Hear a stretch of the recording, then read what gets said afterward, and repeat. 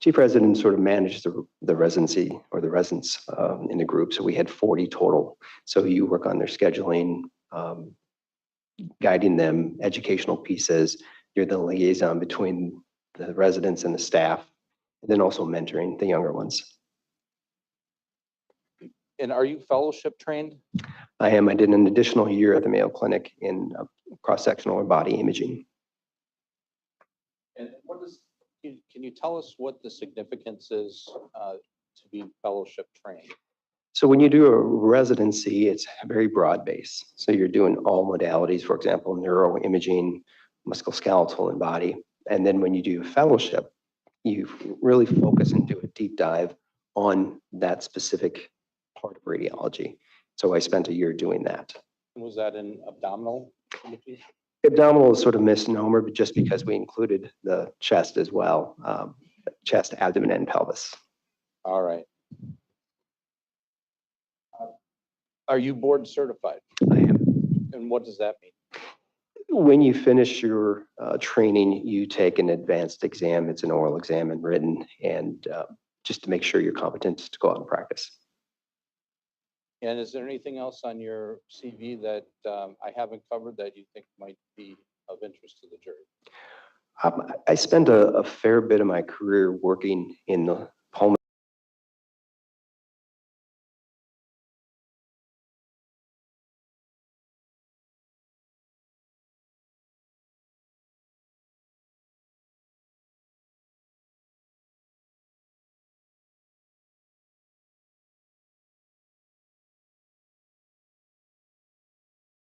And lung field, developing programs, doing education to the clinicians, and developing programs around screening for lung cancer and educating physician assistants at university just on anatomy and also radiology. All right, doctor, I do want to talk about your current practice a little bit. My understanding is that you are in practice with the Midwest Radiology Suburban Radiologic Consultants. Yes.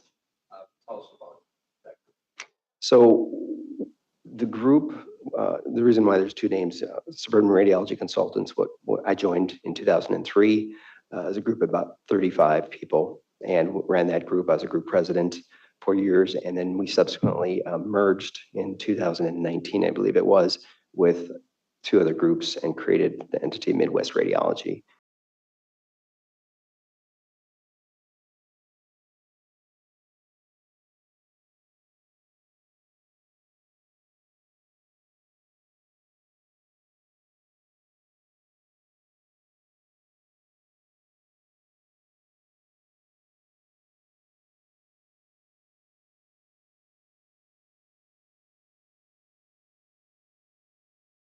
And we have 165 radiologists. You're from Florida? I live in Florida, but I'm from the Midwest. I grew up in Western North Dakota. On a farm, I think it was, right? Yeah, farming community. So I'm curious, the name of the group includes Midwest, but you are physically located in Florida. Can you explain that? Yeah, so in 2021, the winters got a little tough on me, so I had the opportunity to move to South Florida, where I lived down there before, and I'm able to work remotely through there. So that changed my practice a little bit. I did a lot of work in the hospital and a lot of procedures as a radiologist, and now I just strictly read imaging coming through my computer system.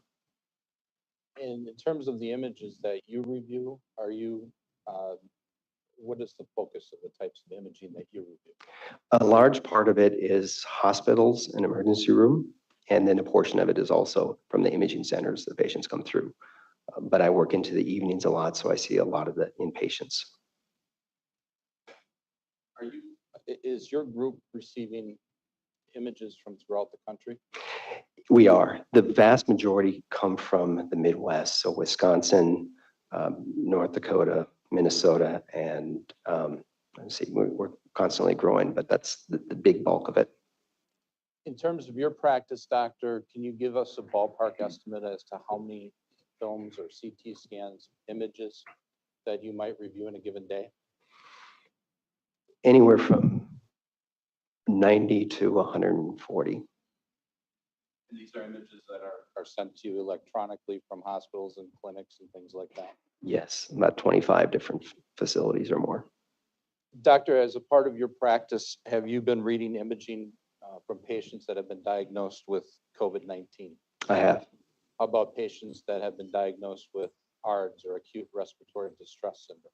Yes. So do you consider yourself familiar with the, I guess we'll call it the typical imaging you might see in a patient with COVID-19 or ARDS?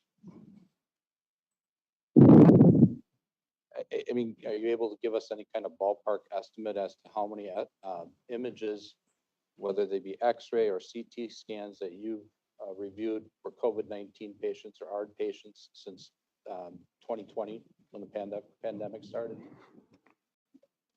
It's a big number, probably around 5,000. Doctor, you were retained by my firm to conduct a review of this matter, I was. and you are being compensated for your time. I am. Can you tell the jury what your rates are? So for case review, phone conference, research, I charge $400 an hour. Okay, and you're being compensated for your time in court today? I am.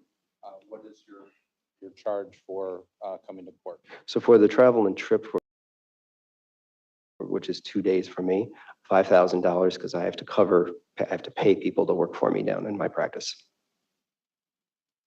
All right, doctor, you prepared a report in this case. I did. Your review, I think, might have been a little unique. We reviewed you to, we retained you to review the imaging, Yes. and you conducted what's known as a blind review. Yes. Explain to the ladies and gentlemen of the jury the process of a blind review. So as it pertains to radiology, you review the images without having any information of the patient's condition, the diagnosis, the outcome, or the clinical events. And also you don't get the information from the who interpreted the images to begin with. And the goal is the aim is to minimize the bias and create a more objective review. We sent you a couple of batches of materials. Do you recall what we first sent you? Yes, it was a series of images, X-rays, and one CT scan. And did that first batch of documents contain the radiology reports? Yes. Did our firm give you any specific instructions as to the radiology reports? Yes, not to review them until after I reviewed all the images and formulated my opinion. At the time that you received the first batch of materials from our office, did you know what the diagnosis was? No.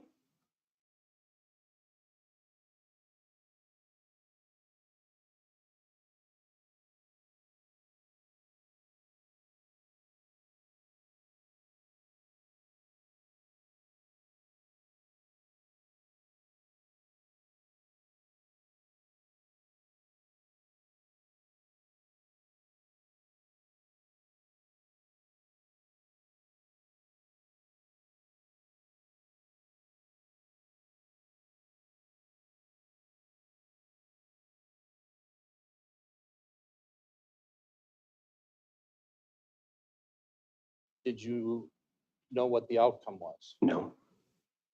The only thing you knew was the name of the patient. Correct. And is this a common practice?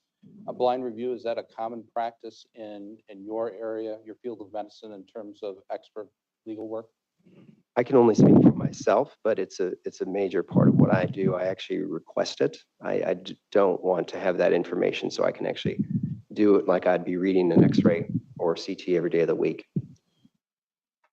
So because you're conducting a blind review and doing your own read on these imaging studies, is it possible that at times your read of an image may conflict with the radiologist who actually read it at the time? Yes. And can you explain why that might be? Everyone has a different perception of degrees of involvement or how to describe things. Like I can ask anyone in this room to describe that wall, and we're going to get a lot of different views. Radiologists are no different. You know, you describe stuff, you try to use what you were, you know, taught, but there are new variations or nuances around that. The ultimate goal is getting to the diagnosis and describing it correctly. And at times where your review may conflict with the original radiologist read, are there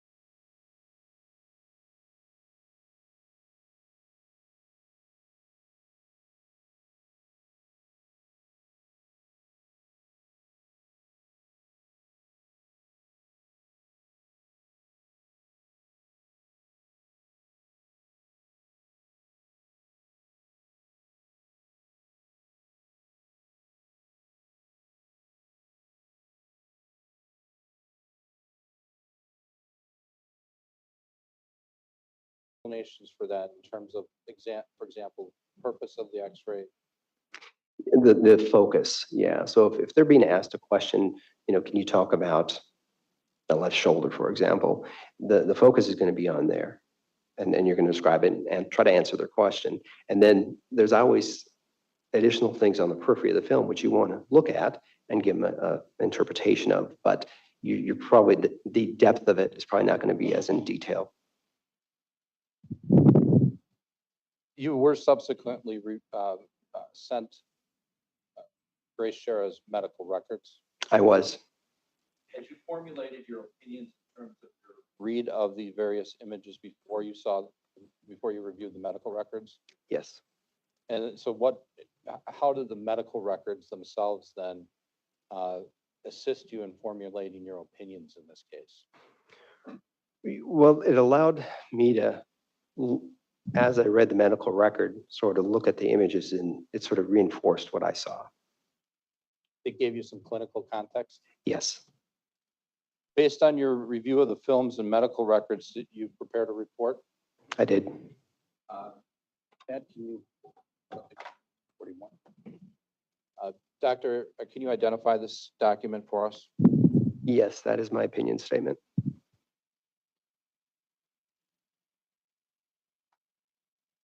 Move for admission.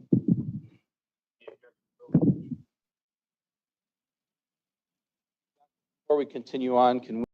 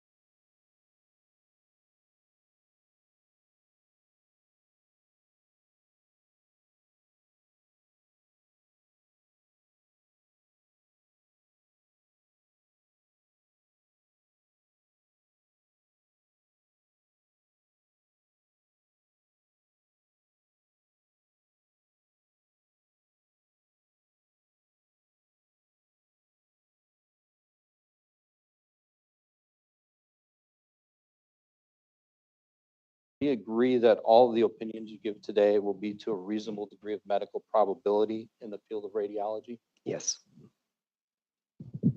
Doctor, I want to talk a little bit about lung anatomy, basic lung anatomy. We do have a board here that if you think it'll be of assistance, we can flip it around, and I think there's a pointer stick there with the court's permission. And for the record, this is going to be Exhibit 246. I'll have them identify it, and then you can see it from the backside, right? You can't just flip it around. I'll step down. Yeah. Yeah, this is the Exhibit 246 is a diagram or board that you assisted us in preparing. And based on your review of it, do you find it to be a fair and accurate depiction of normal respiration? Exhibit 246.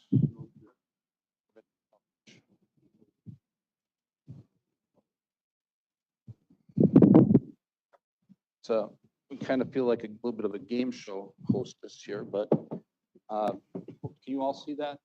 All right. Doctor, if you want to step down and take your pointer stick, kind of brings me back to my high school science teacher.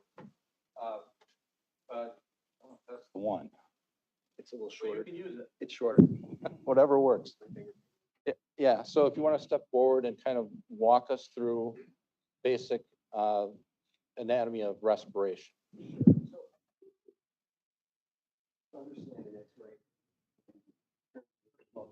You able to hear him? Okay. Sorry to interrupt. To understand an X-ray, you should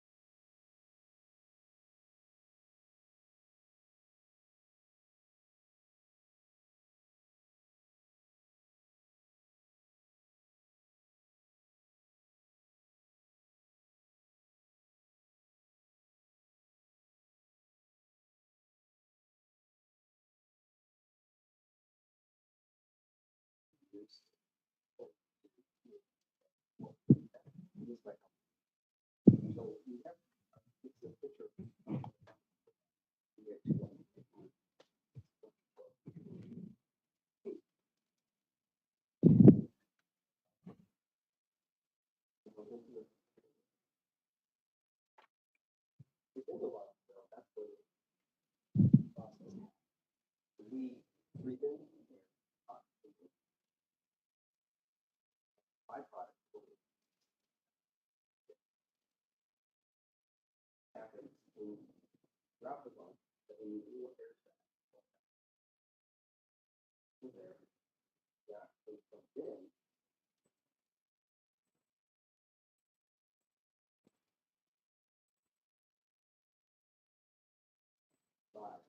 And wall.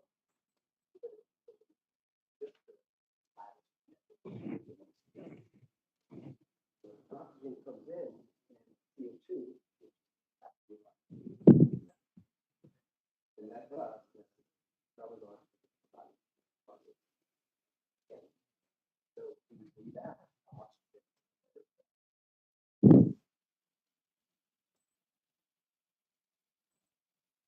300 million population.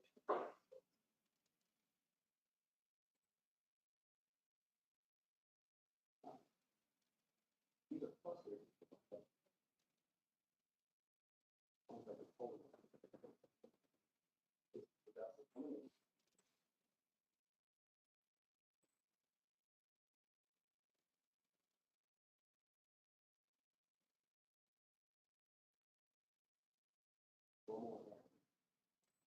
And in terms of, I think the technical term, and maybe I've got it wrong, I'm not an MD, we're talking about perfusion as well here. And what is perfusion?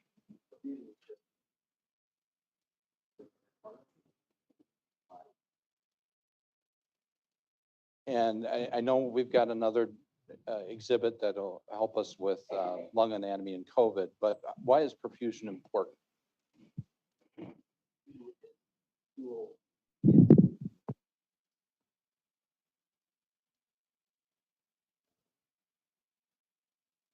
All right, doctor, is there anything else that we need to cover here?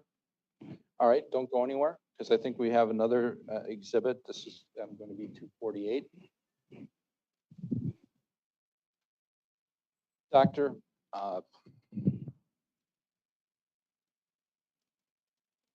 you recognize this board? Yes. Is this a board that you helped assist us in preparing? Do you determine that that is a reasonable and accurate representation of the images that you're about to discuss? Yes. All right, doctor, I move for admission. All right, doctor, the floor is yours. Tell us what we're seeing here. So I wanted everyone to see what is normal. So when you take an X-ray, it's pretty about both arms. And it's still behind you. So when an X-ray hits dense material, top it goes down. That's how it's treated.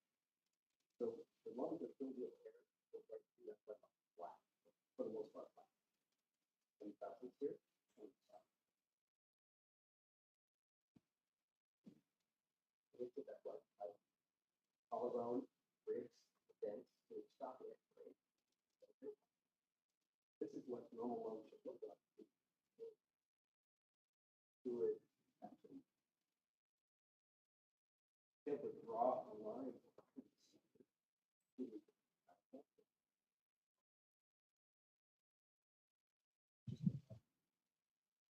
Then we're going to look at today more advanced way of looking at the body. It's like doing a multiple X-ray spot. So multiple.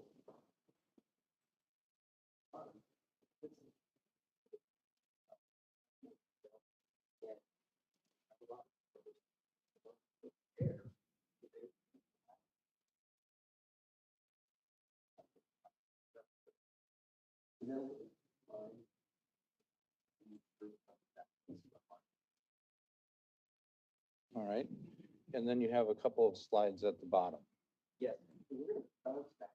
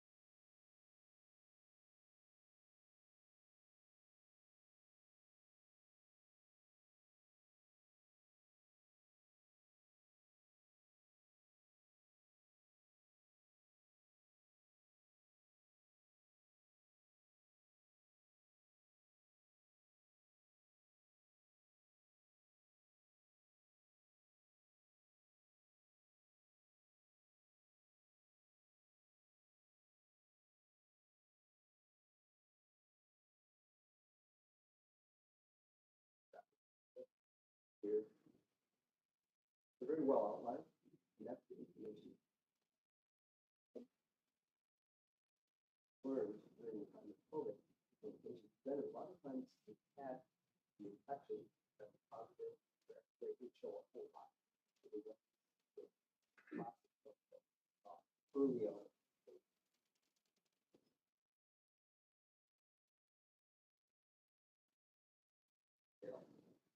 One addiction.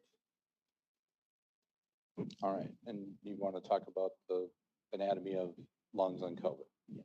All right.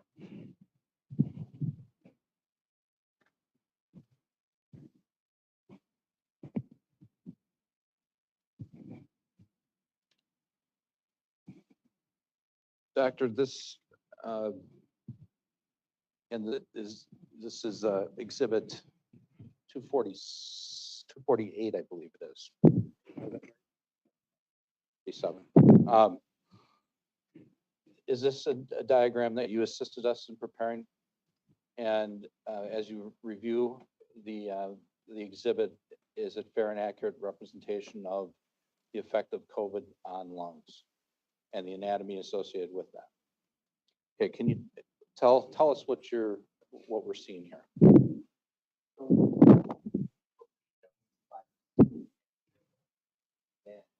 when it breathes in,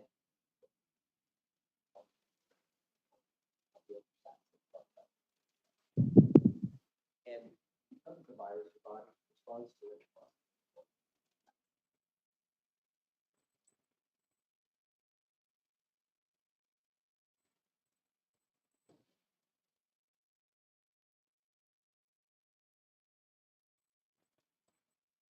Which is killing that virus, but also everything.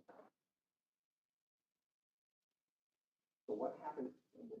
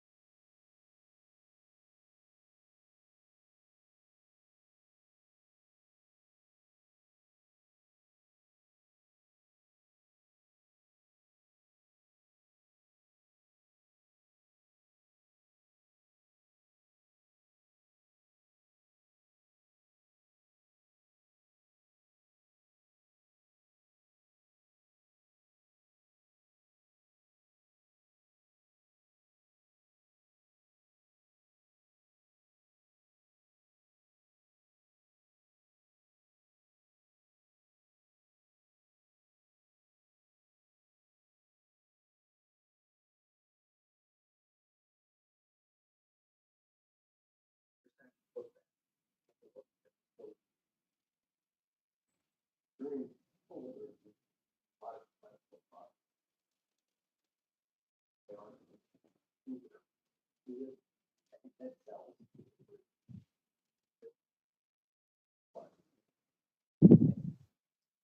doing that here, yeah, you have a even breathing. Air comes in.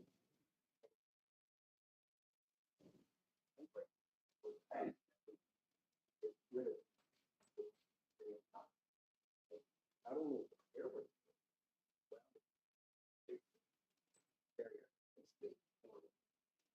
So you have less line coming through, if you will, to the alveoli. Some of them will be open, maybe some. Oh, it really decreases the amount of oxygen. That's why popping, trying to bring that up, 50 degrees faster, trying to pop to the body. Now, yeah, how bad it is. It's taking out a lot of it can't function. Anything else that you feel we need to highlight off of this exhibit? All right, Doctor, you can probably take a seat. And what we're going to do is show a couple of images that you reviewed. I'm going to try to log in here first. Bear with. Hold off on that one. Okay. We're first going to look at Exhibit 231. Are you able to identify this document, Doctor? This is Grace Schara's chest X-ray on the 6th of October on admission, and this was a PN lateral chest. And is this one of the images that you relied upon in reaching your opinions in this case? Yes. Please describe what we're seeing here, and if you need to use the pointer, please go ahead. Okay. So now that you know what a normal X-ray looks like, we see here the X-ray. All right. This is the heart border. This is the diaphragm on each side. Okay. Ribs, bones, clavicles. But what we notice is it's not as dark or black as the other X-ray, particularly right here. Okay. So, and then there's a more subtle area here, which I call patchy. This I call consolidation. Sort of round, very thin, white. So when we talked about action, those airways are filled up. So now the X-ray, when it hits it, it stops. And that stop, then the X-ray actually creates that white appearance. Up here, we see a little bit better. The air is more dark. So there's air getting in there. I mean, ultimately, it's here as well, but the X-ray gives us a picture of what we call infiltrates and consolidation. You mentioned two terms, consolidation and infiltrates. Can you first tell us what infiltrates are? So infiltrate is a semi-generic term, but it's whenever there's the lung doesn't look like it. So when it turns hazy or white, we call that an infiltrate. And that means there's something in there. It can be a lot of things, but in the setting of infection, it's an inflammatory process.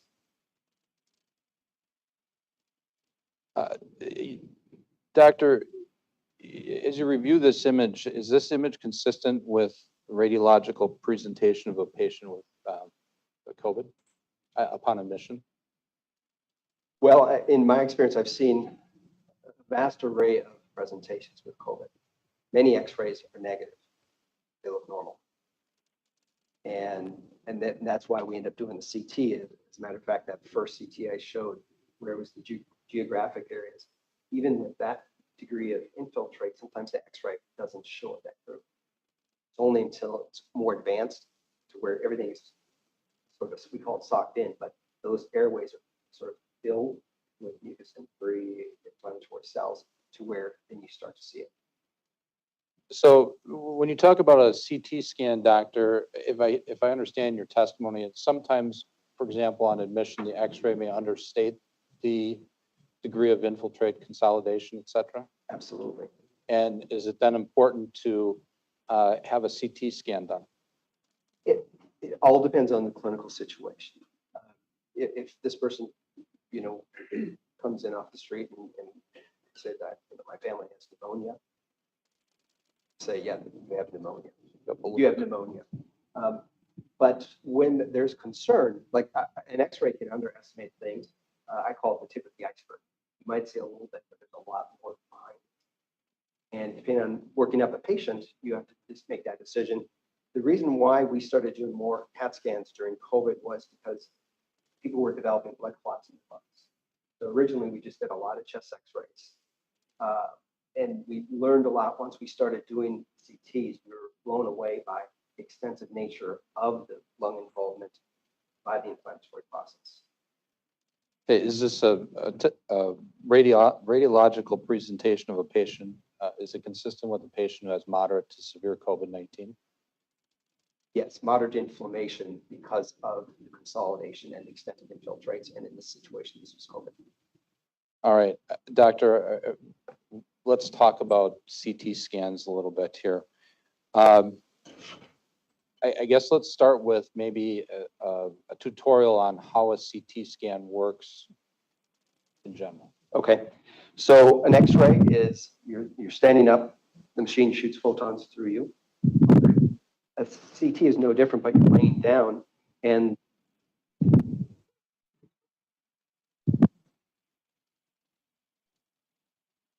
getting 30 to 40 views, and that's how you can see the entire anatomy in detail, because it's great. And then it goes to a computer and it recreates that picture for you. So when we go through a CT scan, you're going to go through and you're going to see front, back, middle of the lungs versus an x-ray. You're just seeing a projection of it. And Grace had a CT scan done at the time of admission? There was one done the day of admission, a little later in the afternoon. All right. And you reviewed that image?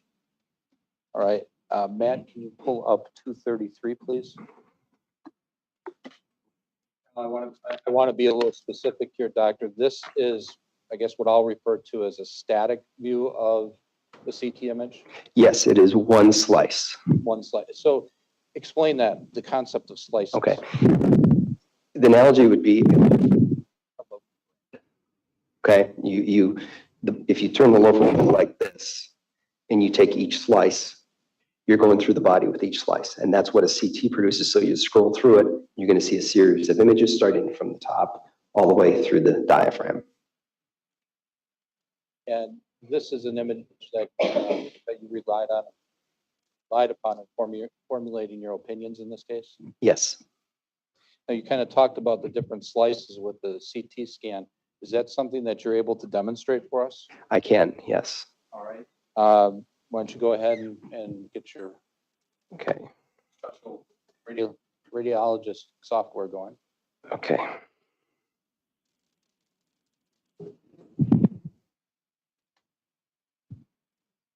Yes. So to try to compare apples to apples, I wanted to put Grace's chest x-ray from the 6th up, and that's on the left side, right here. So we already went through that. And on the right side is the CT. And what I'm going to do is just go to the same area or slice, if you will. I'm just going to window it so we can see the lungs. Okay. So here we have the CT, and this is in the upright position, just like the X-ray would be obtained. And we see the heart in the middle, okay? And then we see the lungs here on each side, right and left. Now, obviously, the heart takes up a lot of space in that area, but when we go front and back, you're going to see more and more of the lungs, okay? But this is that, if you look right here, that's abnormal. So anything that you see white, with the exception of the small rounded structures, are going to be blood vessels. So I'm just going to scroll through, and we're going to go start in the back first, okay? So let me get this, and it requires me to window it each time. And because when you lay down, things sort of gravitate, gravity does it, so all the debris and everything goes into the lung and the back part of the lungs. But if you look at her lungs at that time, and I believe this was at 4:06 p.m. and the x-ray was at 12 or noon. So if you look at this, is all consolidated lung here. And that honestly occupies half of her right lung in the back part. And on the left side, it sort of comes up and around this way. You can see my, so that's all, it's all socked in. Those are all inflammatory cells. That's debris, mucus. And then I'm going to move forward here. So we're getting towards the mid lung, but you still have a lot. Healthy, normal lungs should look just like this. See that black area? So even where we see this dense, what I call consolidation, and that little line right there, that's the airway going to it, trying to get oxygen to that sick lung. But even up here, if you look, it just has a hint of, it's a little white or gray. That should be black. So even at that point, there's involvement throughout the lungs. And then I'm just going to move to the front part of the lung here. And again, we see more.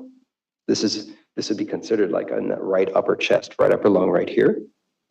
And then on the margin, we see a little bit of infiltrate right here. So there's quite a lot of involvement of the lung, and frankly surprising when you look at the x-ray on the left. It'd be hard to believe that that's all in that chest.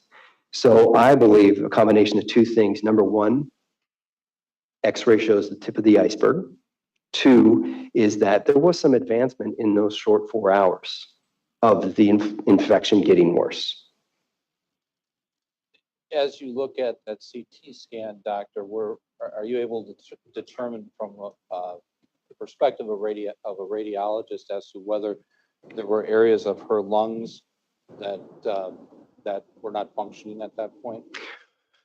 Yes. So when you have something like this, the consolidation, it's no different than that picture I showed you where those alveoli or the air sacs are completely full. There's no air getting into that. So there's no way that lung can be functional, meaning do what it needs to do and get rid of the CO2 and take up oxygen. You mentioned that you believe that there was some, I think you said advancement. Would deterioration be a fair word to use here? Yes. Within the time between the x-ray and the CT, would you consider that to be rapid deterioration, moderate deterioration? I was surprised to see it. I'd say moderate in that period of time. So when you say you were surprised, you had reviewed a lot. Had you reviewed a lot of images related to COVID patients before you saw these? Yes. So you say you're surprised. Is this atypical of what you were seeing in terms of film studies that you did with other patients? The term atypical would be not appropriate. I'd say this is much more advanced. And when I talked about that first CT where I showed the geographic areas on the, that's what we always expect when we see COVID early on, with an x-ray, which shows some, but not a whole lot of findings. And so the reason why I was surprised is just the advanced areas of dense consolidation of that lung throughout both lungs. All right. Is there anything else that you want to show us with this? No. Okay. Doctor, we're going to go through a series of the images from Grace's medical chart. I want to start with what I think is the 10-7-21 portable AP chest, speed to the 234.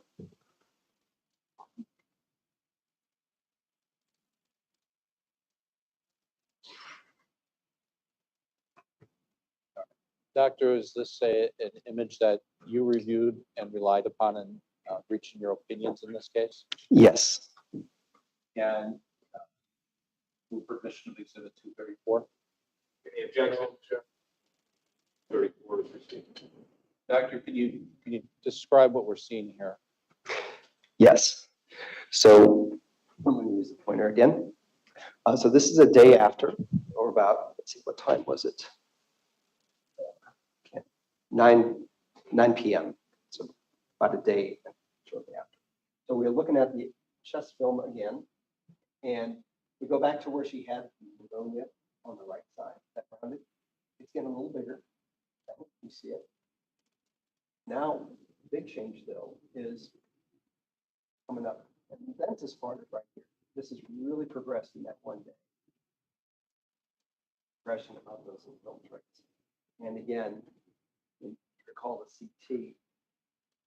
What we're not seeing is the report.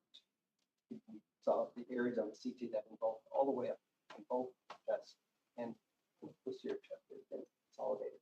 But this is how chest X-ray would actually represent the finding of the CT. So most importantly, this is where those greatest advancement in that one day period. Okay, doctor, thank you. The next image, 35. I believe this is the October 8th, 2021 portable AP chest.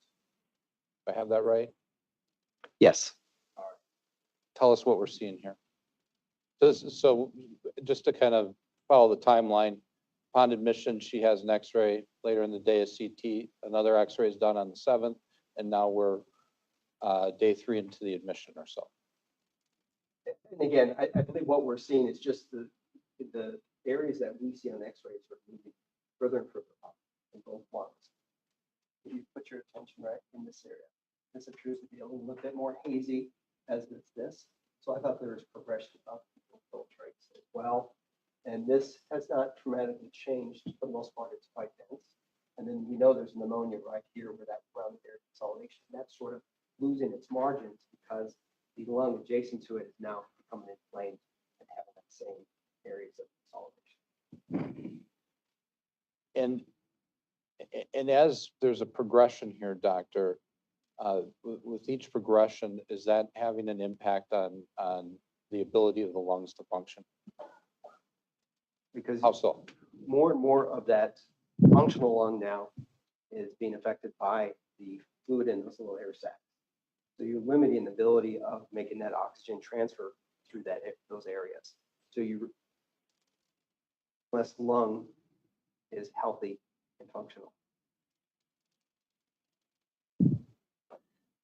Same day, doctor, this is the portable AP chest PM, 236. And there, Sorry, Mike. I believe it shows more of the same findings. This is just in the evening. Again, this area probably stands out a bit more right now, looking dense. As I said, it's involving the lung around it. We still have these infiltrates lung, and these are just becoming subtly more. And it was the same day, so there's not change. The upper ones. 237. Doctor, I believe this is the image from the October 11th, 21 portable AP chest. Can you confirm that for me? Yes, October 11. And this is an image that you relied upon in formulating your opinions in this case? Okay, doctor, please tell us what we're seeing here. This is where I feel a lot of things changed during the hospital admission. If you look at the appearance in detail, the lines become a little bit more. They stand out a bit more. okay? Streak appearance. And we're losing the margins of where we saw the other infill effects. So now it's becoming diffuse, posterior to anterior. You know, and it's just becoming quite dense all the way up to here on both sides. And the other thing is when we first saw the normal anatomy X-ray, I said you can draw a line around the normal structures, the heart, the diaphragm. Of the diaphragm sort of losing, it's sort of becoming almost blending. There, even with the heart border, you sort of have to squint a little bit to that it's still there. And what that means is it's becoming as dense as those structures, not only in front of it, beside it, but behind it on the X-ray. So based on this image, doctor, do you believe that at this point in time, what we're seeing here was affecting Grace's lung capacity? Without a doubt. This has the pictures. Clinically, they call it respiratory distress, ARDS. We would call it in radiology diffuse alveolar damage, meaning all those little air sacs are being affected by the inflammatory change. And would it be fair to say that there are increasing portions of Grace's lungs that are just simply not functioning at this point? Yes. The last image I want to show you, doctor, is from the October 13th, 2021 portable AP chest, exhibit 238. Doctor, this is an image that you reviewed in this case, Yes. and it was important to you in formulating your opinions in this case. Tell us what we're seeing here. This is a little different than the previous studies we looked at. This was obtained to define the position of a tube that they placed into Grace's stomach. See the white line coming down, okay? And that's the tip of it. So when they do that, the focus is not going to be on the chest. They actually changed how to take the X-ray, the location of the center point of the image. So we're sort of all focused in the upper abdomen. Here we see the diaphragm. This is the tip. This is going to be in the stomach. This air bubble here, that's the stomach that has air in it. Interpreted by the radiologist and to verify that. And then we have additional findings, obviously, of that. And as I said, that's going to be on the periphery, so you can describe those as well. And to me, what it's showing is more advanced inflammatory changes, consolidation and involvement of the lung. And what I mean by that is, remember the lines I showed you where you could see the diaphragm before? I can't define it here anymore. Here we sort of lose it. This is the rib margin there. It's not the diaphragm, but we're losing it because you see all that white covering it with masking it. That's the inflammation. Our border's completely gone here, and we can see that on the 11th. And we're starting to lose it right here. But also now the haze goes all the way up on both sides. Here, we call it the lung apex, the top of the lung. So this would be extensive involvement of the lungs. Now, based on your review, doctor, first of all, do you believe that this was an X-ray taken for diagnostic purposes in terms of her lung condition? No. What was your understanding of why this X-ray was taken? Verify, we call it verify tube placement. Tell the clinician where the tube is because they need to know before they use it. And I think you referenced the radiologist report on this. Matt, that's 230. I know it's a little bit of a curveball. I apologize.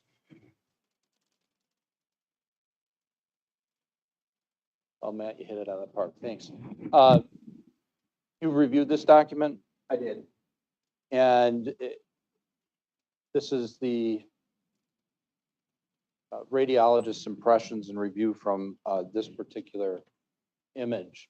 I want you to take a look at his findings and what he says with regard to the lungs. So patchy, bilateral, mixed interstitial, and alveolar filtrates unchanged. We talked a little bit earlier about how sometimes, the different radiologists can read the same X-ray and come to different findings. if I understand what you're saying, you're not necessarily saying that the radiologist read this incorrectly. Is that right? Because the focus was answering the question for the ordering doctor, where it's leading to. And when you reviewed this image, you were looking more specifically in terms at what it was showing with regard to lungs, not necessarily the NG tube placement. Fair? Correct. Yeah, I'm focusing. As we looked at the image from the 11th and the one on the 13th, would you agree? Let me strike that. Was there a progression of Grace's lung condition? Yes. And it deteriorated further? Yes. All right, doctor. I think we're back to the boards here. Is there anything about this board that you wanted to show us before I take it down in connection with what you've talked to us about? The only final point I'd like to make, and this is a personal case I saw. X-ray should be very important.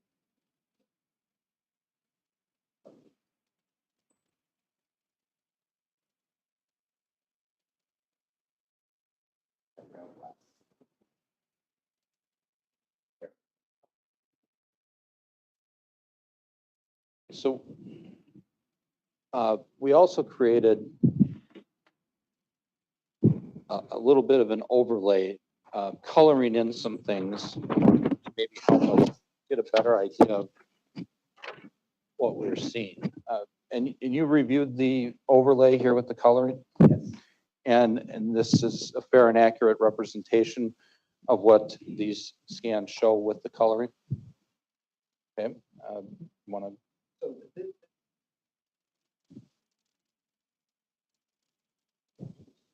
is normal. This sort of seems to be an average. What this is just doing is identifying how completely works.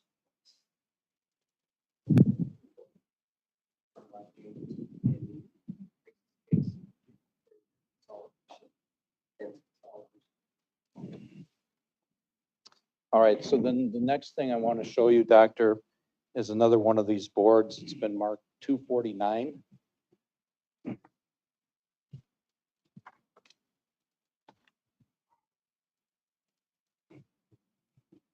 And did you assist us in preparing this exhibit?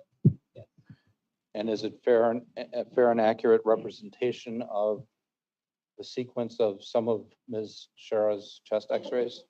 Yeah, this includes all 6. And can you walk us, kind of give us the overview and tell us what we're seeing here? I think the biggest part of this is application.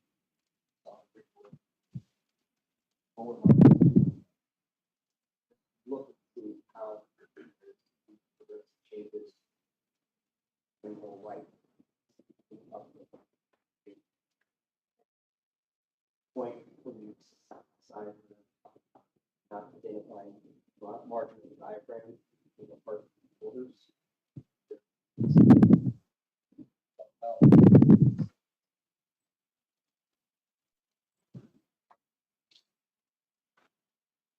Doctor, based on the imaging that you see here from October 13th, 2021, based on your education, training, and experience, are you able to give us an estimate as to what Grace's lung capacity was on October 13th, 2021? So I, as a radiologist, I'm more concerned with I would base it on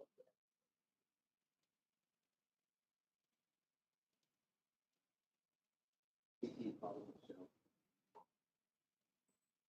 And last, doctor, we prepared a similar overlay to the last one. And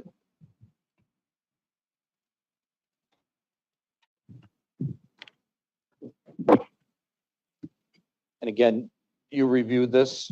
I did.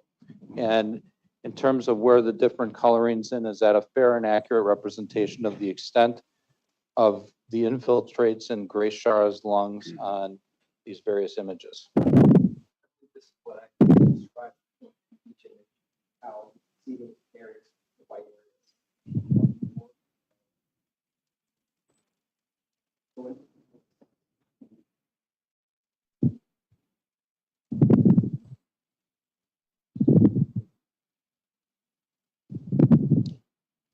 right, doctor. You can have a seat. Thank you for walking us through all of this.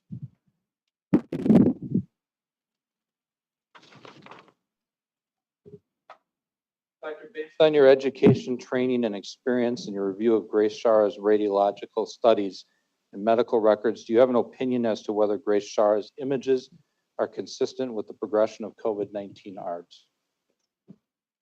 Opinion you hold to a reasonable degree of medical probability in the field of radiology? I do. What is that opinion? There is progression from the 10/6/21 film through the 13th, which on the 13th is severe involvement of both lungs. Based on your education, training, and experience in your review of Grace Schara's radiological studies and medical records, you have an opinion as to whether the condition of Grace Schara's lungs improved during her hospitalization? No, they progressed. Is that an opinion you hold to a reasonable degree of medical probability in the field of radiology? Based on your education, training, and experience in your review of Grace Schara's radiological studies and medical records, do you have an opinion as to whether the infiltrates and the level of consolidation of infiltrates is diagnostic evidence that Grace developed respiratory failure? Your opinion is yes? Yes. And is that an opinion you hold to a reasonable degree of medical probability in the field of radiology? Doctor, have all your opinions today been given to a reasonable degree of medical probability in the field of radiology? Yes. Thank you, doctor.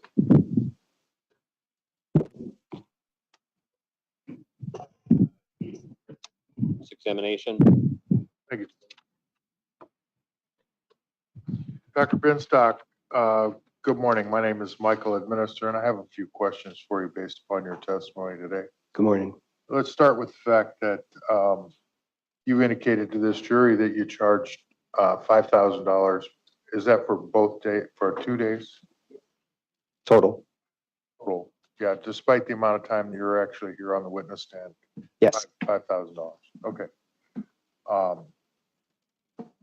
And it's my understanding that you've been doing reviews and testimony since about 2008, I believe. Yes. Right? That's correct. Yeah. And in that time, do you typically charge for those services, for the review of films, for testimony given in depositions, and for live testimony? That's all of those things Yes. are independent charges, right? Yes. And how many of those would you estimate you do in a calendar year, for instance? It's extremely variable. Early years, maybe 2. Right. It goes up, I'd say more recently, since 2022, probably maybe about 7 to 8. 7 to 8 case Reviews. Yeah. Or per year. yeah, maybe a little bit more. Sure. And those funds go directly to you? Correct. And of those 7 or 8 per year, wouldn't you say that the vast majority of those are on behalf of defendant doctors? Yes. Have you ever testified on behalf of a plaintiff? Yes. Medical malpractice case? Yes. How frequently was that? I have currently 3 or 4 cases going on for the defendant. One was actually already dismissed. Not the defendant, or the plaintiff. And so I pretty much just accept all cases. I do my review. Frequently when I don't know the law group, I don't know if it's defense or plaintiff. But the vast majority of the cases I have done have been defense.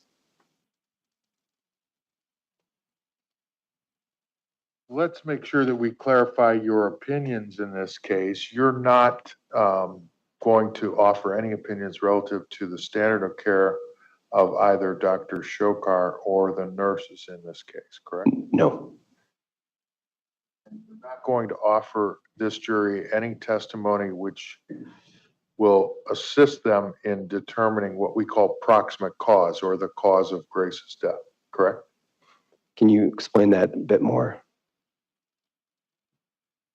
I don't want to get into a legal definition per se. I guess the better way for you to understand the question is your role in this practice is, or in this exercise is to interpret radiology studies, Yes, period.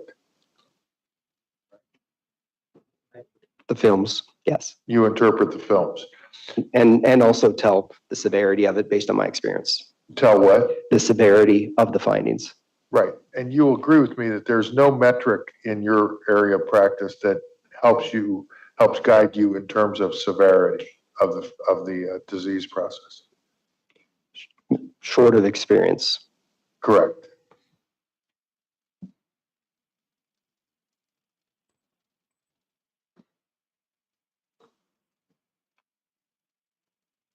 It seemed to me during your direct testimony that Mr. Goosey was asking you some questions about your opinions of these films. And I'm focusing specifically at this point on the chest x-rays, AP chest, portable chest, right? Yeah, and there was 1-2 view on the 6, but that's it. 1-2D. 2 view chest. The others were all portable. So those are all portable. Explain to ladies and gentlemen of the jury what you meant by that. Okay, so when you acquire a chest film, you can either be standing, and the first film we reviewed was the person is standing, and they take the x-ray, and it goes through the backside of you to the film in front. And the portable frequently is done either in the radiology department or in the patient's bed, to where they put the film behind the patient and they take the image from the front. And I've noticed with regard to these radiology reports that they often are indicating the chest film as AP CXR. So the jury will see that if they review any of these radiology reports. And could you explain to the ladies and gentlemen of the jury what a radiologist means when they define a film as AP? Yes. Okay. So anterior, posterior. So the photon comes anteriorly and goes posteriorly into the film. Whereas a PA, it goes posteriorly from the patient into the film. From the patient's back Back. into the film, which is positioned on the front of the patient or the anterior of the patient, correct? Yes, sir. Okay. And so in order to do that in a patient like Grace Schara, when you talk about a portable chest film,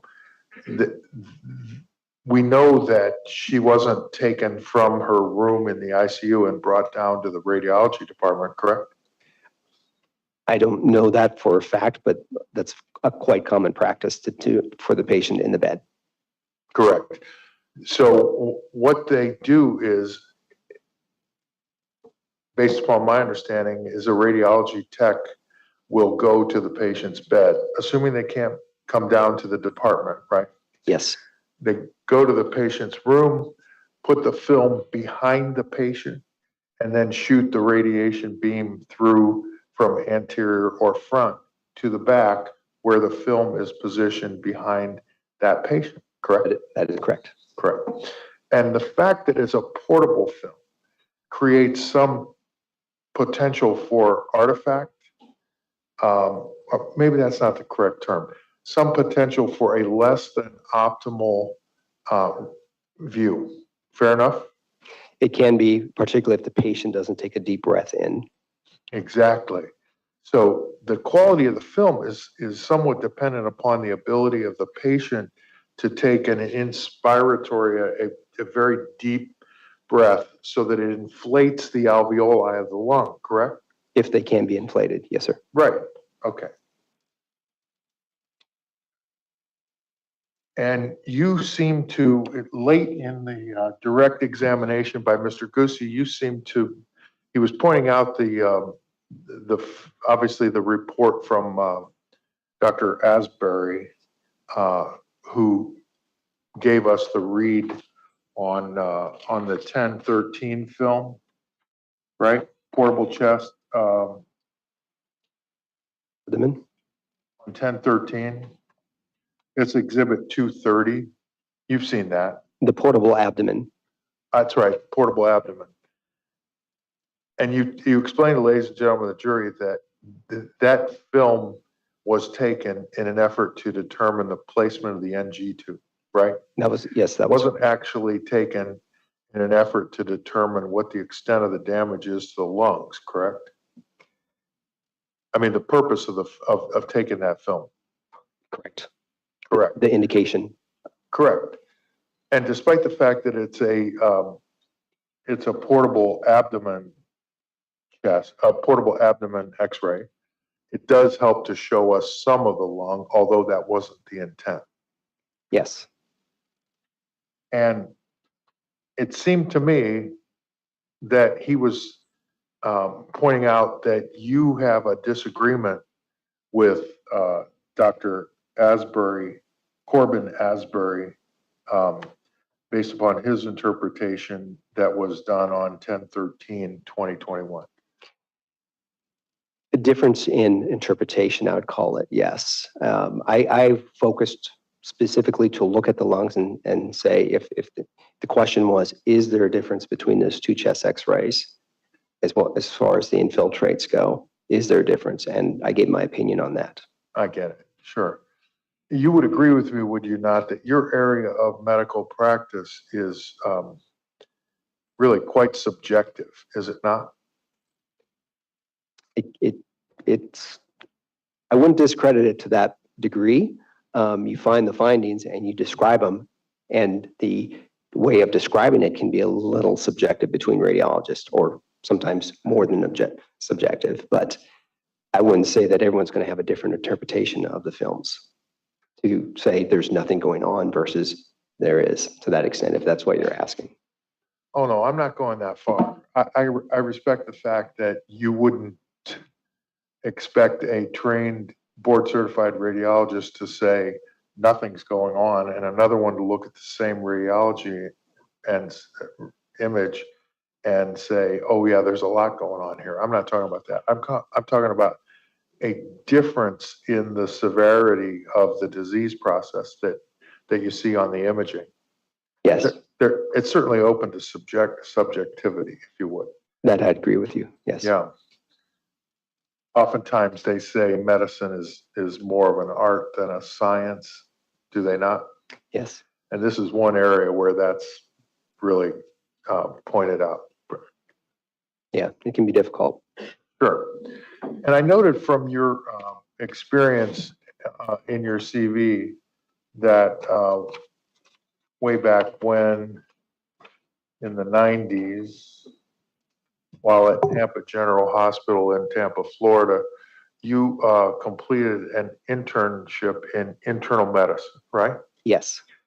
And that's a typical route that many radiologists in your profession take. Fair enough? My year was the first year it was mandatory. It was actually mandatory. Mandatory for radiology. Yes. Okay. And maybe you could explain to us why it would be mandatory for a person with your training to go through a full year of internal medicine. I think it's very important to understand the science around you and the people you're going to work with, the cardiologists, the pulmonologists. So you actually work in those fields for that period of time, and it's very involved. And so you get a better understanding of clinical medicine.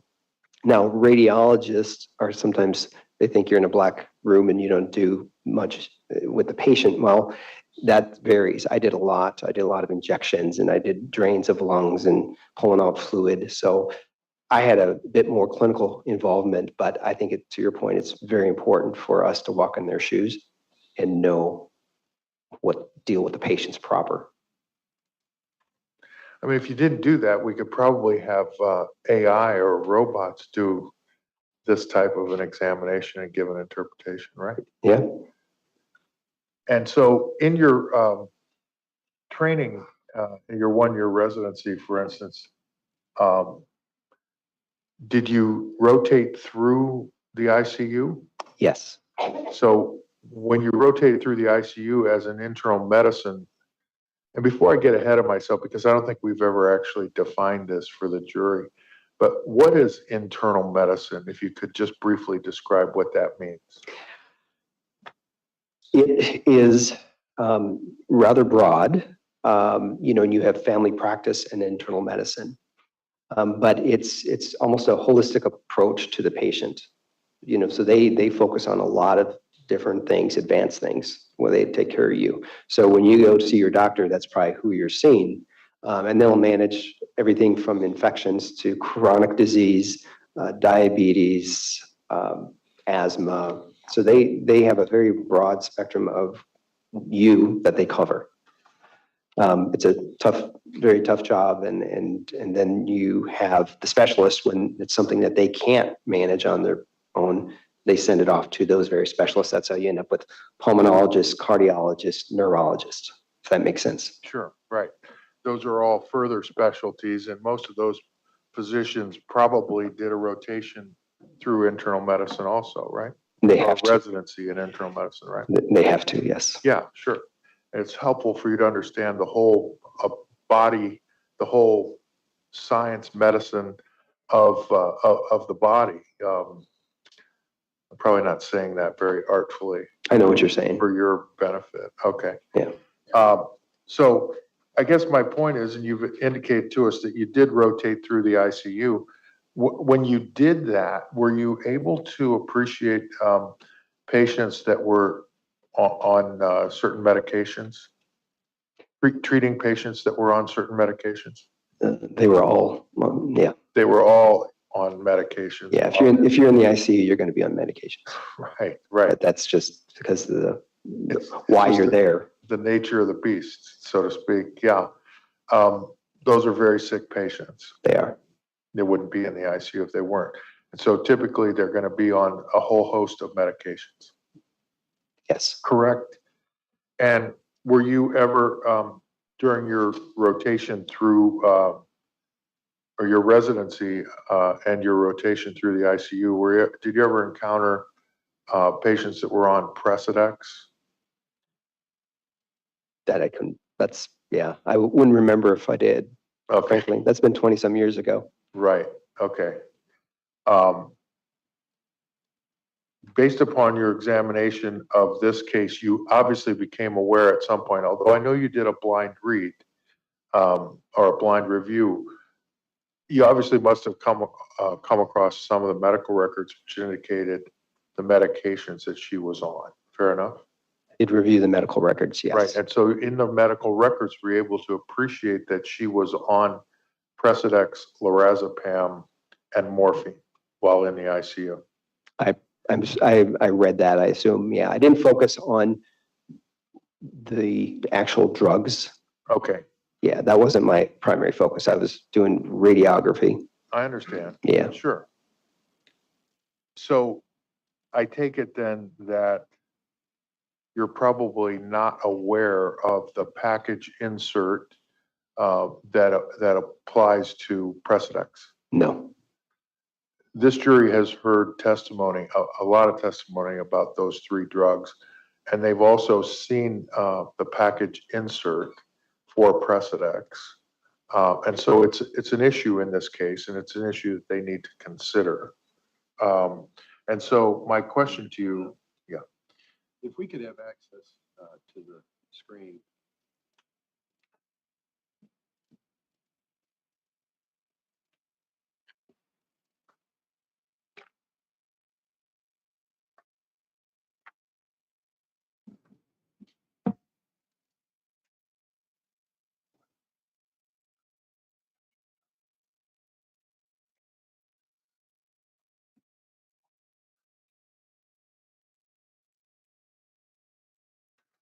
Doctor, while we're trying to get that image up on the screen, I want to be perfectly clear that you've already established for us that you are a radiologist and that your only purpose in given testimony today is to talk about your interpretation of these chest x-rays that were done and the CT scan. Fair enough? Yes.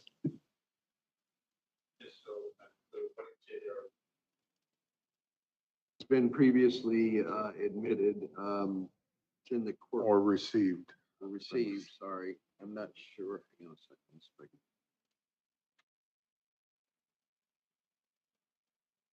Exhibit 37, Your Honor.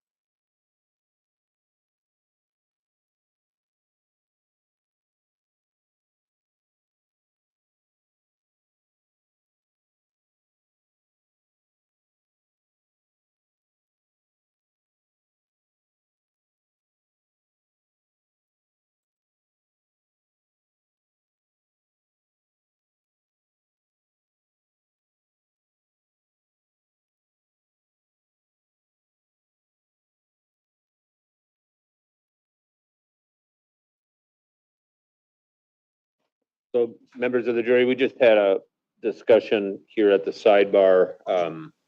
And I think it's clear that this witness has testified that he's not offering any opinions regarding the standard of care, which will be some of the questions that you get asked on the verdict form.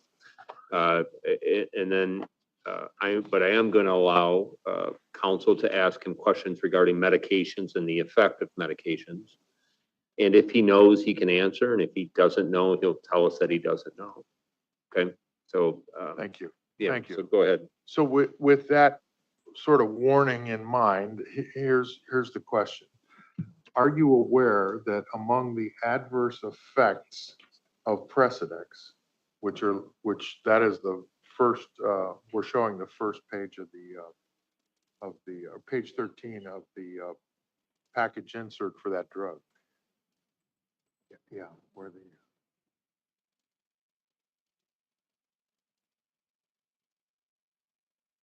And since you are certainly an expert in reviewing films related to the lung, and I thought you said at the very outset, the chest, you're sort of focused on chest, fair enough? Today, Right. That among the adverse effects that are listed in the package insert for Precedex are adult respiratory distress syndrome, or what we've been calling ARDS, apnea, bronchial obstruction, bronchospasm, coughing, dyspnea, emphysema, hemoptysis, hypoventilation, hypoxia, pulmonary congestion, pulmonary edema, respiratory depression, respiratory disorder, respiratory insufficiency, increased sputum. So all of those things are listed in the package insert related to the drug Precedex. Are you familiar with that? No. Okay. Thank you. I don't want to try and get you outside your lane, so to speak. Yeah. Right? But I would just say, I think Just- they listed everything possible known to mankind on that list. yeah, that is respiratory in nature. Right. So you've just to sort of narrow down the scope of your testimony, and I hope I'm not repeating myself, but I think that you've made it very clear that you're not offering any opinions on the cause of death of Grace Schara, correct? No, I'm just telling what the x-rays show and the Right. severity of it. Right. And you're not offering any opinion as to Grace's likelihood of survival on any given day, correct? Correct. From October 6th through October 13th of 2021, isn't it fair to say that Grace's lung condition was getting progressively worse? Yes.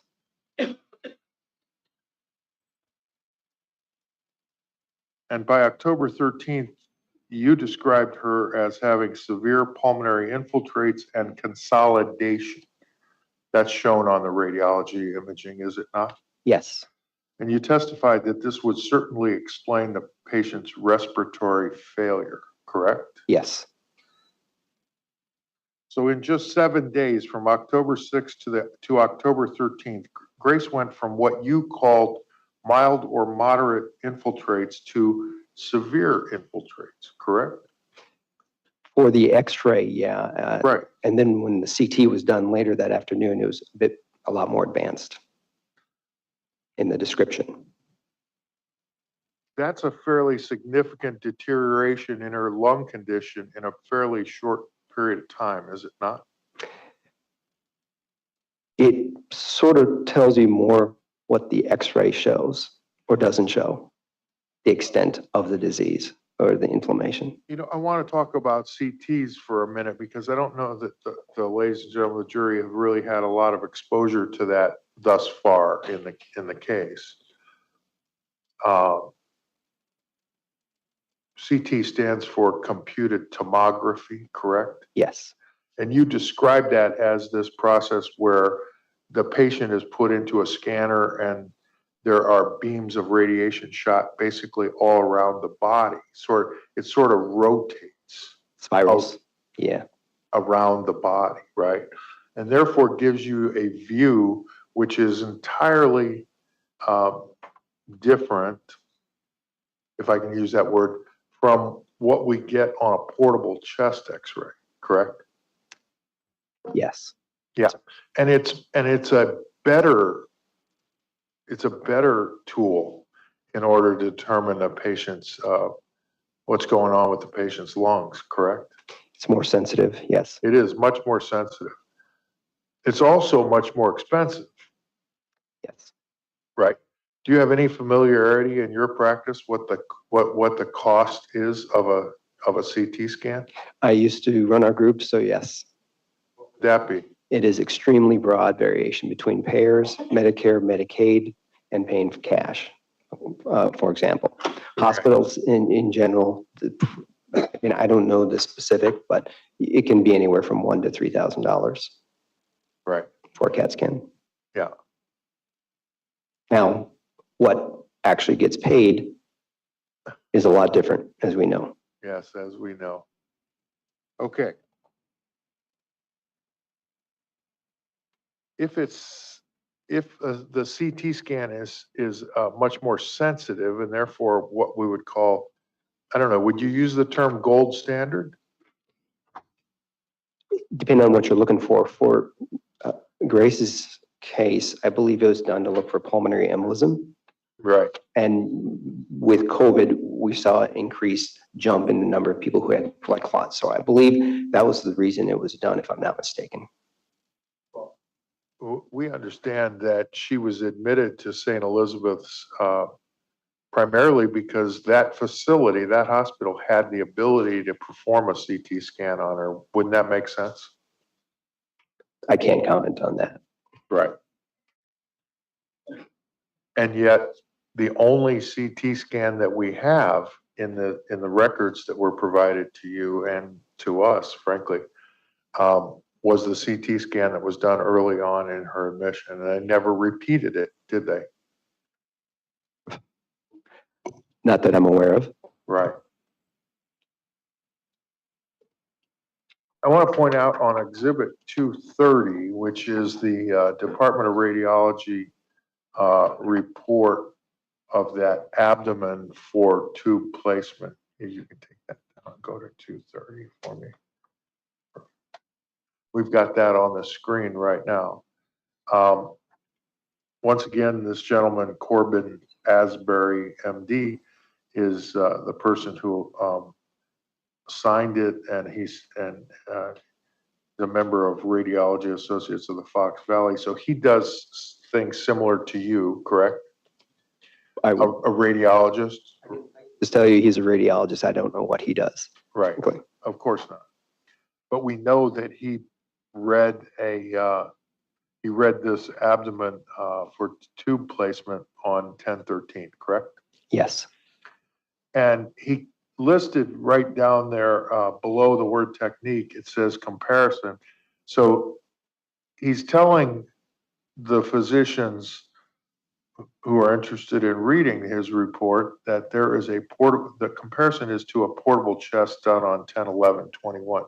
Fair enough? Yes, And isn't it true, doctor, that the reason you do a comparison between a previous film of a similar type to determine whether or not there was any progression or improvement of the lung disease? not necessarily. That's not the question that was being asked on this exam. It is, where's the tube? And the reason why you look at the old exam is because if the tube was placed earlier, you want to actually know if it's migrating distally. That's the purpose. Have you seen any indication in the radiology studies that have been provided to you that the NG tube had been placed prior? No, Right, so as a result, let's be fair, this was not compared to a prior film in an effort to determine whether the tube had migrated or had moved. not until you look at it. You Right. don't know. And in his findings, which we've highlighted below comparison, his findings are patchy bilateral mixed interstitial and alveolar infiltrates unchanged, right? Yes. And what does that mean to the layperson? What he's saying it is that he did not see a difference between the two x-rays. Right. And this is a point of your dispute with this particular interpretation, correct? Yes, Okay. Going to the subjective nature of what you do. true. And I also think it's strongly stated there. If you look at his impression, what is he focusing on? Where's the tube? Sure. He doesn't talk about the gas distension of the stomach or anything that is actually new. Got it. So it's a focus on just the question they asked. So would you be able to opine on whether or not if a patient is recovering from an overdose of Precedex, lorazepam, and morphine, whether or not, or how that would impact the images that you saw on the 13th of October? That's out of my wheelhouse. Okay. So your imaging studies can't tell you why Grace's condition was deteriorating, correct? No, I just can tell you that it was deteriorating. They can't tell you whether appropriate medications were being given, correct? Correct. And they don't tell you whether she was receiving appropriate respiratory support, correct? Correct. They can't tell you whether the nursing staff was monitoring her properly, obviously. Correct. And they certainly can't tell you whether any medical decisions contributed to her deterioration, correct? Correct.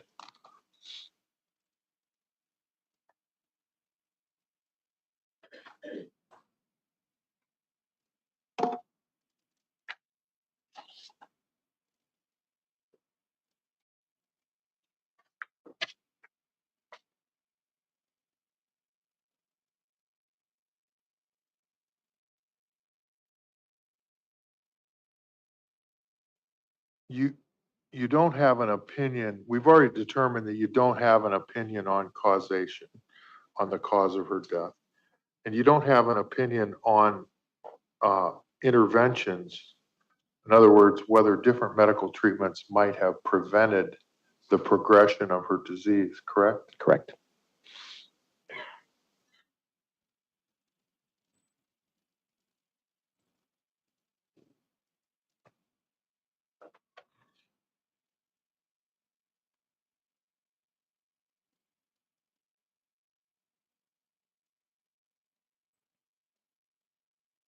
If I could just have a moment to review, Judge, I could be very close to finished. Okay.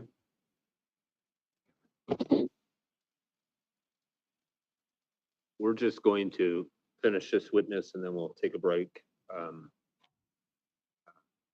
And then the question that I received from the jurors, the follow-up that I would maybe like, that person to answer just by writing a note is that something that can wait for lunch, or is that something that needs to be now? And just get that answer to the bailiff, please. And does the bailiff have another note? Is that? This is Okay.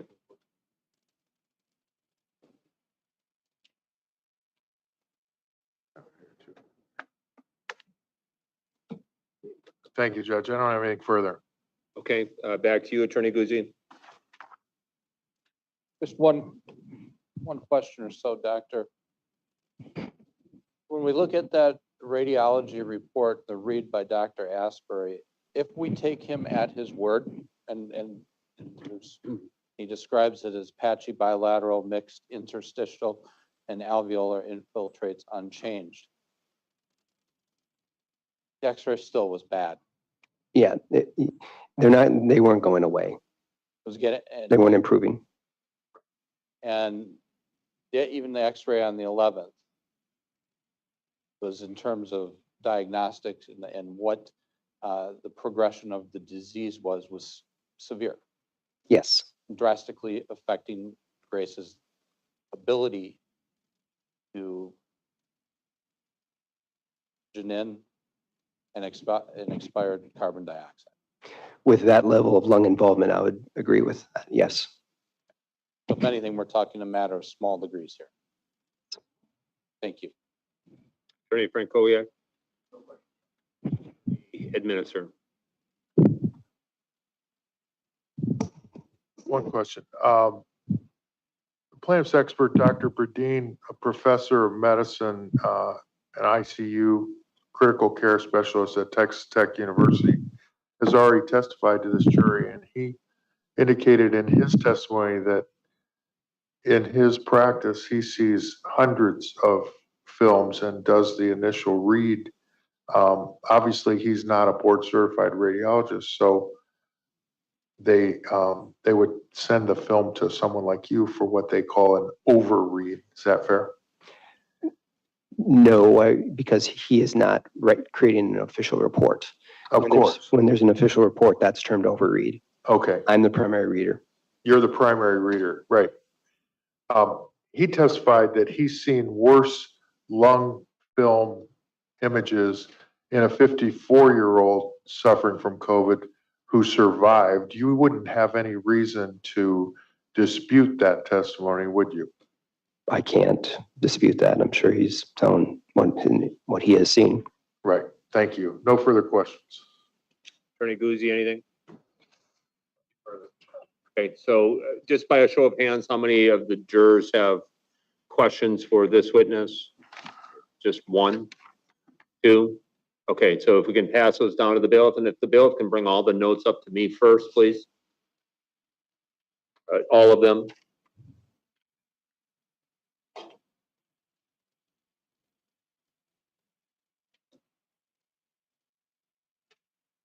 And there's one more.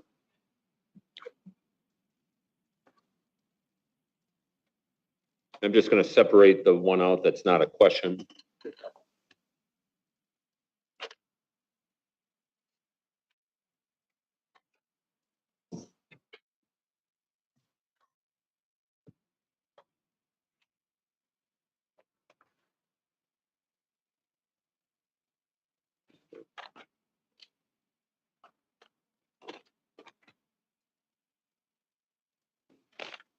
Okay, so what we're going to do is just take a morning break.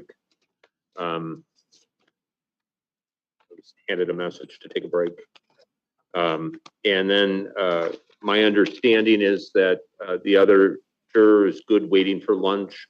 If that's not the case, just let the bailiff know when you go back to the jury room, because we want to accommodate you and not trying to make it uncomfortable for anybody. So if that juror who said it can wait till lunch, if you really needed to do it during this break, it's not a big deal. You just let us know, and that's what we'll allow. And you can just do that confidentially with the bailiff, and then I'd like the bailiff to come back in right away and let me know. At this time, we'll take a break. The jurors are excused.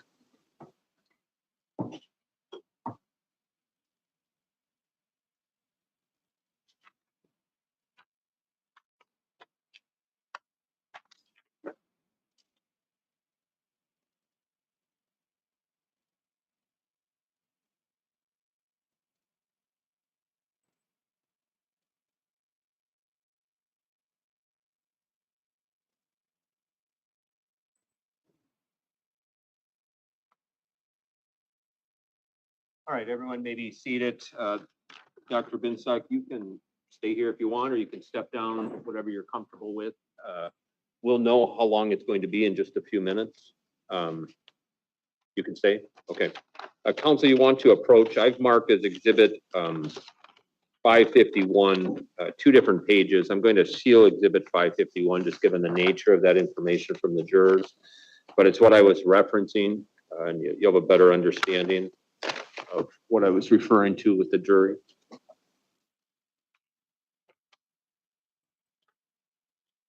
It's 2 pages. The first page was the initial request. Then I asked if it could wait till lunch.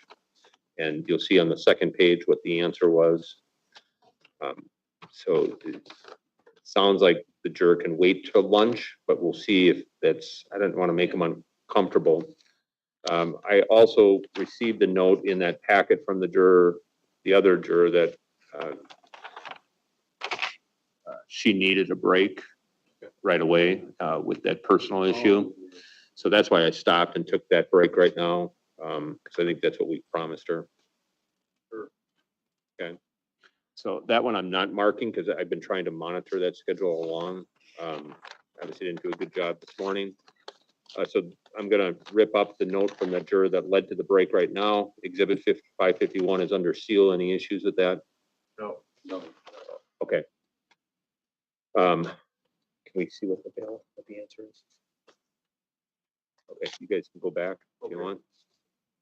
Yes, and then I'm going to, there are 3 questions, and I haven't looked at them other than just to make sure they're questions.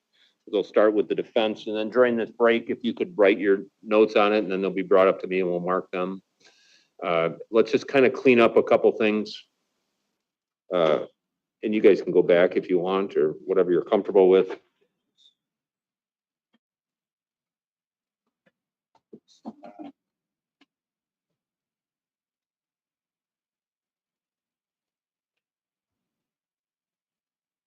Okay, so as I said, I didn't really look at the 3. I pulled out the answer to my 1 question. Okay, so there's 2 of them with questions. Okay, so during the break, council, you can look at those 2 sheets with questions. Okay, council has.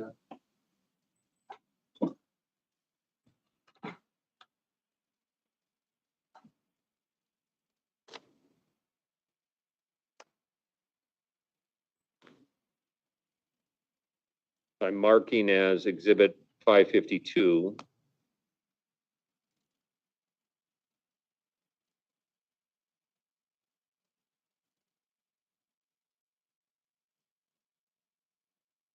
Okay, you guys have read that, and it's you have the jury number, so I don't know if you want me to take that up with that juror individually. Might be worthwhile knowing what was heard. Okay. We don't know the extent, maybe it's just 2 words, but maybe it was someone giving.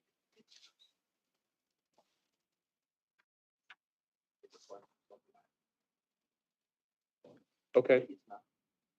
We got a couple things going on.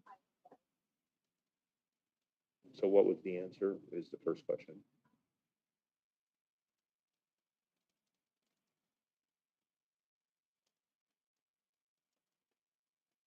Sure. Okay, so you guys can sit down. So I've marked as exhibit 552 a note from a juror. Just read that into the record too, and and we'll make a copy for everybody. Right. So I agree with we should have it down here. Okay.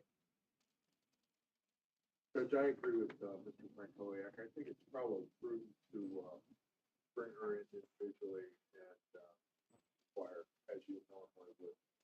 Okay, so I just want to clean up a couple of things. First off, can we have Debbie get one of the bailiffs down here?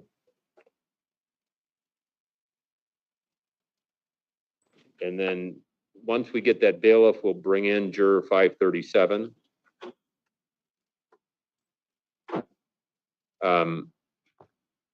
There's 2 questions that you will circulate between council. Okay, so I don't want to lose track of that. So what I'd like is for a bailiff to bring in juror number 537. And you can also give the phones back to the jurors during this break. So they need to make some calls, so that can do that. And I'll take that other question or comment. And then I always want one bailiff here and one down by the jurors. 537. Yes. And the note that I just received had to do with the sealed exhibit, and that juror said lunch is fine. Okay.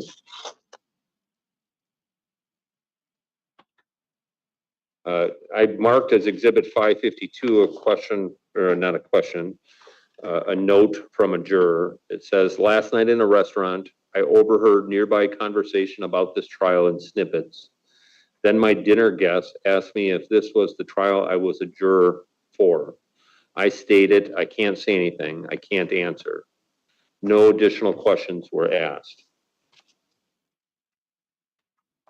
And so we'll bring that juror in. I imagine everybody wants me to take the lead on that, so you're not the bad person. Now that I've looked at this, we don't have a juror 537, but I think it should be 587, who's been asking questions the whole time, so I'm not sure if there's some intent. She's labeled at 587 and all the other times. We've got a question from 537. Okay.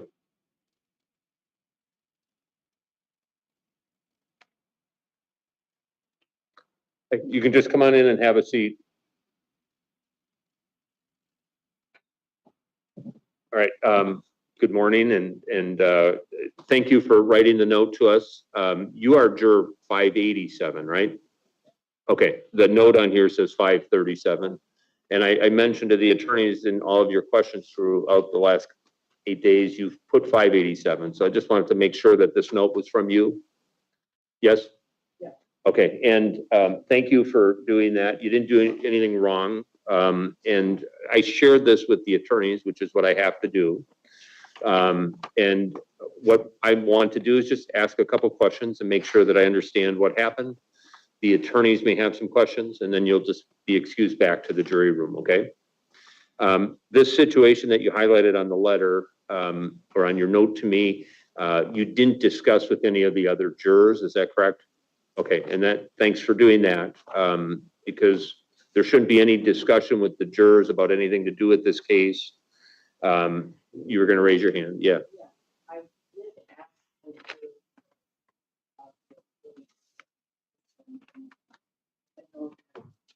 and I don't know exactly what that meant.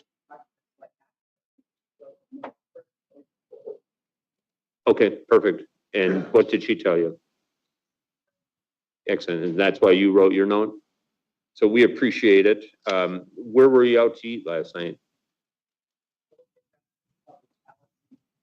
Okay. Okay, and you wrote in here that you were out with some guests. I don't need to know who you were with, but you said at a nearby table, you overheard some people talking about this trial. And were you able to hear what they were saying, or did you just hear that it had something to do with this trial? Okay, and to the best of your knowledge, just tell us what you heard. Well, a couple of things they said they were taking conversations about. I didn't and one of them corrected and said billboard. And I haven't seen billboard either. But our friend, our guest, picked up on the conversation that they had seen billboard in the past. He if that was the trial. And I said, kind of dismissed it when they asked right back. Well, I'm gonna have to go with that. But keep talking about it.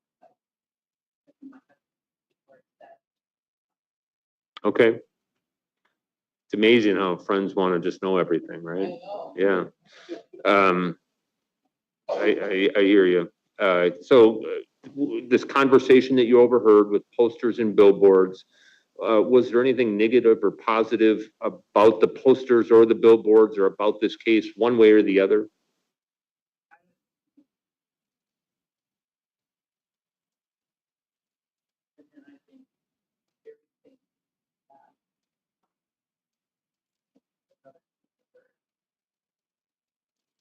Okay. By the other people, you mean the people who were talking about the posters and billboards? Okay. Got it. And you didn't hear anything of substance about the case?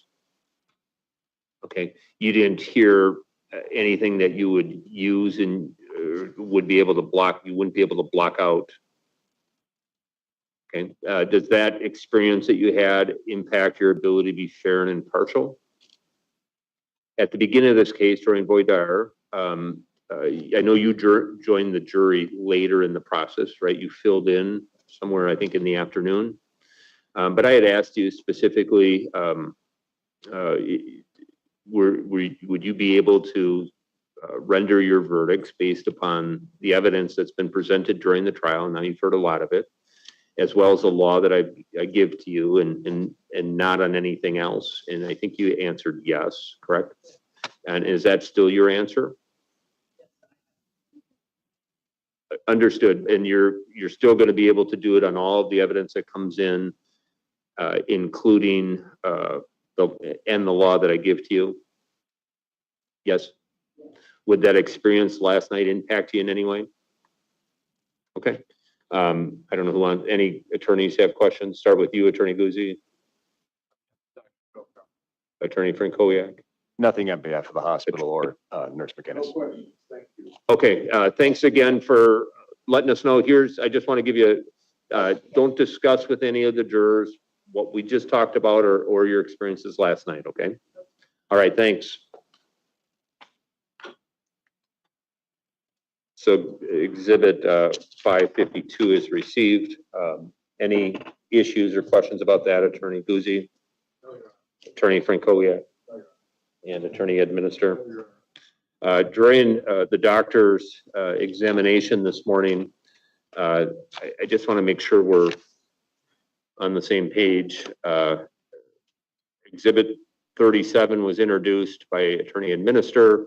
We had a sidebar. I explained to the jury what my ruling was. So anybody want to add to that sidebar? Attorney Administrator? No, sir. Attorney Guzzi? No, sir. Attorney Frankowiak? Nothing, Your Honor. I always get a little uncomfortable when we're throwing stuff up on the screen and we're going to mark exhibits. So many things were admitted, but you didn't ask to admit 233, which was the static view of the CT image, or 235, 238, 230, 247,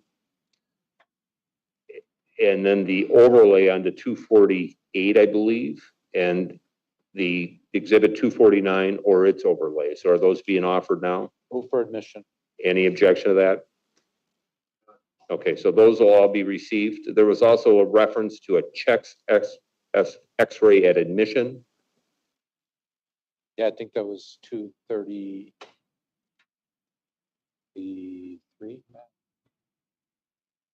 233 was a static view of a CT image.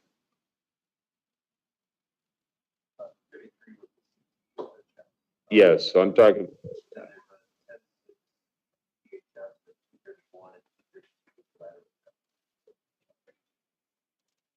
The clerk said what? 232 wasn't offered, so that might be the one that I'm referencing. Chest X-ray. Okay, so are you asking for both of those to be received? Move for admission. Any objection? Okay, so 231 and 232 are received. The individual who needed the break, I think she needs 20 to 25 minutes, or usually 20, but we'll give her, if we were able to do like a 10-minute break, is that enough for everybody? The jury's been in there for 17 minutes, so I imagine they want to get back. Okay, so we'll start at 57 after on this clock. We're adjourned.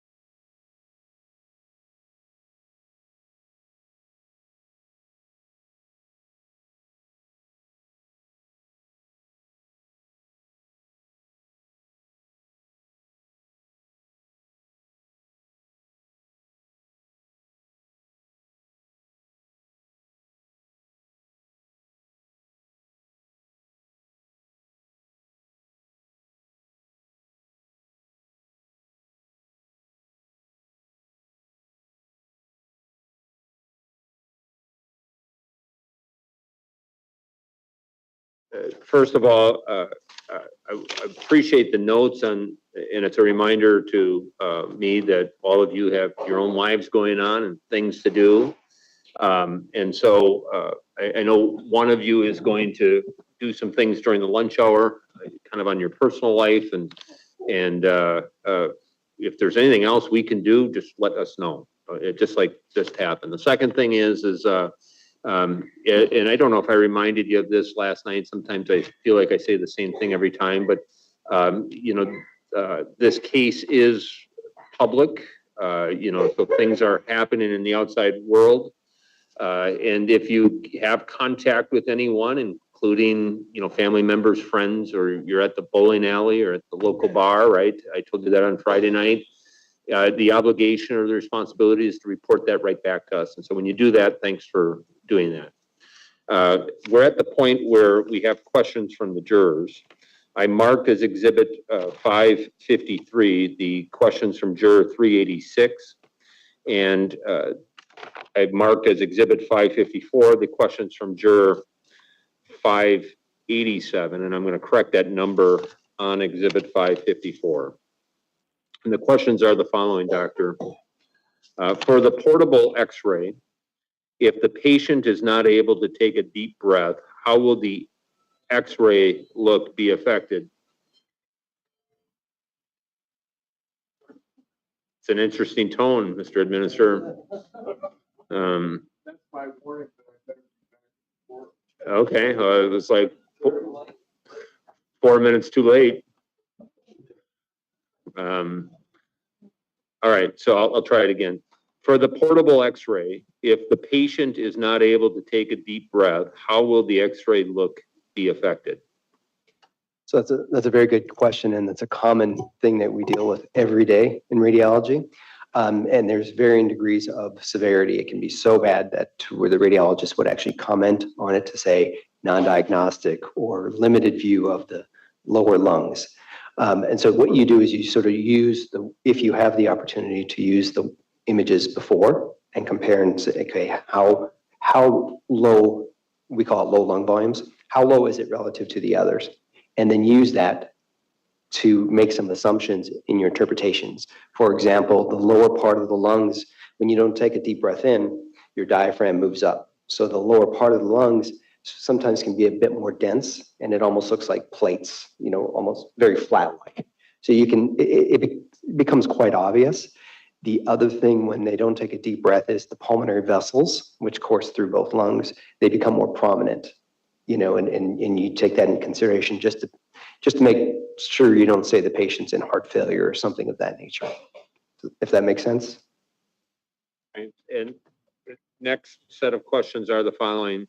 After reviewing the October 13, 2021 X-ray of Grace's lungs, some darker areas are still not showing hazy or infiltrated. Would this area be enough to sustain life, enough lung capacity to survive? That would be a very tough question to answer. The answer is what we see involved with the infiltrates really restricts the ability to bring oxygen in. So it's going to limit, so I said around 80% of the lung that we could see was definitively involved. So now you're left with 20%. So that tells you a statement right there, the effect that it would have. Okay, so I'm going to skip down to another one of the questions on the same sheet, but it says because you just answered it, I think. You stated about, begin quote, 80% of Grace's lungs were infiltrated, end of quote, in reviewing her X-ray of October 13, 2021. Yes or no? Yes. So with only her having 20%, could Grace have survived? We can't tell that. What percent of lung capacity is needed for someone to live and breathe? Tell us the smallest amount in percentages. That's going to be a pulmonologist question. That's out of my wheelhouse. I can just say that if you depend on your lungs to live, and you are left with a certain part not functioning, it's going to make it a lot harder to fight anything you're fighting. Have you seen lung x-rays of COVID patients with total infiltration, total haze, who survived? Not total. I've seen some pretty severe exams that have survived, and I've seen some pretty mild to moderate exams that didn't survive. It's all the person's ability to fight it. Okay. Do we have any other questions from the jurors? There are none. Attorney Guzzi, follow-up questions based on those questions and answers? No, Your Honor. Attorney Frankowiak? Attorney Administrator? No, sir. Excellent. Doctor, your testimony is complete. Thanks for being here this morning. You may step down and you're free to leave. Thank you. Exhibits 553 and 554 are received. Okay.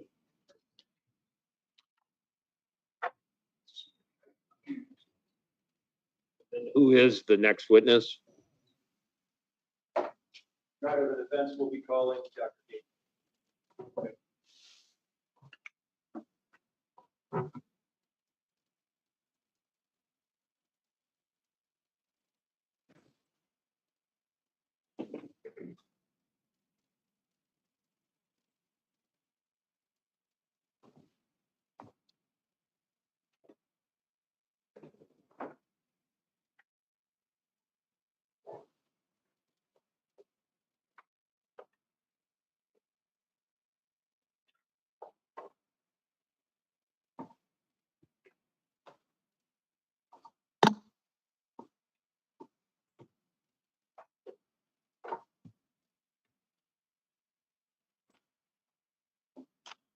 Right, if you want to just come on up to the witness stand, and when you get up here, if you could remain standing and raise your right hand.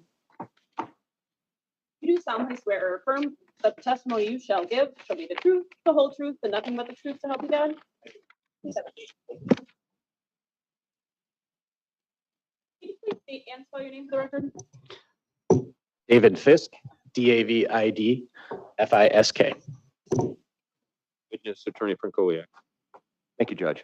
Can you hear me okay on this? Yes, just fine. Thank you. Okay, if at any time you can't hear me, let me know. We'll try to adjust it. Sometimes these microphones are a little glitchy. And if you could speak into your microphone, then we should be able to hear you okay, okay? All right. Can you hear Fantastic. me? Sir, you are a medical doctor, Yes, I am. and you have a particular medical specialty. Yes, my specialty is infectious diseases. And what do infectious disease doctors do? So as infectious disease doctors, we take care of cases of a range of challenging infections, such as drug-resistant infections or superbugs that we might read about in the news a lot. We take care of cases of bloodstream infections, artificial joint infections, infections in limbs related to diabetes. We take care of patients with HIV, liver diseases such as hepatitis infections caused by infectious viruses. We take care of infections that are related to travel when people travel abroad and come back with an unusual infection like malaria from another country. We take care of that. We also see a lot of patients who have weakened immune systems and may have that from chemotherapy or a transplant. Organ transplant or a bone marrow transplant, and therefore are at higher risk of infections. So we get involved in a lot of those cases. We take during the COVID pandemic, and still, of course, COVID has been a major part of our world as infectious disease physicians, and the list goes on from there. Doctor, it sounds to me like you take care of and you see patients with all number of infectious problems or etiologies.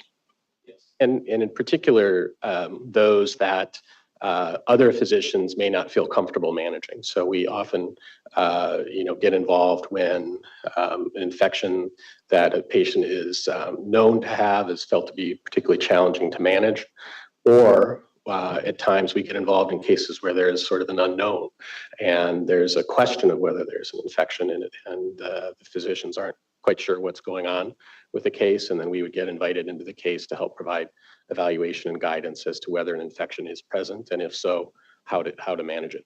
Okay. And that brings up a point, doctor. When a patient, for example, is in the hospital, they might be followed by a hospitalist who is managing the overall care. Yes. Okay. And then if they have a specific question that might require some specialized expertise in a given area, they can call in a specialist. Correct.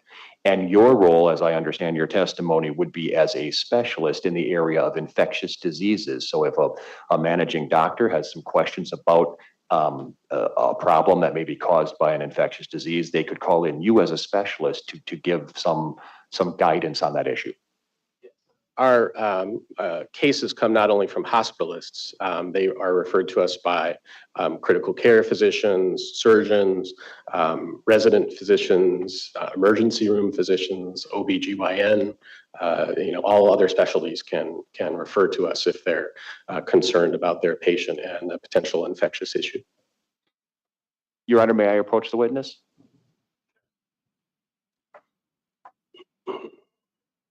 Doctor, I'm handing you a copy of the document previously marked as exhibit number 304. Are you familiar with that? Yeah, that's my CV.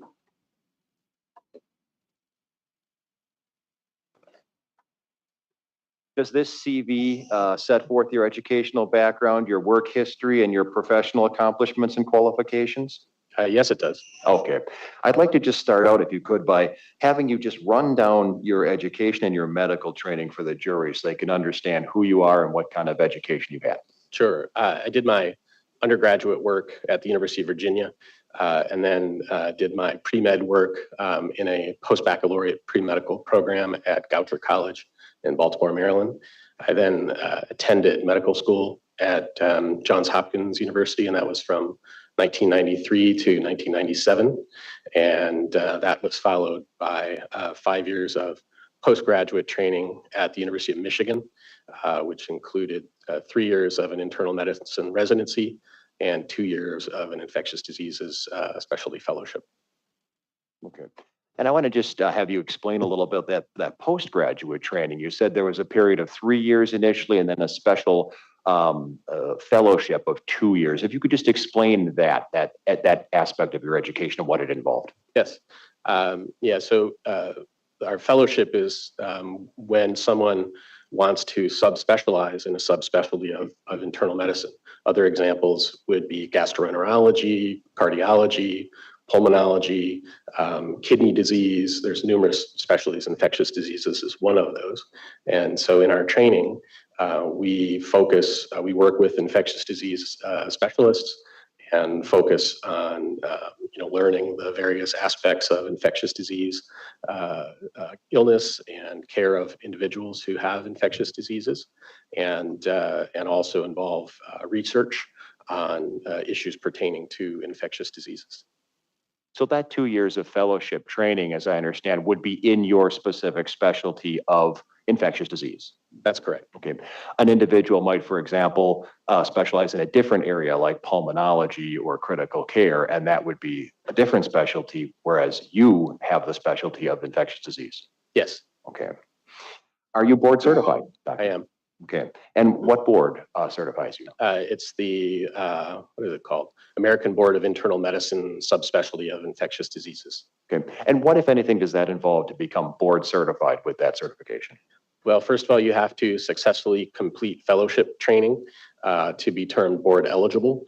And then initially you have to pass a certification test that is put out by the board, which inquires about cases and issues related to infectious diseases. So you have to demonstrate competency in the field with that.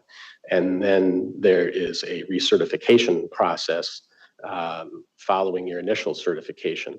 And that recertification process is aimed at making sure you stay current in infectious disease practice and in infectious disease care and management. And the process throughout my career has changed some. Initially, it was every 10 years you had to take a recertification test. And I did that 10 years after my initial board certification.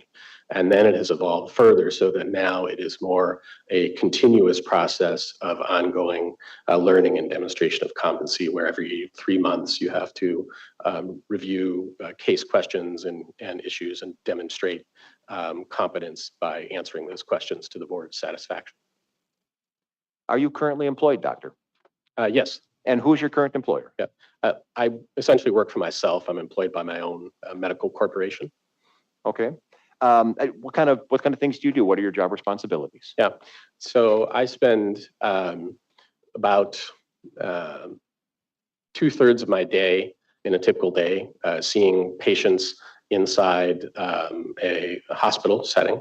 And the hospital I work at is called Cottage Health, which is a 3-hospital system in coastal California. And it's the main referral center for the coast of California, pretty much between the San Francisco Bay Area and greater Los Angeles area. And so I see patients there in all areas of the hospital. Other than pediatrics, we don't see many patients in pediatrics because we're fortunate enough that we also have pediatric infectious disease available to us. But we see adults on the internal medicine floors. We see patients on the surgery floors, patients in the emergency room, patients in the post-operative setting, and patients in surgical intensive care in our neurology critical care unit and in our medical intensive care setting as well. So I'm rounding on patients and trying to help patients navigate their infectious disease illness. So that's a majority of my day. And then I spend some other time doing work for a tech company that I work for called PHC Group, or Public Health Company, and some expert reviews like cases like this. Do you have any current hospital appointments?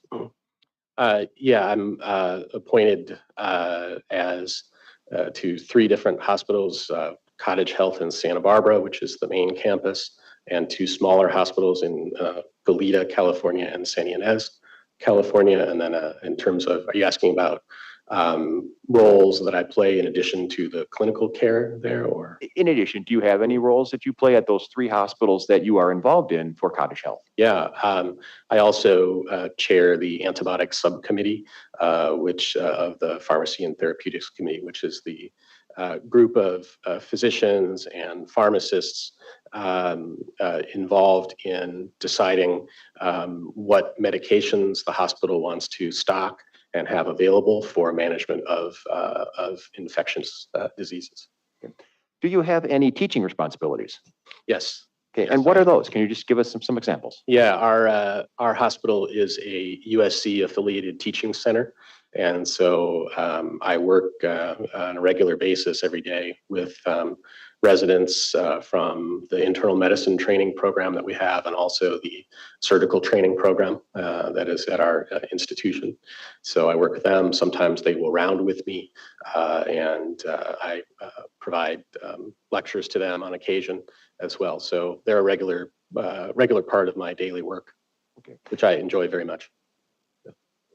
Upon your testimony, I understand you must have personal hands-on experience treating patients with various infectious diseases?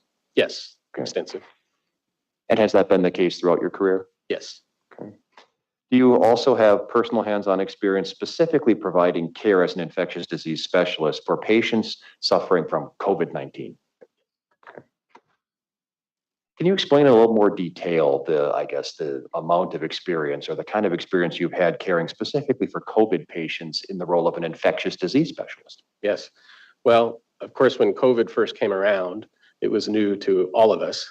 And so right out of the gate, when there's a novel or a new infection of concern out there, our colleagues and community reached out to the infectious disease experts, because we had that's part of our role, and that's something that we, during our training, actually were trained to expect. We were trained to expect that epidemics and pandemics happen. They're a part of history. and that likely some point during our career we would experience, unfortunately, something like the COVID pandemic.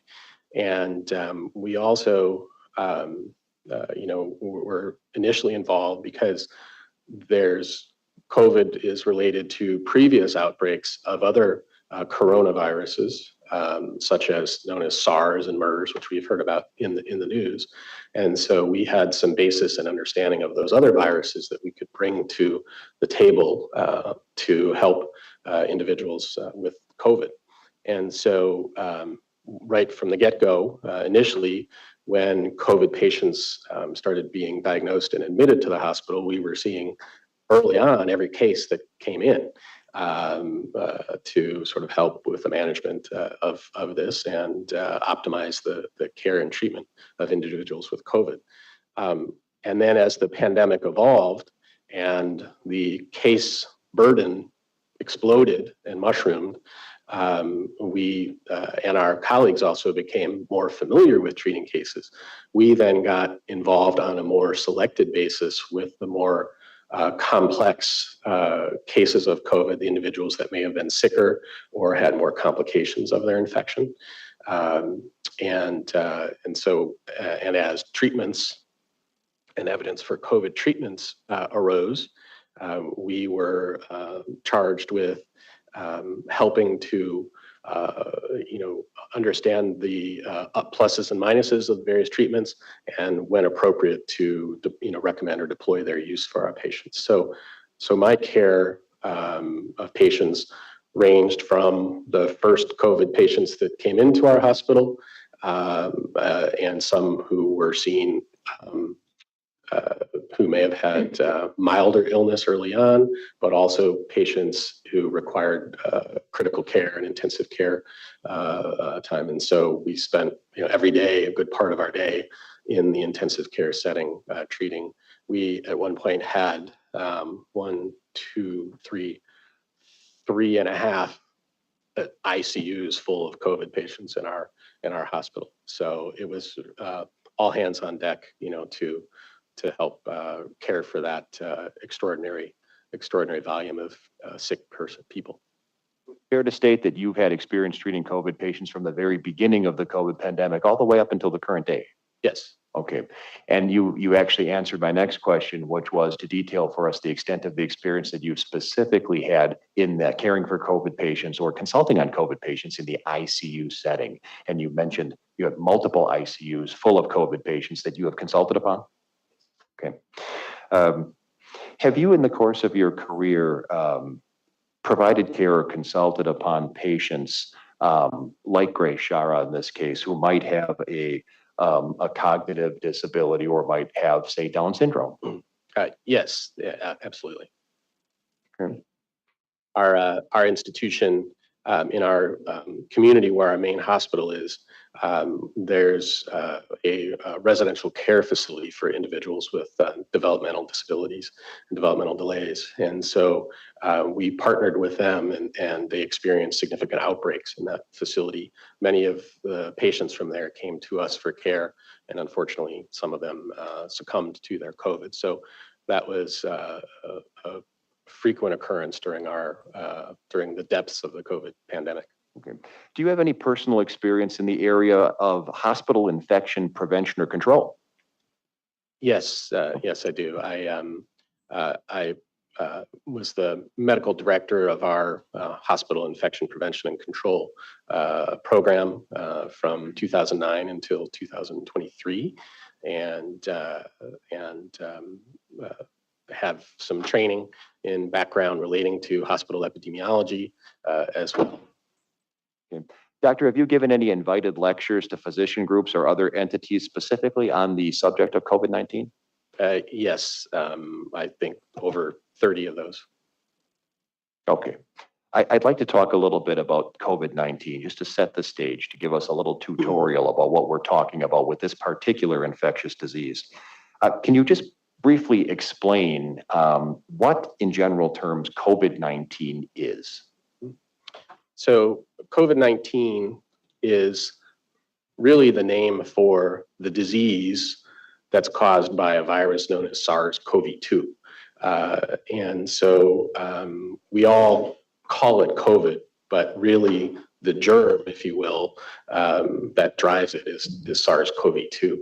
And so COVID as a disease is caused by this virus, which is a member, as I referenced earlier, of a larger known family of viruses called coronaviruses that have caused human disease as long as we know. And there are numerous coronaviruses out there, some of which just cause common colds, and others of which can cause more severe illness, like COVID or SARS, and fatal illness like we see with COVID or SARS. SARS meaning the original SARS outbreak. And on top of that, individuals who have weakened immune systems may experience some of the other coronaviruses, and that can progress to severe disease because they may have weakened immune systems that allow it to cause more damage than it would in most individuals. And so when this new virus came around and initially detected in late 2020, we quickly realized that it had the potential for devastating impact because of some of the early reports of outbreaks, not only in China, but in Hong Kong. And really what drove home for me the extraordinary potential of COVID is when we saw the cruise ships, the Diamond Princess cruise ship and others, where so many individuals and such a high attack rate on these ships were coming down with COVID, even though people continue to get sick even after they were sort of quarantined to their rooms on these ships. And when we saw that, we could realize that not only did this have potential for extraordinary wide transmission of the virus, but also potential for such serious disease that we all now know it has created. Dr. COVID-19 has been. Let's go to the bathroom. You can go now. All the rest are just going to stay here.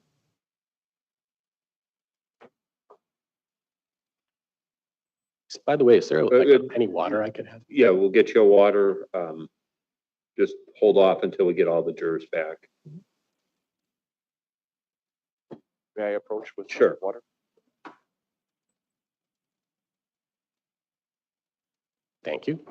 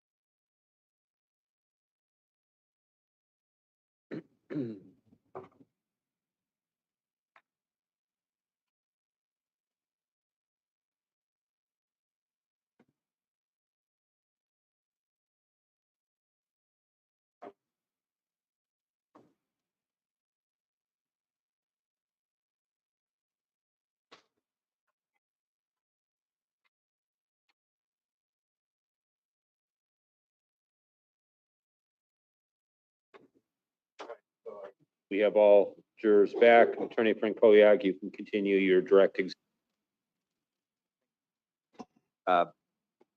Doctor, I've heard COVID described as a pandemic. Would you agree that COVID-19 constituted a pandemic? Okay. Doctor, what is a pandemic, briefly? So a pandemic is an infectious disease related illness that has widespread through multiple countries and causes significant not only illness but societal disruption. How is COVID-19 typically transmitted? If you could give a brief explanation of that. Yeah. So COVID-19 is transmitted in multiple ways. As a viral particle, it can be expelled from our respiratory tract where it takes hold and it's an initial infection. And it can land on surfaces and be acquired when we touch a surface and then rub our eyes or touch our nose or our mouth. It can also be transmitted as a fine aerosol that stays suspended in the air for prolonged periods of times and then directly inhaled into our respiratory tract. So it is a virus with what we call respiratory transmission that has also features of airborne transmission. In 2021, were there prevalent, for example, strains of COVID-19? Yes, as we all recall, I think with our, if we think back with all the pain and suffering that this virus caused for all of us, we do remember different waves of this that spread around, and throughout 2021, it really became the dominant wave was the wave known as the Delta variant, and that was widespread in the United States at the time of Ms. Schara's illness. Doctor, in 2021, how did COVID typically affect those who were infected, in your experience? Yeah, well, there was a broad range of how it affected people, but the most common symptoms were individuals getting fever, respiratory symptoms like cough, shortness of breath, chest tightness, but there also can be symptoms such as low appetite, headaches, sore throat, gastrointestinal symptoms. You know, with different variants, there was more. Some variants had more diarrhea associated with them than others did, but also we think of COVID as a blood vessel disease as well, because it gets into our blood vessels and causes high degrees of inflammation in our blood vessels. And so we saw higher rates of diseases associated with blood vessel problems and blood vessel clotting, such as heart attacks and strokes were known complications of COVID. And we saw increases in cases of those from the virus. But really, you know, the list of illnesses and complications from COVID is much more widespread is much more broad, I would say, than we usually think of, because it can really impact a range of organs. It can impact our kidneys, it can impact our brain, people getting long COVID, and the list goes on. Doctor, were individuals dying in 2021 as a result of being infected with the COVID-19 virus in your experience? Huge numbers of people at various times during 2021, yes. And the most common sort of pathway that we saw that led to death from COVID was where it moved down into the lungs, caused pneumonia, and ultimately respiratory failure that led to people's demise. And did you personally witness this process that you've just described in patients that you treated? Over and over and over. Were there any factors that placed individuals at a higher risk for experiencing severe COVID infection or death from COVID-19? Yes, there's certainly numerous risk factors that have been identified as predisposing someone to more severe COVID. And the ones that are sort of known to be the most potent increasers of risk would include advanced age, or residence in a care facility, such as a nursing home, would be a particularly high risk situation, an individual for COVID. But there are also numerous other risk factors for it. many other chronic diseases, such as heart disease, pre-existing lung disease, or kidney disease, can also increase the risk of severe outcomes from COVID. Individuals who are obese did worse with COVID. And that's something we see in a range of respiratory viruses like influenza as well, because when people have extra weight, their body has higher levels of inflammation that are going on in their body. And those high levels of inflammation are part of what causes the symptoms and the overwhelming illness that these viruses like COVID can create. And risk factors, there are quite a other range of those as well. Were there treatments or interventions as of October of 2021 that tended to statistically decrease the risk that an individual might contract a severe or fatal case of COVID? As of October 2021, you're saying? Yes. Mm-hmm. Yes. Yes, certainly there were. And really, as of October 2021, the treatments that offered the most benefit and most well-validated benefits in reducing risk of death from COVID included treatments with dexamethasone, which is a steroid medication, which is used to blunt inflammation created by the virus. And we were just talking about how that inflammation causes so much damage within the blood vessels, but also inflammation within the lung tissue itself. And so steroids like dexamethasone were a standard part of treatment in reducing mortality from COVID and complications from COVID once the COVID got severe. And individuals who were given steroids, the sort of trigger point for that was that they were requiring extra oxygen and oxygen supplementation. And that's when they were felt to benefit from medicines like dexamethasone. Also, there by that point had been antiviral drugs. So we think about antibiotics for bacterial infections. Analogy, when we have viruses, we can have antiviral drugs.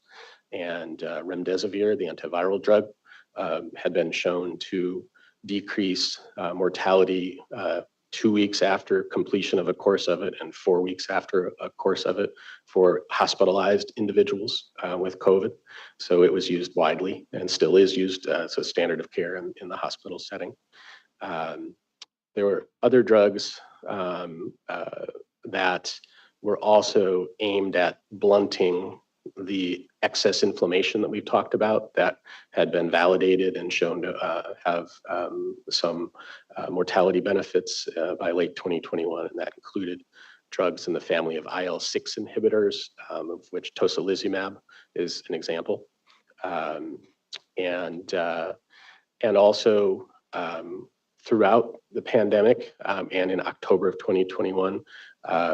There was use of convalescent plasma medication, which is, in a sense, a way of borrowing somebody else's immune system to help you fight off COVID. And what you're doing is you are borrowing the antibodies that someone else has, which can help fight off COVID because their body may have seen COVID before and had experience in creating antibodies. And so that plasma from other people is pooled and it contains the antibodies that then can be infused into someone suffering from COVID. And the benefit of convalescent plasma was sort of varied throughout stages of the pandemic. Early on, it was felt to be helpful, and then there was a period of time where evidence suggested it wasn't helpful. But then later on, we learned that it was particularly helpful when there were high numbers of the antibodies contained within each dose of the convalescent plasma. So its use has varied over the course of the pandemic, but in October 2021 was also something potentially beneficial for an individual with COVID. Okay. And then there's other medicines in the antibody family as well that are out there. Okay. Thank you, Doctor. We're almost done with your COVID tutorial, rest assured. You've mentioned the Delta variant, and there's been some testimony in this case of the Delta variant. Could you just briefly explain what the Delta variant is and whether it had any distinguishing characteristics during its prevalence? Yeah. As we saw with successive waves of COVID and successive variants arising, each new wave that came around seemed to have adaptations that allowed it to be more transmissible than older variants and more infectious. And in many cases, not all, but in many cases, cause more severe disease than previous waves of COVID had caused. And Delta in particular was much more transmissible than the Alpha or Gamma waves that had preceded it. And also had more disease, more severe disease associated with it, higher rates of hospitalizations.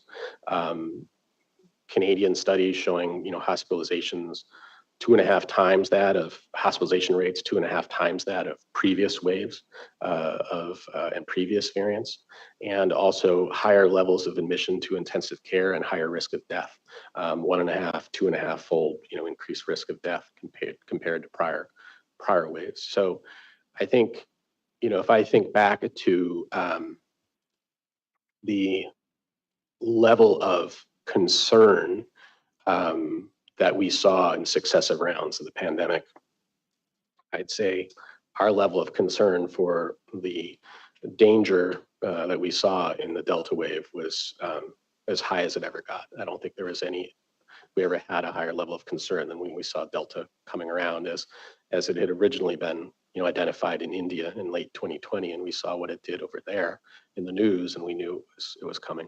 Okay. Doctor, I want to talk a little bit about this case, if we could. Prior to developing your opinions in this case, did you review the medical records for Grace Schara's hospitalization at St. Elizabeth Hospital between October 6th and October 13th? Of 2021, yes, I did. Okay. Did you understand, or do you understand that you've been brought here today to offer some testimony as an expert in the field of infectious disease in a lawsuit filed by the father of Ms. Grace Schara, the patient in that case? I do. Okay. Doctor, have you reviewed the reports and opinions offered by plaintiff's sole physician expert in this case, pulmonologist Dr. Burdine? Yes, I have. Okay. Would you be able to detail briefly for the jury what expertise that you believe you were able to offer in this case as an infectious disease expert as contrasted with the expertise of, for example, a pulmonologist? Yes. And I think one way to phrase that is the roles of a pulmonologist and an infectious disease physician, in a sense, complemented each other in the care of individuals with severe COVID.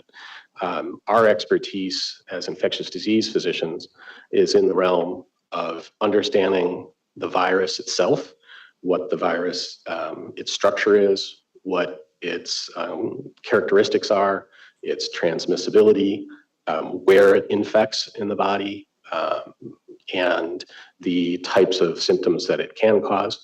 And also what we bring to the table is an understanding of the sort of state of the art and standard of care and leading edge of treatments available for that virus.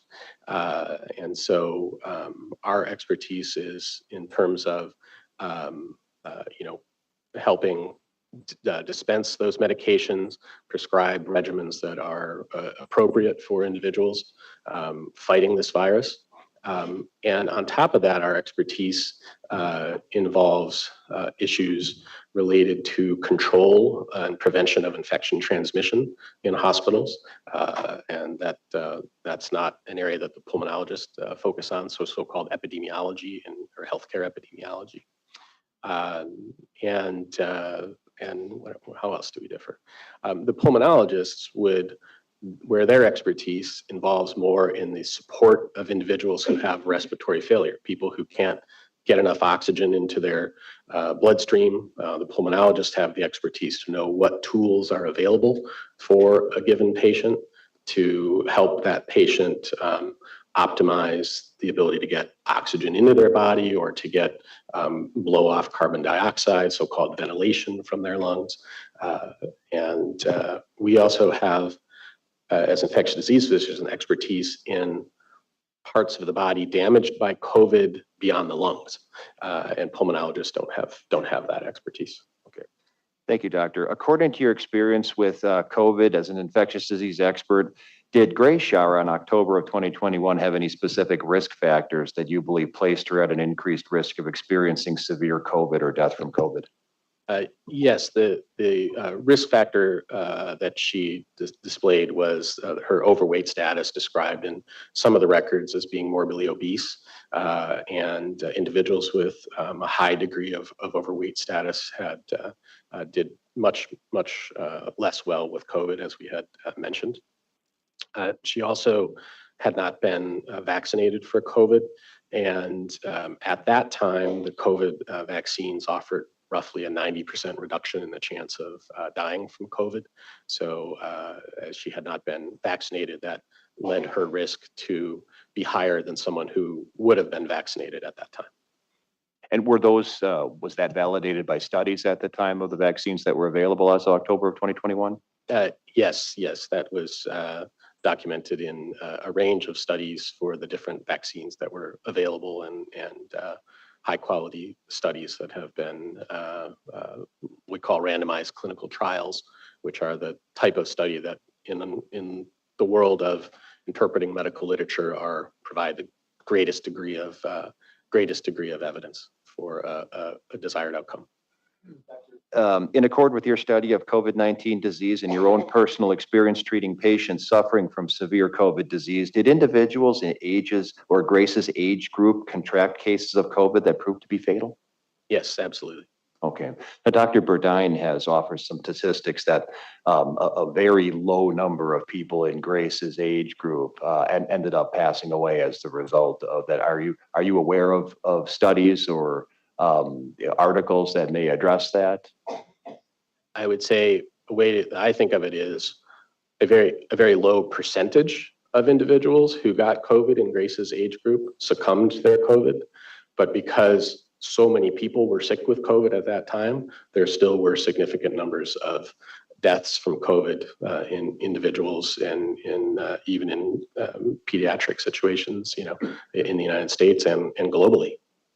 Simply being in an age group, a younger age group, for example, not a geriatric age group, did not offer proof or protection against severe COVID disease or even death from COVID disease. But it offered some degree of protection in that someone who's 20 in general wasn't as great a risk as somebody who was 80, but the protection was far from absolute. And so certainly we had steady number of individuals, unfortunately, that we saw who were much earlier in life who ended up in the ICU or dying from COVID disease. Doctor, have you developed a number of opinions in this case from your perspective as an infectious disease expert after having reviewed the materials? Okay. Your Honor, may I approach?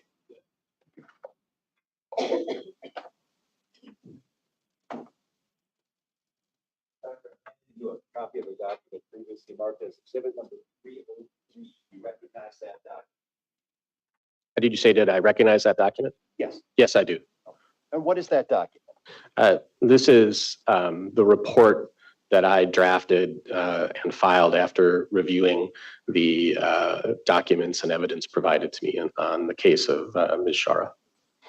And does this document Set forth a summary of the opinions, all of the opinions you've developed in this case? Yes. Okay. Please keep that document handy. We'll go through your opinions. I'd like to address them. You can certainly feel free to refer to that document to refresh your recollection. And can I just add one thing that I would say, this and my deposition, the bodies of two have established my opinions. And that's a good point, Doctor. You've been deposed in this case, true? Yes. And you answered some questions that were posed to you, and that's okay. And you described your opinions in that deposition as well as those set forth in your report. Yes. Okay.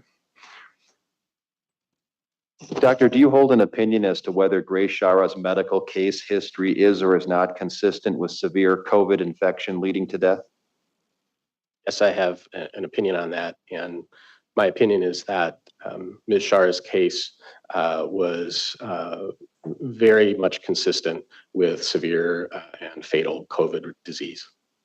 I'd like to go over a couple of some of the factors that you've identified in your report. And the first one, I believe, is what you term the sequence of illness. Based upon your review of Grace's hospital records, was the time sequence of Grace's illness consistent in your experience with the development of severe COVID-19 disease? Yes, it fit very well, the time sequence of events. You know, typically what would happen with COVID is somebody at first came down with fairly mild symptoms, just like a cold or a routine flu. But then after several days, as inflammation ramped up in their body, they began to get sicker and might develop more symptoms such as more difficulty breathing, higher fevers, more pain, more lethargy or confusion even. And so it's not the type of thing where someone would go from getting infected and having a symptom to dying a day or two later. The process of decline to the point of what we call severe COVID disease was generally at least 5 days after initial symptoms, and sometimes as long as 10 to 14 days till severe disease. And when I call something severe COVID in my mind, that is meaning that somebody had a need for extra oxygen support and extra oxygen requirements to support their breathing and oxygenation. And so the progression from onset of symptoms to severe disease was in that time range. And then when people develop severe disease, there would the time to death often would and generally would follow up, lag behind that. And so in the 2 to 3 week time range from onset of symptoms to death is a very typical time course for the progression of severe COVID disease. Based upon your review of the records, doctor, in this case, do you have an understanding that Grace had a positive home COVID test on or about September 28th? Yes, my understanding is she had a positive home COVID test that was reported to the physicians and the care providers upon her arrival to the hospital. Okay. Your Honor, may I approach the witness? Okay. Doctor, I'm handing you a document that's been previously marked as Exhibit 434. And do you recognize that document?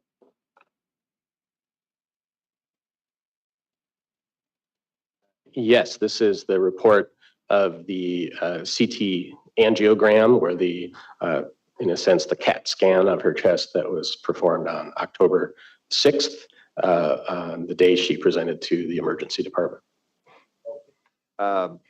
And you understand that she went to the emergency department on the 6th and had this CT scan, and did that show anything to your experience as an infectious disease expert that would give you an idea as to the level of her disease or the existence of her disease at that time?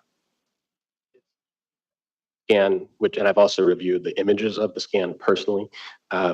That scan showed pneumonia in both lungs, which whenever we see pneumonia on both sides of the chest, we know that's even a more serious illness than when somebody just has it on one side of the chest. And it showed extensive amount of pneumonia at that point, even much more so than was revealed on the initial chest x-ray. And that's not surprising because CT scans are more sensitive at picking up damage to the lungs than x-rays are. Importantly, this scan was also done for another reason, which was to evaluate for blood clot in the lungs, because I know that was the initial concern when Ms. Schara went to urgent care, was the possibility of a blood clot. And this test with the what they call the angiogram part of this test ruled out a large blood clot in Ms. Schara's chest.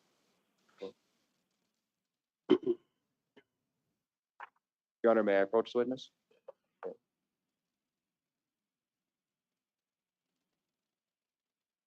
28.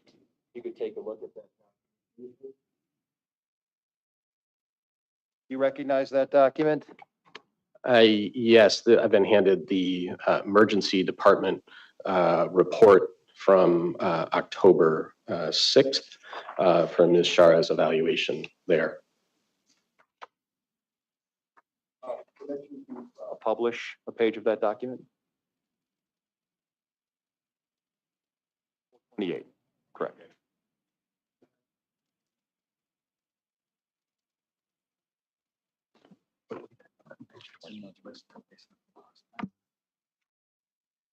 Was this among the documents sent over last night? You can walk up to the witness stand and just take a look at it if that's easier, Mr. Boylan. Okay, Judge, I'll actually get it pulled up on the computer, so I don't have it on paper, but I'll pull it up on my screen. Publish it then. I've got it now. Thank you. It can be published. I'm sorry? Asked if it can be published. It can Yes, be. yes, And the answer is yes. page 23. No, it's okay. No problem.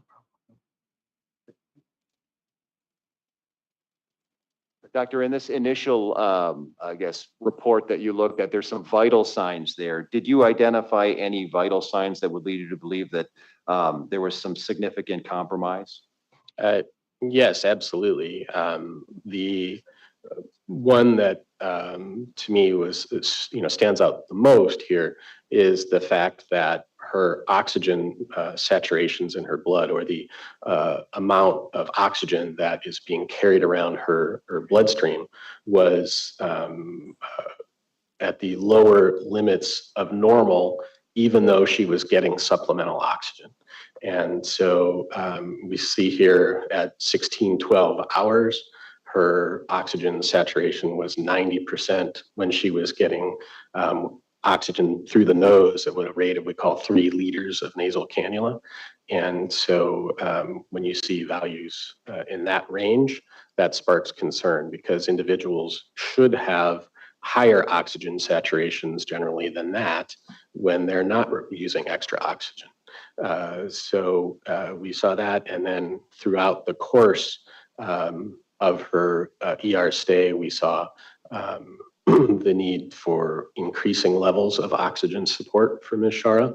And additionally, she had other unstable vital signs at times during her admission, including elevated heart rates at times, and low blood pressures at times during her emergency department stay. At 17:07 hours, her blood pressure was 82/40, which is getting into the dangerously low range. Doctor, according to the date of the COVID test and then the admission to the hospital on the morning of October 7th, admission on that morning was about 10 days after symptom onset. Was there any significance of that to you? Just that it falls within the sort of typical range where we see when someone is starting to deteriorate from their COVID, that would be within the typical time span that we would see that deterioration start to happen. Okay. Doctor, you also talked a little bit about COVID testing. In your opinion, was Grace's COVID testing consistent with the development of severe COVID disease? Absolutely. The home tests that were available for COVID at that time, that I imagine most of us, if not all of us, had used at one point, were the COVID antigen tests, where we would swab our nose and then stick the swab on a thing and look for the little color bars to diffuse and develop in front of our eyes. And those antigen tests at that time during the pandemic, when they were positive, were highly predictive of active COVID disease in the body, and that the virus was actually reproducing in the body. Those tests have, at that time, were not, if they were negative, sometimes they missed an active COVID infection, but when they were positive, they were very highly predictive of disease from it. That has changed some in later ways in the current day of the pandemic. Those tests, because of changes in the virus, are less predictive than they were then, but at that point, their predictive value was exceptionally high. Thank you, Doctor. Based upon your review of the medical records, were Grace Schara's symptoms consistent with severe COVID disease? What, throughout her time course, do you have a specific time frame during her thing that you're asking about, or? Sure. Well, for example, Fever. Did she exhibit fever? Yes, I mean, I was just asking, do you mean her symptoms on a specific day or in general throughout the course of her illness? In general, doctor, because Okay. you've had a chance to look at her Sure. entire course. What are the symptoms or were symptoms consistent with the development of severe COVID Yeah. disease? Yeah, in general, her symptoms were exactly the common things that we would see with severe COVID. She had fevers intermittently throughout her hospitalization with values as high as 104.7 degrees, quite elevated temperatures. She had fast breathing rates, which are characteristic of individuals who are struggling to get enough air and enough oxygen in, which was a hallmark of people with COVID. She had lost her appetite before she came to the hospital, as described in the notes, and that was seen, and many of us I know experienced that ourselves when we had COVID. She was documented in the emergency department notes at one point as having had a cough and a sore throat, which are also can be symptoms of COVID. And later on, at times during the hospitalization, displayed confusion, which is a symptom that we saw very frequently and still see very frequently in people with severe COVID as they're battling their infection. And in particular, as their ability to get oxygen into their bloodstream declines as the lung function is impacted by the virus. So she had confusion. But what I think is really the sort of penultimate symptom that we saw in Ms. Schara's case was the fact that despite all the efforts she was making to breathe and get more oxygen in, her body's ability to obtain adequate oxygen levels dropped off over time, and there was need for increasing attempts at more intensive levels of supporting her with extra oxygen delivery. And ultimately, her body was not able to keep up with that. And so that symptom of progressive decline in respiratory and oxygenation function was really a hallmark of severe COVID disease. Your Honor, may I approach the witness? Okay.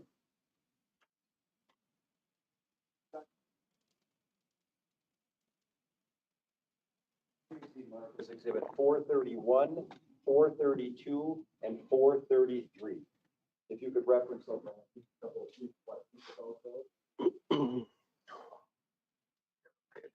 awesome. Okay. Permission to publish 431, Your Honor? Objection. Okay. Page 68.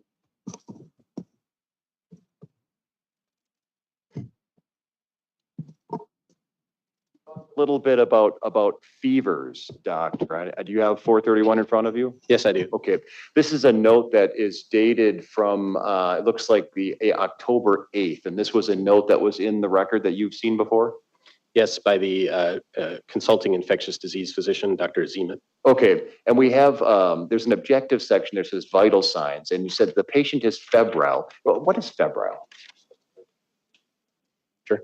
Okay, and it said had 104.2 at 0200 on 10/8/21, and temperature currently is 102.4. When you mention fever, is this, for example, one data point that you're relying upon on the 8th to indicate or to understand that she was experiencing fever on that date? Yeah, I mean, this is what defines fever, that her temperature readings were elevated on that date. So this, there's really no other way that we would define fever other than seeing these elevated readings. And permission to publish 432. Okay, 54, page 54.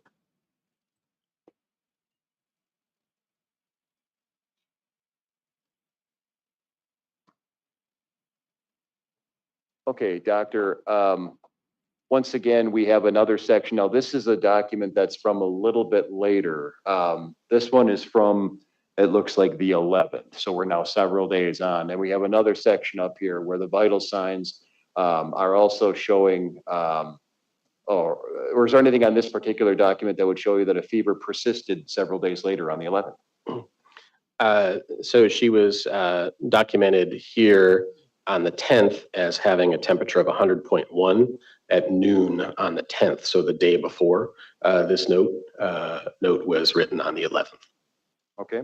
And finally, 432, permission to publish.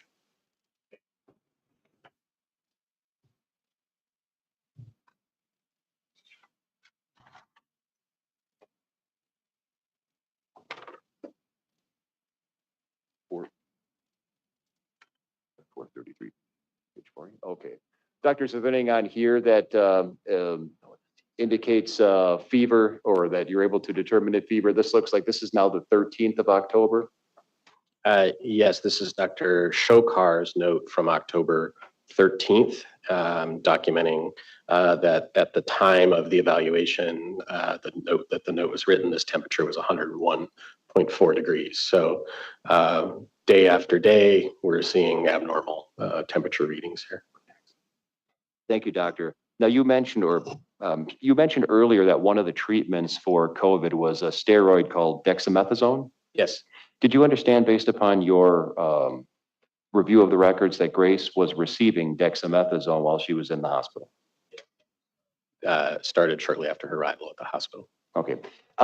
If you could explain to the jury, does dexamethasone, is it known to, for example, suppress fever? Absolutely, yeah. So steroid medications, when we take them, can blunt the body's ability to generate fevers. So when we have patients who have elevated temperature readings and are taking significant doses of steroids, like Ms. Schara was, that tells us that in reality, in the absence of steroids, those temperatures actually would have been much higher. So a reading of 101.4, if you take away the steroids, might have been 103, 104, or sometimes even higher. So when we see fevers in a patient on steroids, we know that there's a intense process of inflammation in the body that's active. Is from your perspective as an infectious disease physician, is the continuation of a fever like that concerning in the face of a patient who's receiving dexamethasone? Why is that? Just because it tells us that the underlying disease process is running rampant and that the body is not gaining the upper hand at fighting off the disease process that's driving the fever. And in Ms. Schara's case, of course, that was her COVID-19 disease and fevers associated with that. Okay, doctor, you also mentioned in your report some of the physical exam findings for Grace. In your opinion, were Grace's physical exam findings consistent with severe COVID-19 disease? Yes, overall, if we take the totality of her hospitalization, you know, the symptoms of fever, shortness of breath, and then at times confusion and agitation, and also the lack of appetite that was mentioned. These are all, you know, very typical of what we would see with our individuals who were suffering from this disease, and cough as well, of course. Doctor, what about coarse respirations? Did you see evidence of coarse respirations? Yes, I saw that and described in one of the physical exams by, I believe that was Dr. Gokar. I have to refer exactly, but her physical exam upon the early part of her hospitalization and an ER evaluation was shown to have coarse breath sounds. So when the doctor was putting a stethoscope over the lungs and listening, they were hearing abnormal patterns of airflow, which are typical of what we would see in someone with a pneumonia. Okay. May I approach, Your Honor? Yeah, I got it. Marcus exhibit number 430. Is that a note from the medical records You have seen before? Yes, this is Dr. Baum from the 8th. Okay. Permission to publish a page of this document, Your Honor? Okay. Page 16 of 430. Okay. Doctor, do we see on there, it looks like under the physical examination section, there's under the chest, it looks like there's a denotation there of coarse respirations. Do you see that? Yes, coarse respirations with decreased respirations at the bases. And what does that tell you? Yeah, that tells us that somebody's lungs are not functioning normally. Normally, when you listen to the chest and so on, you hear a gentle pattern of air just kind of whooshing in and out of the lungs, like we hear, normally when we're listening to someone breathe. But you can hear extra sounds in the lungs because there might be fluid in the airways that is causing a rattling sensation in the chest, or solid material sometimes in there that's causing a disturbance in the airflow, and the airflow in and out of the lung gets turbulent and it creates extra sounds. So it's an important clue to us that from a physical exam that somebody's lungs are compromised. Doctor, did you also see evidence in the various physical exam findings throughout the hospitalization of increased agitation and confusion? Yes. Okay. Various times. Yeah. And in agitation and confusion, in your experience, is that something that you saw often during the progression of COVID-19 disease? Yeah, very commonly in people with severe COVID and respiratory failure from COVID, we would see agitation or confusion. And there can be many reasons for that. Some of that could be something such as just when people get fever, sometimes they can feel off or get confused, particularly when they're hospitalized. But on top of that, the COVID virus itself has been shown to infect certain brain cells called the astrocyte. And so when the virus is in the brain itself, that can contribute to the brain not functioning well and confusion. I think in Ms. Schara's case, one of the issues that was probably most tightly related to her confusion was the challenge her body was having at getting appropriate oxygen in and the need for extra oxygenation. So confusion is a very common feature in patients critically ill with COVID that we would see who were needing oxygen supplementation. Doctor, now I know you are not an expert radiologist. For example, you're not specialized in radiology, true? True. Okay. Do you, however, or are you experienced in reviewing radiographs, chest x-rays, things of that nature in your experience as an infectious disease doctor? Yes, it's a very integral part of our work as infectious disease physicians. I look at CT scans, x-rays, and MRIs every day of my work. Okay. For example, with infectious disease that might affect respirations or the lungs, are you experienced with looking at radiology studies? Definitely, yeah, and have training in it throughout the course of my medical school and residency and fellowship as well. And as a infectious disease physician, do you often look or rely upon reports of radiologists when they're looking at chest films? Absolutely. Okay. May I approach, Your Honor? Before he does that, I'm going to ask, could you tell me what date you're looking at presenting him documents for with radiology? All of the reports throughout. I'm going to hand him 434 through 438. I may ask for a sidebar at this time.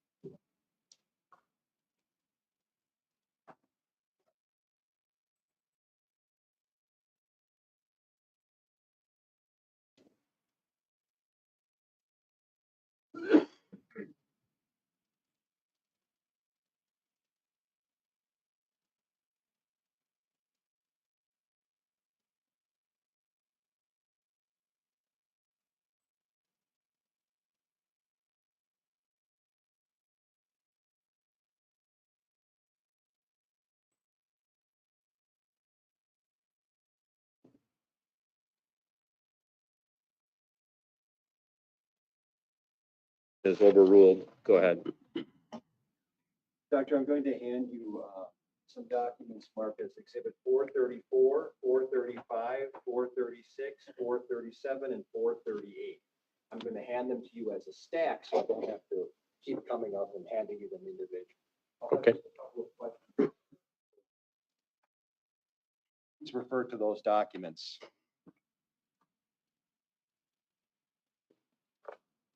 Permission to publish 434, Your Honor?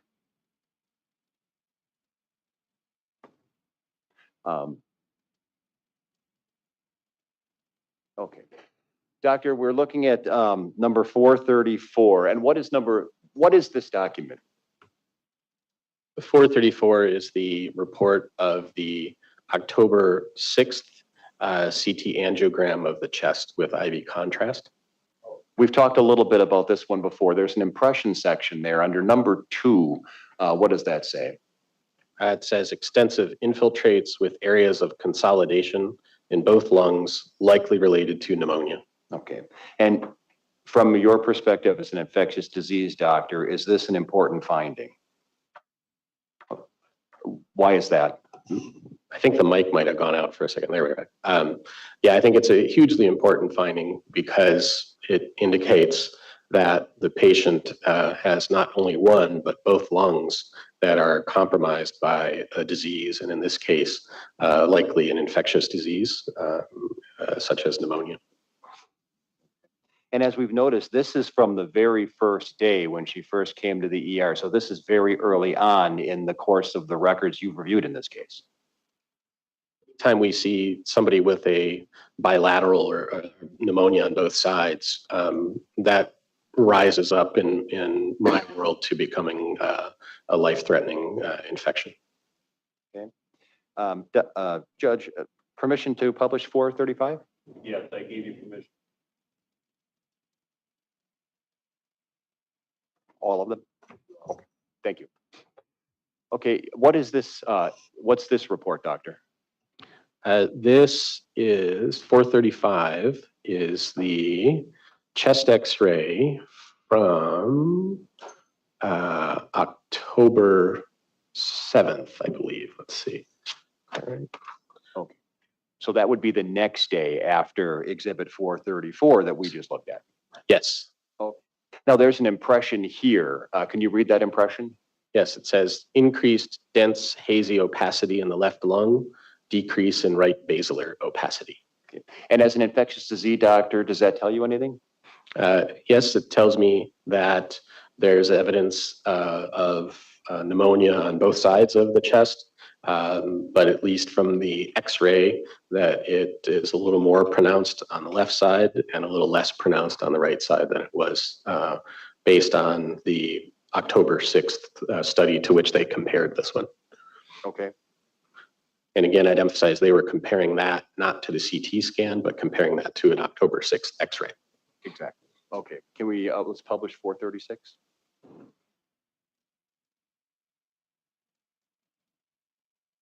Doctor, what's the date of this exam? This is October 8th. Okay. And what is this document that we're looking at here? Portable chest x-ray. Okay. And it looks like there's some findings under lungs there. Can you read what's written there? Says hazy and reticular opacity in left greater than right lung bases is overall similar to prior. As of the three that we've looked at so far, is there anything getting better in the condition here based upon your review of these documents? Yeah, well, anytime we look at x-ray studies, it's important to not only look at does it show improvement, but also look at the technique that's used, because there are one x-ray taken one day has a different technique, variations in technique from that the day before. And that technique largely relates to the amount of radiation delivered at the time that film was taken. And so you can have some changes in findings on x-rays based on technique variability.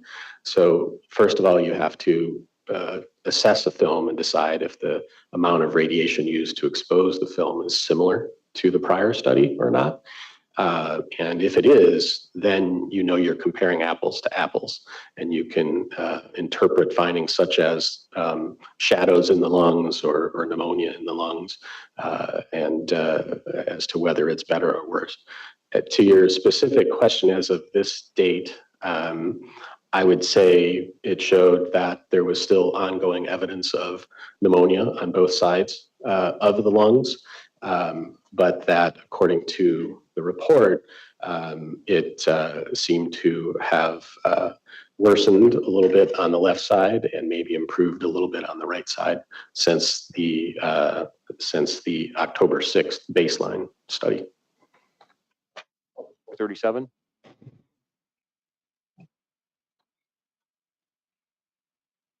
This looks like it has an exam date of October 11th now. What are we looking at here? We're looking at a portable chest X-ray from October 11th. Okay, and there's an impression there. What does the impression say? Worsening pulmonary opacities are visualized bilaterally, concerning for pneumonia or edema. Left pic terminates near the cavo-atrial junction. Now, the words worsening pulmonary opacities, does that mean anything to you in terms of I guess, your concerns as a infectious disease doctor? Certainly. I mean, worsening pulmonary opacities can indicate worsening of pneumonia, but as they mention in this X-ray, that sometimes they're, as they said in this report, well, maybe that's fluid, not necessarily just pneumonia. Maybe it's just water in a sense. But as an infectious disease doctor, and really as any physician, when you see worsening opacities or more dense shadows in the chest, you have to be concerned about worsening of a previously documented process when you know there's a pneumonia there to begin with. Okay. The last thing we'll publish here is number 438. Okay. Now this one looks like it's a study on October 13th. Is there anything different about this study? Well, let me ask that in a more direct way. This particular study, doctor, is not a chest X-ray, is it? No. Okay. The previous ones that we looked at were chest X-rays. Yes. And this one is an abdominal study? Yes. Okay. It was done for a different purpose than looking at the lungs themselves. Yes. It says on the study requisition here that the reason for the study was taking an abdominal film to assess placement of a tube. And when a patient gets a tube placed in, like a nasogastric tube in through the nose that goes down into the stomach, you take an abdominal film to assess the location where that distal part in the end of the tube has ended up. So that was the purpose of this study. Now, the lungs are also visible in a study of this nature, but it's not the purpose to focus on the lungs, true? Correct. Okay. You mentioned a little earlier about the penetration of radiation and during different studies or how studies are taken. Is there anything at all that you could observe about an abdominal X-ray as compared to a chest X-ray in terms of the penetration of radiation and what that means to the interpretation of a study like this? Are you asking in general, or are you asking with my review of this specific film from Ms. Schara? Well, let me clarify that. Did you have an opportunity to review the specific film from the chart during your review of this case? Yes, I have. Okay. And were you able to compare, for example, the chest X-ray on the 11th with this abdominal X-ray on the 13th? Okay. Are you able to comment on that specific review, what you're seeing or what the effect of the fact is that one was a chest X-ray and one was the abdominal X-ray?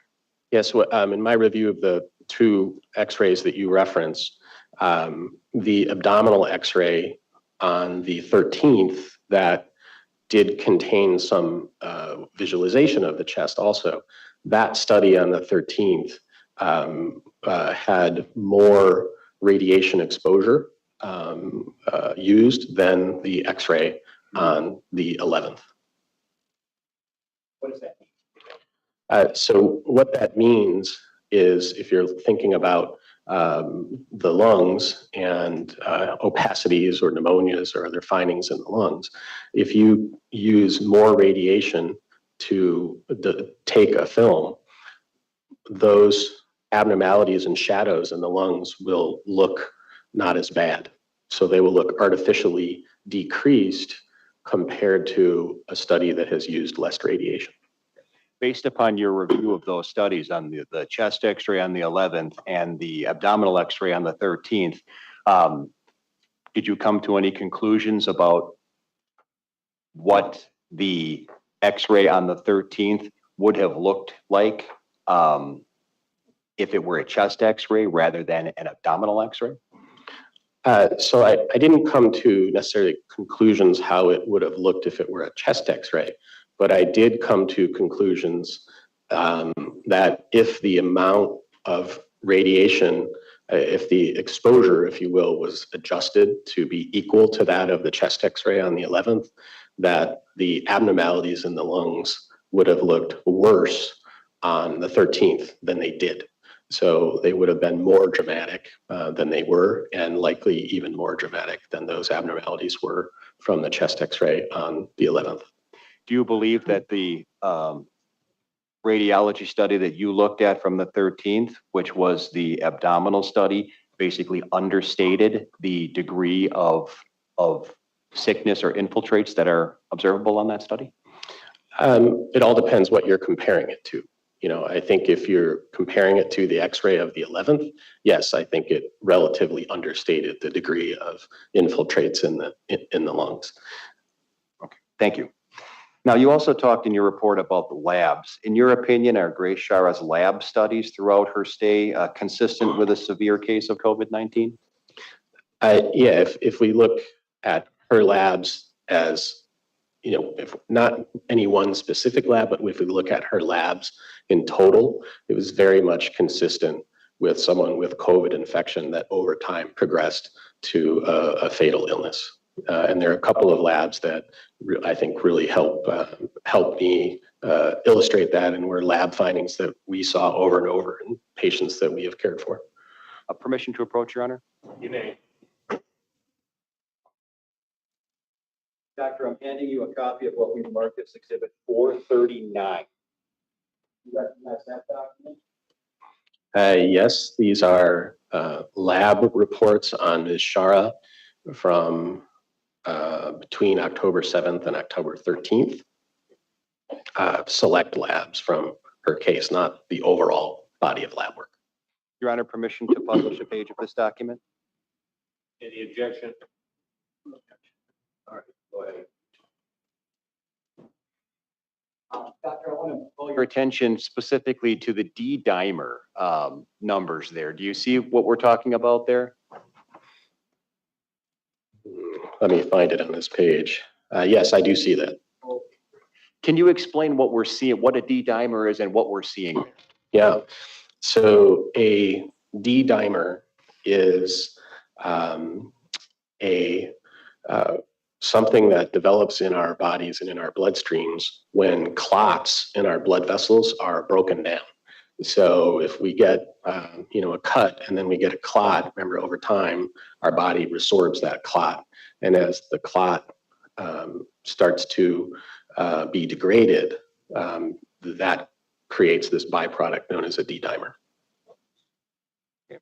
And the numbers that we're seeing here, it looks like, what are they telling us in terms of, what are those numbers? There's 2243 and then 23,657. If you could explain what the date ranges and what these tell you. Sure. On October 8th, her D-dimer test was a value of 2,243. And October 13th, it was almost 10 times that amount, a value of 23,657. Whereas the normal reading for a D-dimer test would be a value of under 500. Okay. As an infectious disease doctor, did that have any significance to you, that finding or that D-dimer? Absolutely. And the reason this is significant to me as an infectious disease doctor is D-dimer values of 23,657 were incredibly rare. Prior to COVID, in my career, I had never seen a D-dimer anywhere near that high. But during the COVID pandemic, we started to see values of D-dimers like this as routine features of our patients with severe COVID disease. And that's as all goes back to the idea that we talked about earlier of COVID also being a virus that invades the blood vessels and causes damage within the blood vessels. And so this is really a marker of some of the damage that COVID is doing in the body.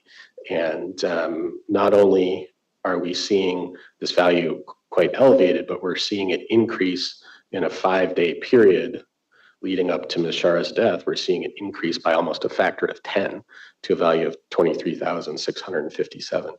And values like that, we also know from studies, were correlated with worse outcomes in people doing poorly from COVID. I would add that also as an infectious disease doctor, we don't only think about infections. We think about, well, why else, our lab values abnormal? And initially, D-dimer in Ms. Schara's case was one of the tests that was used to look for a blood clot in her chest. It is also a screening test for somebody who has a pulmonary embolism. And if that value comes back normal in someone, you can be very confident that somebody doesn't have a blood clot in their chest or a pulmonary embolism.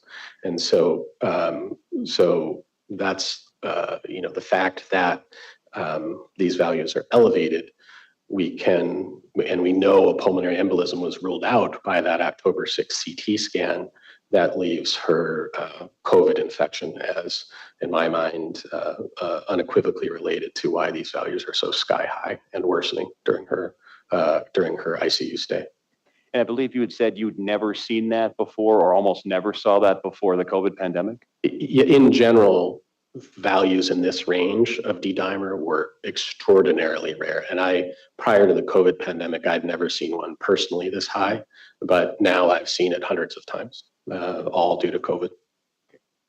Thank you, Doctor.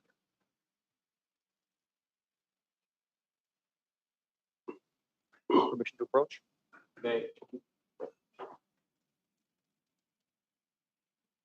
Doctor, I'm handing you a document that we previously marked as Exhibit 440.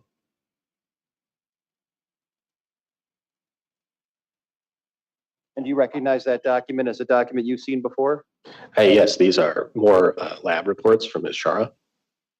And these are dated October 10th through 13th.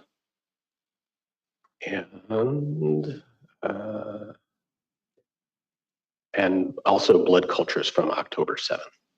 Permission to publish, Your Honor? 90, page 90. Doctor, there's on the bottom there under the hematology there's a WBC. Is that white blood cells? Yeah, her white blood cell count. Okay, and it looks like there's some numbers there that include a number of 7.9 on the 10th and 14 on the 13th. Am I reading that correctly? Yes. Okay. As an infectious disease doctor, does that have any significance to you? Yes, absolutely. I mean, the values from the 10th, 11th, and 12th are in the normal range. And if you reference the one on the 10th with a white count of 7.9, that's a normal value, whereas on October 13th, the value had almost doubled from the 10th up to 14, which is above normal. And a white blood count is one marker of many that we use to understand the likelihood that somebody is suffering from an infection. White blood counts are measures of inflammation in the body, but higher white counts are frequently driven by infections. And so when we see a white count double from the normal range into the abnormal range over a period of, 3 days, you start to get concern for a worsening inflammatory process, and in her case, worsening COVID disease. In your experience as an infectious disease doctor treating patients with severe COVID, are these findings typical of late stage COVID? Okay. These findings that we just talked about, for example, that hugely elevated D-dimer rate and this rise in the white blood cell count, are these findings characteristic of, for example, a condition of oversedation? No, they're not. There's no relationship of oversedation to an elevated D-dimer. Okay. You talk a little bit about respiratory failure leading to inadequate oxygen in the bloodstream in your report. In your opinion, did Grace exhibit respiratory failure leading to inadequate oxygenation that was consistent with severe COVID disease? Yes, there are different types of respiratory failure, and she had, acute, what we call acute hypoxemic respiratory failure, meaning that she needed extra oxygen supplementation to try to maintain oxygen values in her bloodstream, and that became unfortunately more and more difficult to achieve as her infection progressed.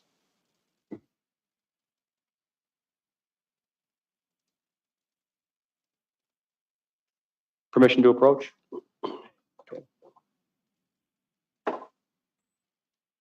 I'm handing you a document previously marked as exhibit number 441. You've seen in your review of the medical records. Yes, this is Dr. Shokar's note from October 7th, and I've seen this before. Okay. Permission to publish, Your Honor? Okay.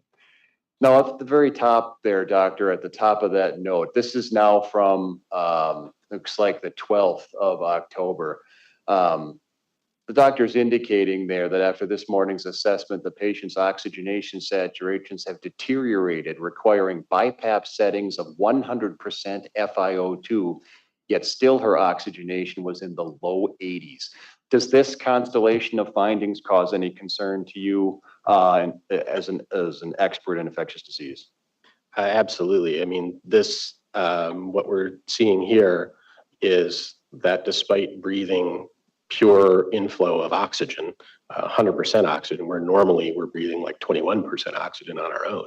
So she's breathing pure oxygen and still not able to maintain adequate levels of saturation of oxygen in her bloodstream. And as an infectious disease doctor, when we're caring for someone with COVID and we see this, we know that generally at this point, the only way that someone is likely to survive, or not even really not likely, but we even have a reasonable chance of surviving COVID, would be if they were intubated and placed on a ventilator. And this is a fairly typical finding of end stage or late stage COVID, where you have someone who's on the maximum setting of oxygen through, for example, a BiPAP mask, and yet still that person is unable to maintain an adequate oxygenation. Yeah, when we see readings like this, it brings back a lot of almost flashbacks in my mind to so many of the patients that I've cared for, who you would see declining, and when you see readings like this, they're in big trouble. And unless additional measures, invasive measures, were taken, such as intubation, that they were not likely going to survive. The number, an oxygenation in the low 80s, that's obviously abnormal. Yes. Okay. Yes. And are you familiar with, I guess, the physiological effect upon the body of an inability to get or obtain enough oxygen? Yes. I mean, what it really comes down to is at this point, your body is not able to provide enough oxygen to its vital organs to function. So when you see this problem happening, you're going to start to see organs shutting down in the body, such as the brain function gets compromised. People's alertness levels can change, and they can become more confused or lethargic. They can develop kidney failure. They can start to show signs that their heart is under strain, and they might be getting irritation, or even heart attacks can happen in this case. And I the list goes on. One of the things you had mentioned, that a lack of oxygen or an insignificant amount of oxygen being taken in, it can affect your ability to be aware. It can make you sleepy. Absolutely. That's one of the hallmarks of, and often when anybody presents in any medical setting and their alertness is down, one of the first things that's done is they're always checking the oxygen level, because that's such a common reason for people to not be awake fully or alert or thinking clearly. Doctor, there's been some mention in the medical records and here at trial that there were periods of time on the October 13th where Grace was noted in the records to be somnolent. When one is deprived of adequate oxygen, is that in your experience a common finding, somnolence, as a result of that lack of oxygen over an extended period of time? Absolutely. Yeah, particularly in people who don't have a previous history of long-term lung disease with low oxygen levels. If this is a new onset problem for someone, they're almost always going to be somnolent when their oxygen levels are low. Personally observed in treating COVID patients over the course of your career? Absolutely. I mean, over 100 times did we see people that were somnolent from failure to get oxygen into their bloodstream from COVID. And if a patient were experiencing abnormally low oxygen saturations over a period of, for example, several hours, would it surprise you that they would be noted as sleepy or somnolent? No, I would actually, if it's this low in the 80s, that would be expected in many cases. Okay. And if it were even lower than the 80s, again, you would certainly expect to see somnolence as a result of air hunger or lack of airflow? I wouldn't just term it air hunger, but really inability of the lungs to take in adequate oxygen and deliver that oxygen to the bloodstream. And when the lungs are starting to fail like that, somnolence becomes near universal. Now, all of these things that we've just talked.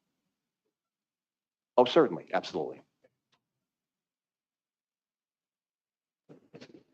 So members of the jury, what we're going to do today is just take a 60-minute lunch break. I know all of you prefer 45 minutes, but this will give, I think, one of you enough time to do what needs to get done.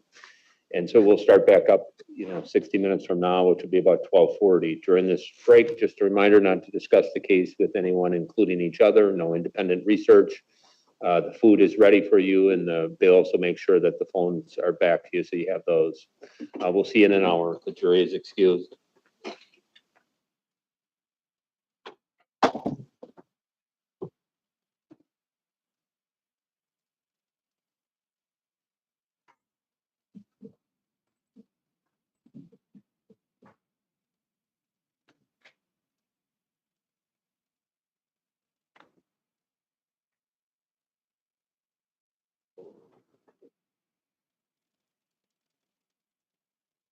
All right, you may be seated. You can step down, doctor, if you want, and you could be back here in an hour. Does that work for you? Thank you. During that time, we had one sidebar. Attorney Boylan, you had asked to discuss what had been marked as exhibits 434 through 438. During the sidebar, you mentioned some deposition testimony, and I think your argument was focused on two things. One was that any testimony would be cumulative, but then the stronger or the argument that you spend more time on talked about the fact that this witness's deposition testimony mentioned something about the images and them not being helpful for him to analyze. Given the fact that he doesn't have any computer devices here, or machines, I think was the word you used, to help him, you thought that it would be not helpful for the jury. And I think my response was, I think all that's proper cross-examination if that's, what happened. Anything you want to add to that sidebar? To what was said in the sidebar, no. I would want to add that when we left the sidebar, Your Honor indicated that the objection was overruled.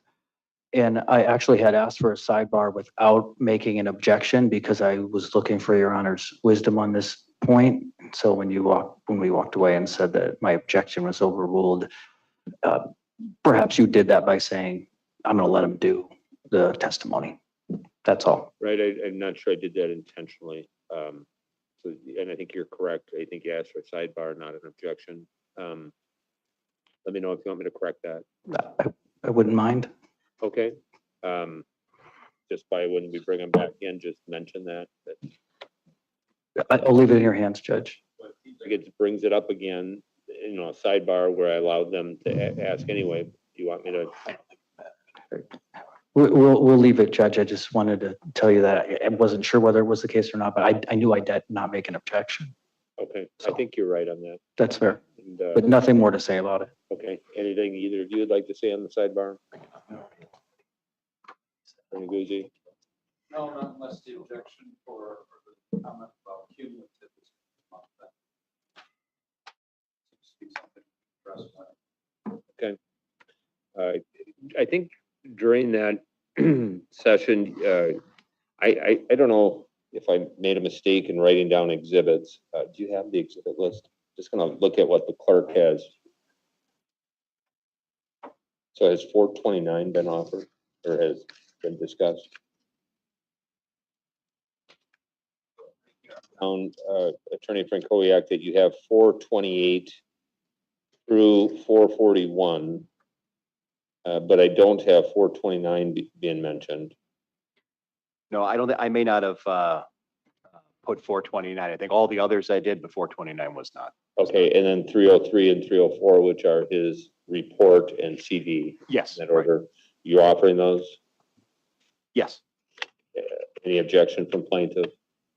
No, no objection, Judge. All right, so 303, 304, and then 428, and then 430 through 441 are received. I think that note that I put under seal that everybody read earlier of that one juror who's going to do something during the lunch hour, I think that's the reason I gave 60 minutes. I just don't think he's going to be able to do that in 35 minutes.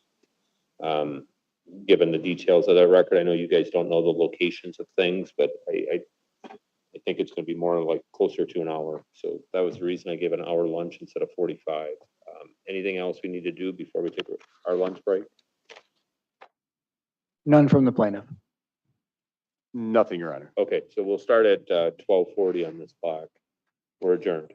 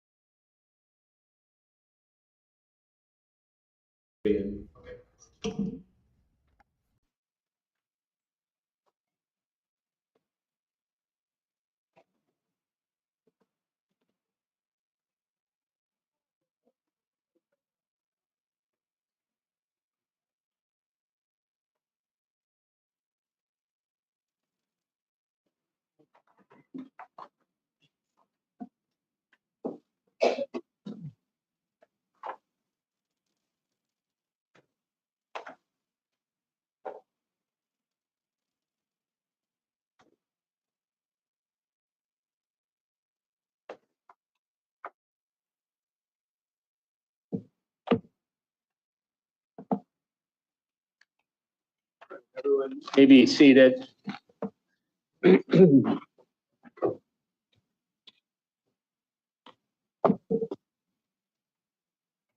Members of the jury, hopefully everyone was able to accomplish what you needed to do during the lunch hour. Our plan this afternoon is just to have a normal afternoon, so we'll finish this witness and then hopefully start and finish at least one more witness, but we'll see where it takes us. Attorney Frank Kowiak, are we? Elevator, just as I Okay. spoke to him. So the witness will be here shortly, and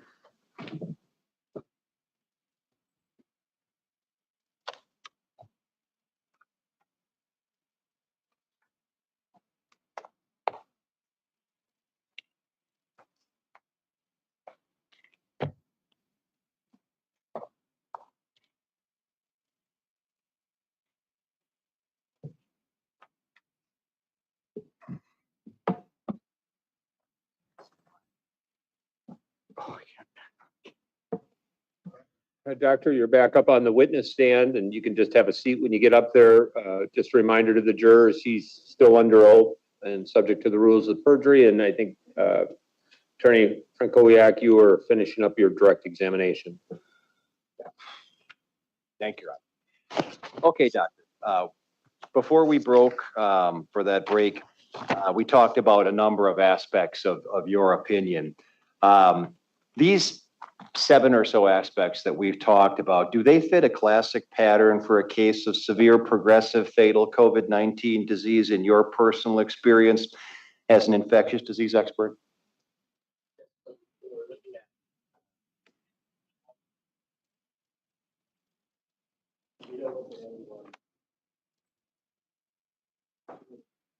When you combine information on the time sequence of the events with her home COVID test result that was positive, with her lab values, her vital signs, her X-ray images, and her progressive signs of respiratory failure and lack of ability to get oxygen into the blood, all at a time when the Delta variant was killing large numbers of people. It all fits very, very tightly and consistently with a case of severe COVID, and unfortunately the type of case that we saw all too many of during this time window. And Doctor, have you personally witnessed this exact pattern in treating your own patients? As I was just mentioning, I mean, this type of constellation of symptoms and lab findings and imaging findings and clinical course after hospitalization is really a classic type of COVID disease for severe COVID induced respiratory failure, and one we saw over and over. Okay. Doctor, I wanted to ask you, since you've looked at the records in this case, Grace did not receive any antibiotics during her hospitalization, true? Not that I saw, no. Okay. Was there any condition at all that required antibiotics? Well, antibiotics are for treatment of a bacterial infection, and I saw no evidence in her case to suggest there was any presence of a bacterial infection. So no, antibiotics were not indicated as therapy here. When we talk about infections, for example, the COVID-19 was a viral infection. Correct.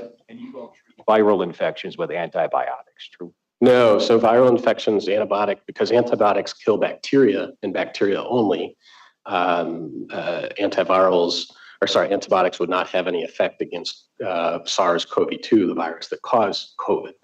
However, there are antiviral medications which are out there which can have effects against viruses, including the remdesivir drug that has the ability to kill the SARS-CoV-2 virus. Doctor, you read my mind because the next questions I was going to ask you relates to the opinion set forth in your report on some standard COVID-19 treatments. In October of 2021, what medications were provided generally to seriously ill hospitalized adult COVID-19 patients who required oxygenation supplementation?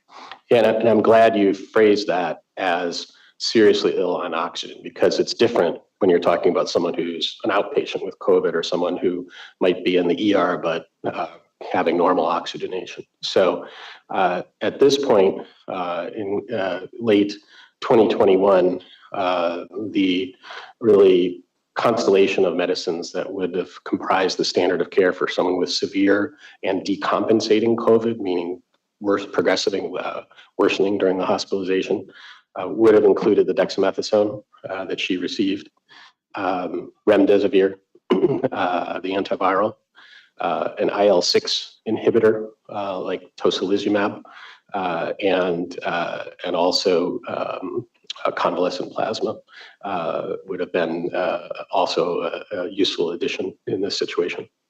Okay, without, I guess, writing a textbook on these medications, I'm going to ask you to very briefly at least explain what these medications are. For example, you mentioned dexamethasone. What is dexamethasone?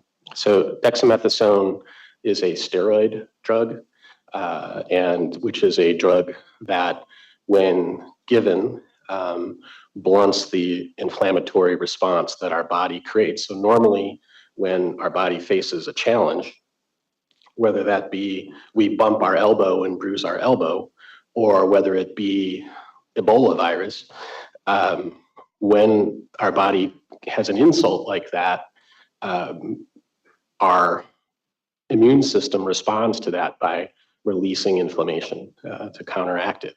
And so inflammation is a necessary byproduct of the body's defenses against infection.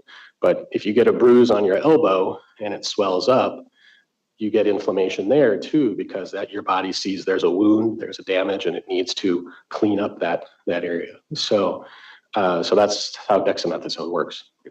Is this the medication you mentioned earlier too that would tend to inhibit fevers? And therefore, if you're seeing a fever when a patient is on this medication, that's a concerning thing for you? Yes. Okay. And did Grace receive dexamethasone? Yes. Okay, that was consented to by her father? Yes. Okay. You also mentioned remdesivir. Again, I guess without writing a textbook on it, can you tell us what remdesivir is?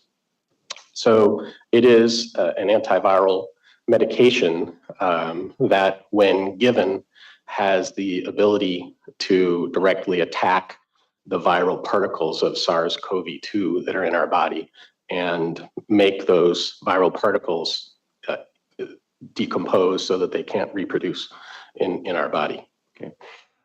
According to your review of the medical record, did Grace receive this medication? She did not. Do you know why from your review of the records?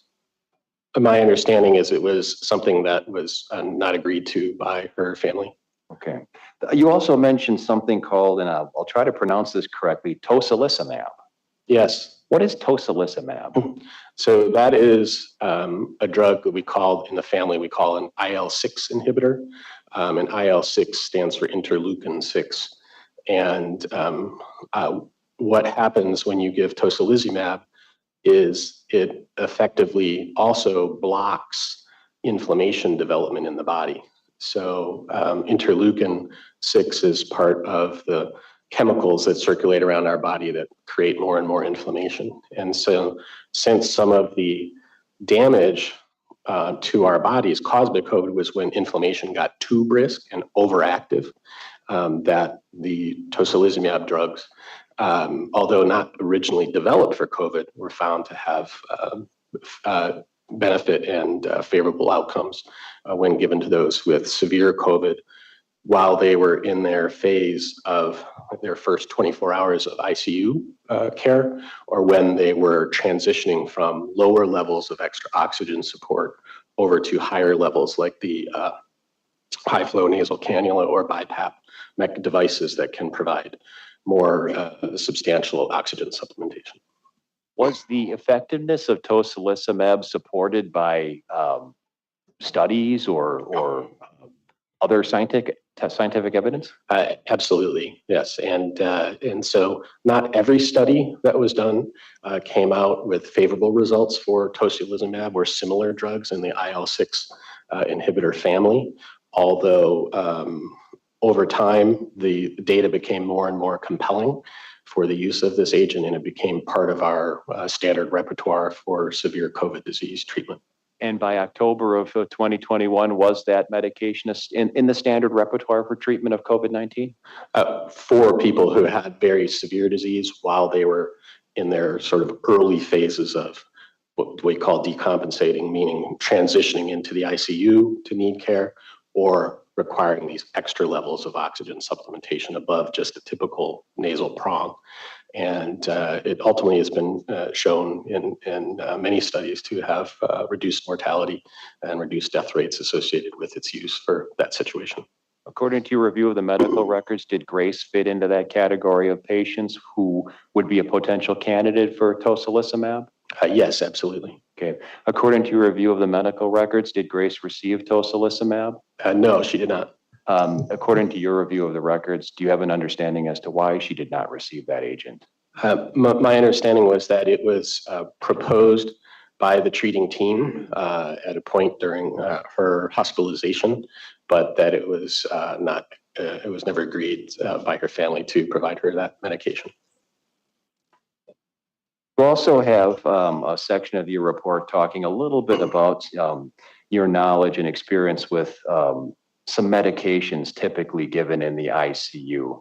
Based upon your review of the records, are you aware that Grace received certain anti-anxiety medications in the ICU, including Precedex and lorazepam?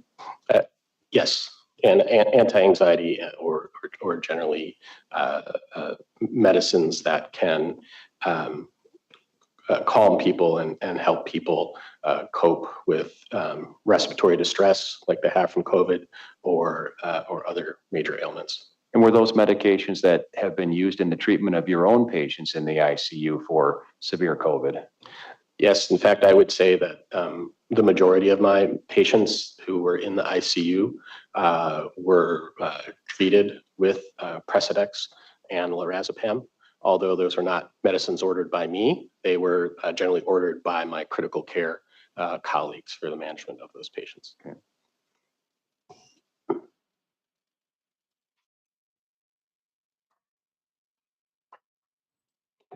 For what purpose generally were these type of anti-anxiety medications typically used in an ICU setting for COVID-19 patients, in your experience?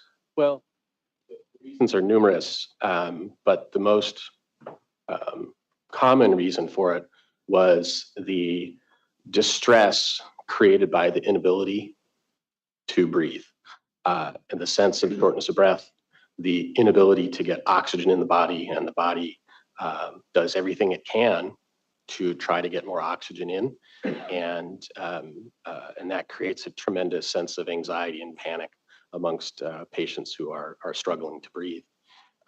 Also, devices that are used in the ICU can be difficult for patients to tolerate.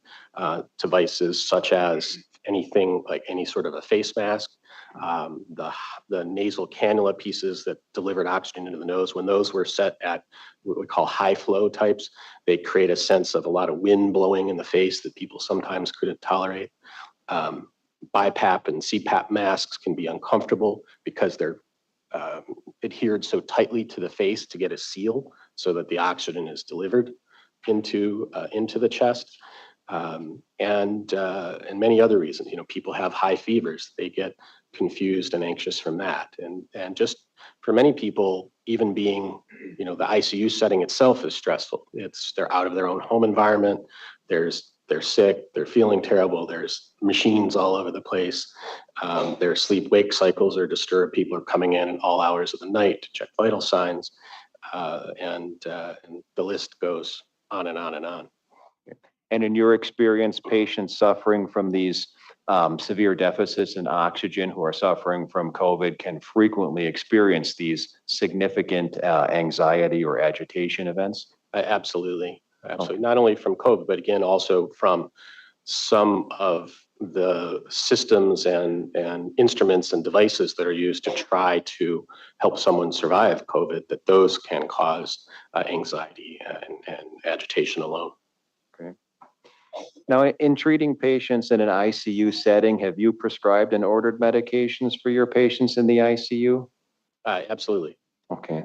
That's something that you as a physician can do because you have the ability to prescribe medications. Yes. Okay. The ICU nurses caring for your patients do not order medications, but they would instead administer the medications that you might order for them if you thought the medication was appropriate. Correct. Okay. Given that you've prescribed or ordered medication for patients in an ICU setting, would you be familiar with the adjustment and redosing of medications required to, for example, respond to changes in a patient's condition? Yes, I'm very familiar with that. It's a pretty broad question. So Sure. certainly, some medicines I'm more familiar with than others, and others I don't even touch or don't have good knowledge of, but others I'm, have in-depth knowledge of. Sure. In your experience, can changes in a patient's condition in an ICU occur rapidly? Absolutely, by the minute or by the second. Okay. By nature, a patient who's in an ICU generally is quite sick. Yeah, absolutely. And that's why their place there is because they're felt to require more careful and close and intensive monitoring to respond to these critical illness, but also sudden changes in condition that can arise. Okay. Would it be practical in an ICU care setting to require, for example, a physician to contact a patient's POA to discuss each and every medication addition, dose modification, or administration of every common medication before making changes? No. And in fact, is that required as part of the standard of care in an ICU setting in October of 2021 for a physician to have to contact a patient's POA to discuss each and every medication addition, dose modification, or administration of common medications? That was not the standard of care in October of 2021, nor has it been at any other point in my career. Why is that? It's something that's not even feasible. First of all, medication dosages for a range of medications, such as blood pressure support medications, medications to help adjust heart rhythms, and medications that are needed in crisis or emergent situations, medications that have to be used when if somebody needs to be intubated in order to have a chance to survive, they can't endure the intubation unless they're given medications before that. And so that is an emergent situation at times where it has to be, done immediately, or you won't have a chance to intubate the patient because they will have passed. And really complex patients in the ICU that have often multiple different illnesses or diseases they may have hundreds and hundreds of medication dose adjustments in the course of a day from the numerous medicines that are used concurrently to take care of such ill and unstable patients. And the use of typically used medications to keep a patient comfortable, for example, like Precedex and lorazepam would fall in that category of medications that would not require, for example, permission from a POA for dose changes or administration. Yeah, I don't personally prescribe Precedex. I do prescribe at times lorazepam for patients, but certainly those medications are really provided under what I think of as sort of a general consent for hospital services and care, and that not each time something like that is ordered or administered or a dose changed is consent from a POA requested or obtained. You also discussed in your opinion the role of the mechanical ventilator in the treatment of COVID-19 patients. Now, in your review of the deposition testimony in this case, did you become aware of some concerns expressed by Mr. Schara relative to the use of mechanical ventilation via endotracheal tube? Yes. Okay. According to your review of the testimony in this case, what's your understanding of Mr. Schara's belief as to the efficacy of mechanical ventilation via endotracheal tube? Well, my understanding of the case was that Mr. Schara held an opinion that ventilators were harmful for, potentially harmful for patients with COVID and added to rates of death from patients with COVID. Doctor, in your opinion, in October of 2021, did mechanical ventilation on a ventilator via endotracheal tube represent a useful and sometimes necessary mode of treatment for patients suffering from a severe COVID-19 infection? Absolutely. Can you explain for the jury just briefly the history of how ventilators were viewed and used throughout the COVID pandemic as time went along? Sure. So at the very earliest days of the COVID pandemic, when cases started to arrive in the United States in January of 2020,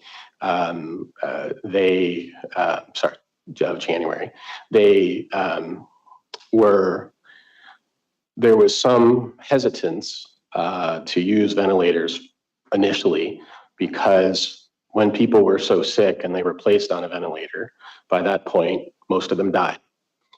And as the pandemic evolved, it was realized that the reason that those people initially placed on ventilators had died was because they had such a severe disease with COVID, and despite the potential advantages a ventilator would have given, it wasn't enough to make a difference and overcome the COVID damage to the lungs and the COVID burden on their bodies. But that was only in the very earliest days.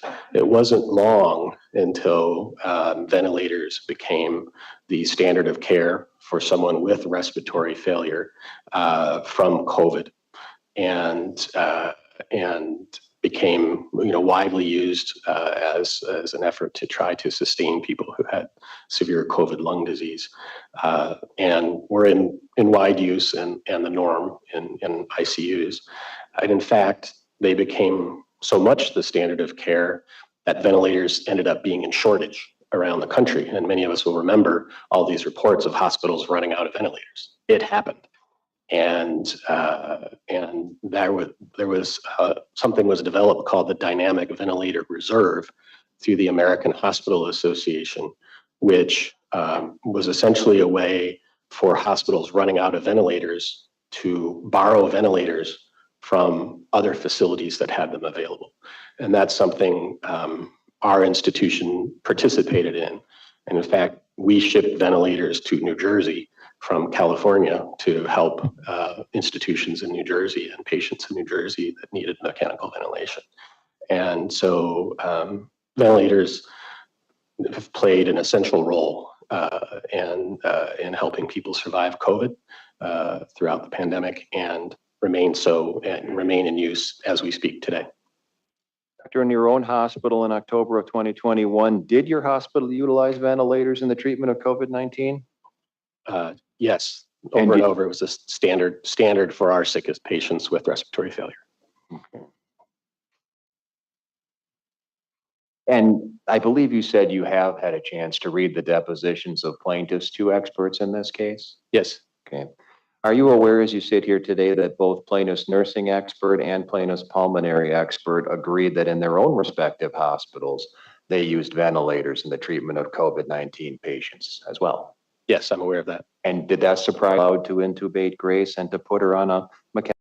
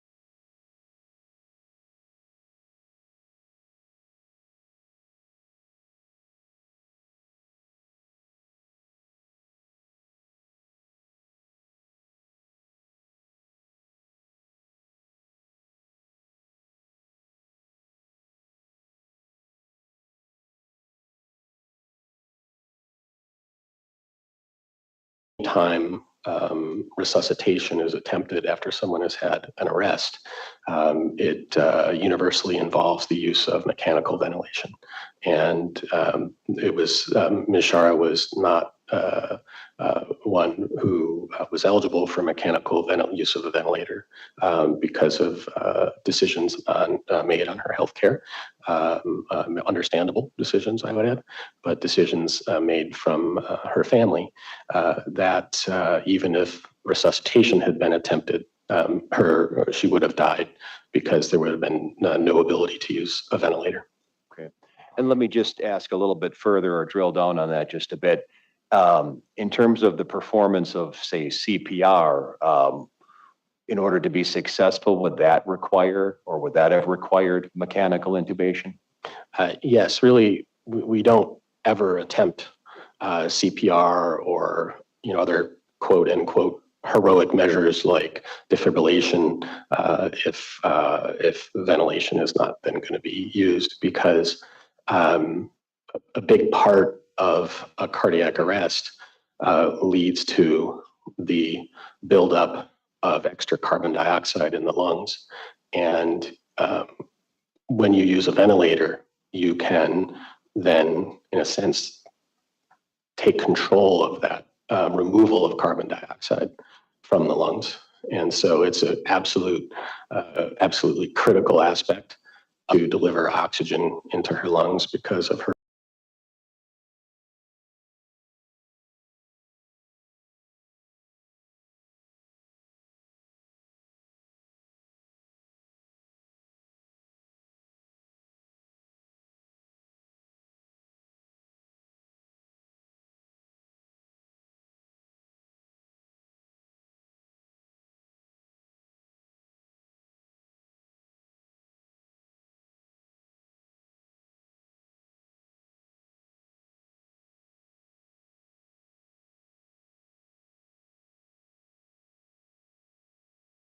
Lungs can't then blow off the carbon dioxide that builds up. So people have carbon dioxide toxicity as well.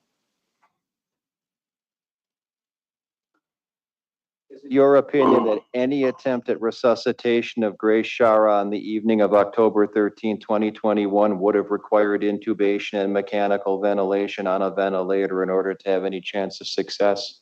Absolutely. And that's without regard to the reason for the resuscitation? Yes, any resuscitation of an arrest in an ICU involves use of a mechanical ventilator.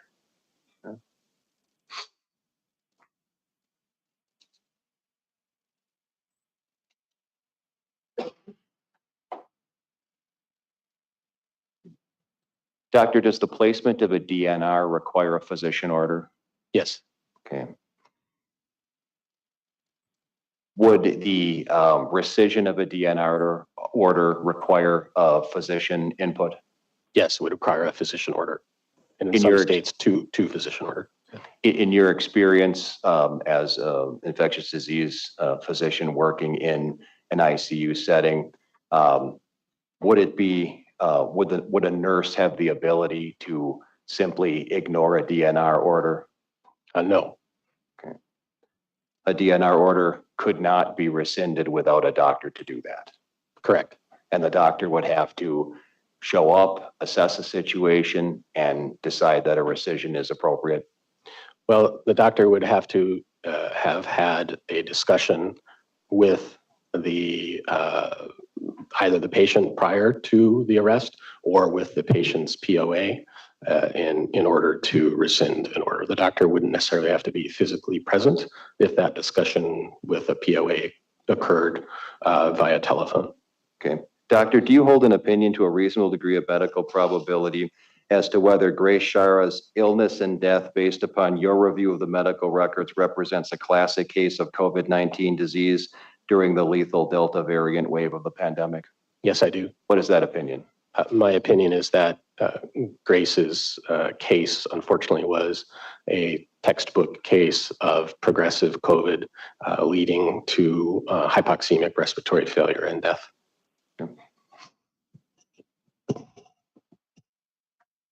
Doctor is an infectious disease specialist who treats patients just like Grace in an ICU during the same time frame. Did you personally witness the same type of downhill course ending in death that was exhibited by Grace in this case? Yes, all too many times.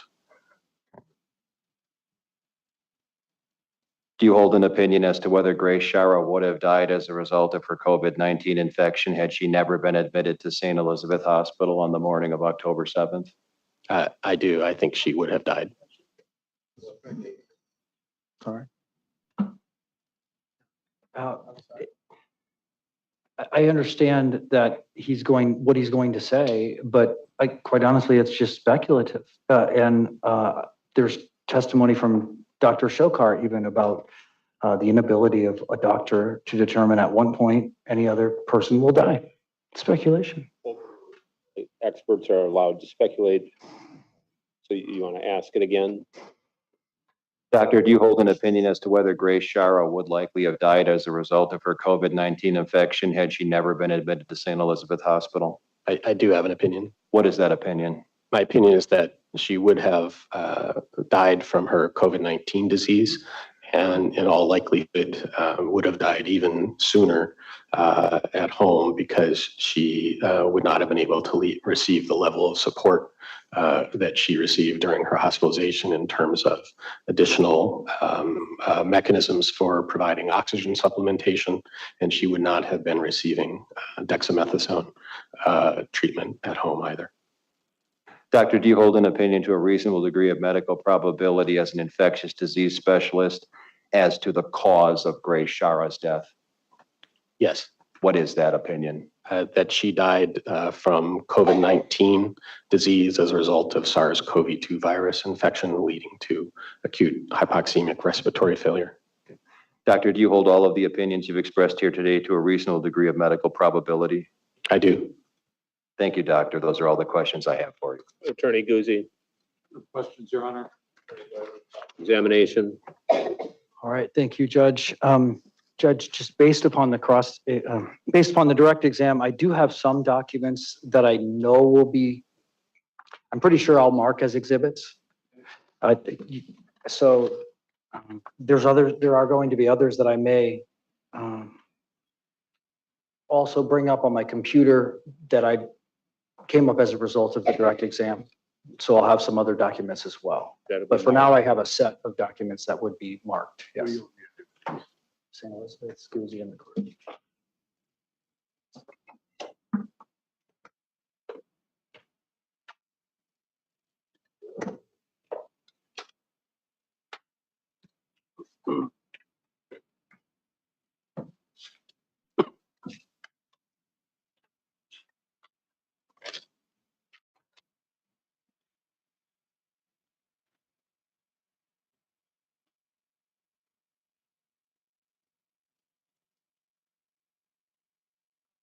So those documents have the exhibit sticker on them, but no number because we didn't know what number would be coming next.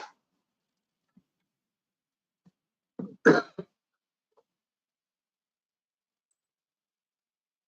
at some point, I will also need to get the cord plug that will let my computer show the computer screen. No, we're gonna do it on this.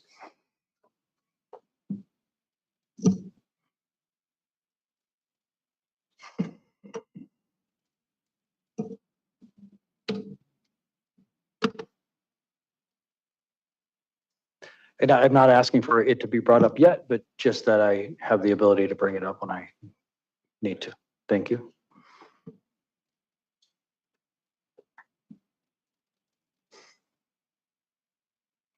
All right, Dr. Fisk, hello.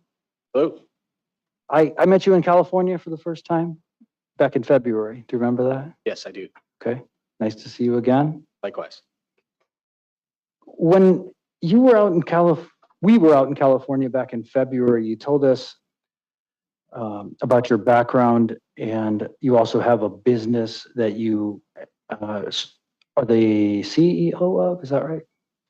So I'm the chief medical officer of public health company now known as PHC Group. So I'm not the CEO of that.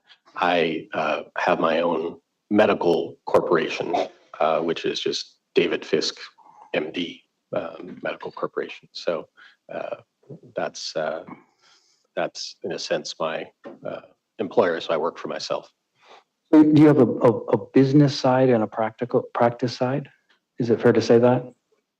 A business side. Do you have a business that's working on, I think, getting better to recognize with AI the coming next pandemic? I don't have or own a business to that effect. I contribute and I'm a consultant for PHC Group, and which is a business aimed at improving our ability to detect and provide guidance on pathogens and biothreats. That's a small minority of the time that I spend. All right, thank you. One of the things we talked about when we met previously was your level of expertise or your level of knowledge on Precedex. And for example, if I asked you, why is there a requirement for Precedex to be administered in an ICU? Could you tell me? Yes, it's as in many drugs, it's something that has a significant risk profile to it, and so-called a narrow therapeutic index. So it is a drug that can have benefit, but also a drug that has risks with it. Plus, it is something delivered intravenously, so at least has to be provided through a line of that sort. So, but in terms of why it has to be prescribed in an ICU, that's the general background to it. When did you learn why it has to be administered in an ICU?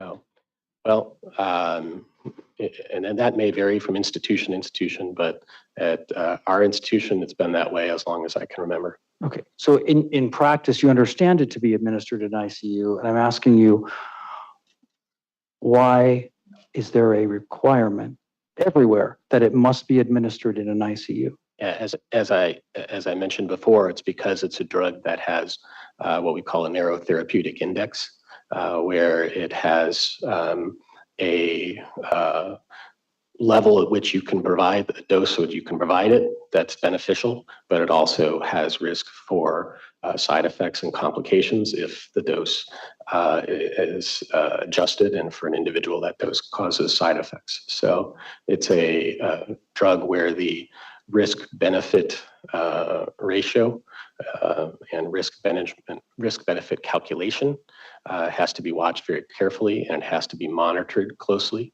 with careful attendance to the effects it's creating. And are you seeing the desired effects or the undesired effects, and how much of each?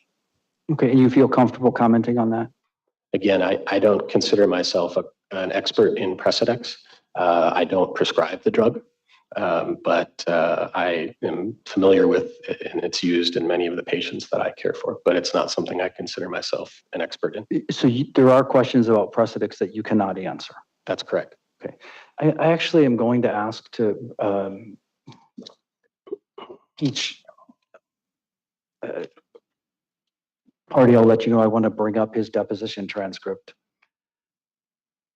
And I'm going to bring up page 197 of that transcript. I don't want to bring it up yet until everybody else has a chance to get there. And then I will ask the court that I could publish that to the jury to refresh Dr. Fisk's recollection. 197, starting at line 14. No objection.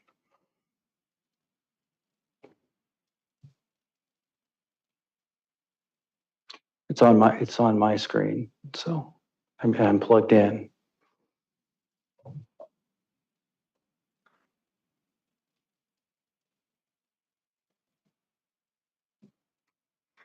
So Dr. Fisk, do you remember when I asked you, I don't know, earlier this year, if you could tell me why is there a requirement for Precedex to be administered in an ICU? After some much wrangling, you told me first you don't want to comment on it, and then your answer on line 25 is you can't comment on it.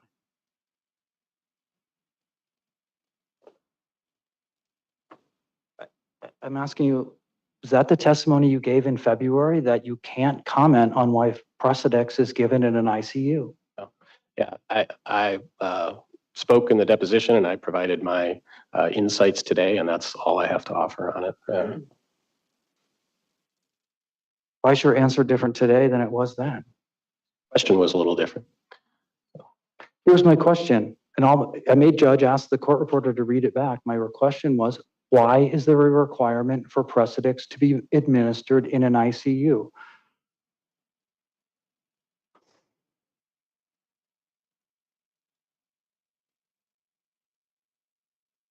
Yes. Yep. My answer would be the same, that because it's a drug with significant risk, and as with all drugs that are required, it's not specific to Precedex. All drugs that are required to be given in an ICU are drugs that require very intensive monitoring because of the relative benefits and risks of the drug. So again, I'm not familiar with Precedex and in terms of providing it as a drug.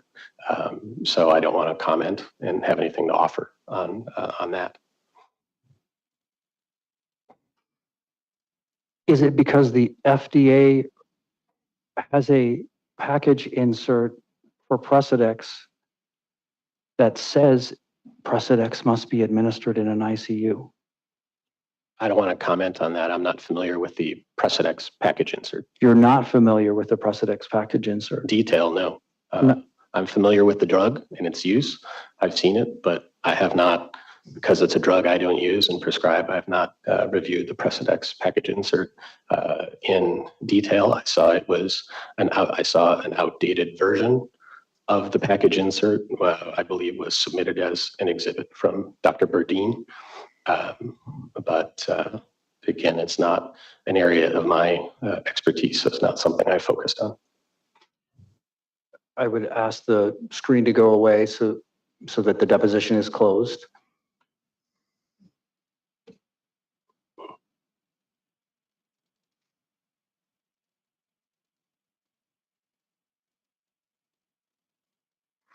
I'm going to ask you a question. Could you tell me whether it's the standard of care to ignore hypotension during the administration of Precedex? No, I can't comment on specific issues that if they are associated or felt to be triggered by Precedex, but I can respond by saying anytime there's hypotension in a patient, it's the standard of care to pay attention to it, whatever the cause. And that's not what I asked you. I asked you whether you can tell me whether it's the standard of care to ignore hypotension during administration of Precedex. Your answer is no, you can't tell me, can you? That's not my answer. No. So you're asking a question that goes beyond just what can happen in the administration of Precedex. I'm not offering standard of care opinions on Precedex dosing and management because I don't use it.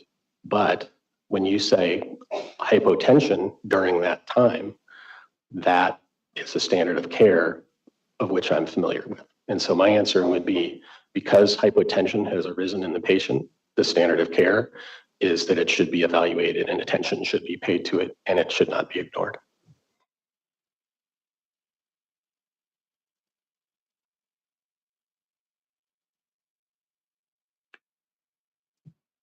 Is it the standard of care to administer morphine to a patient who is without a pulse?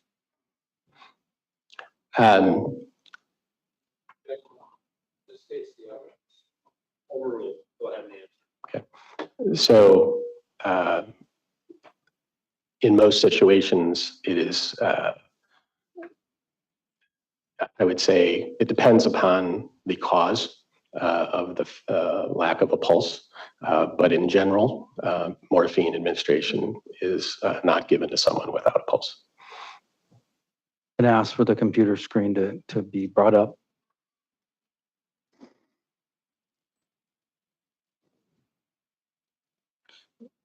I'm sorry. And it's page 209 of the deposition transcript.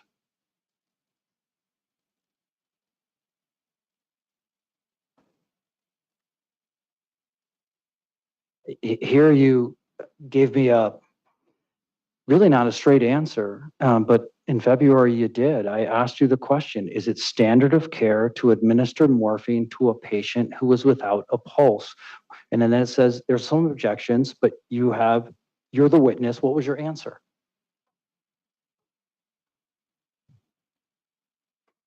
Is no.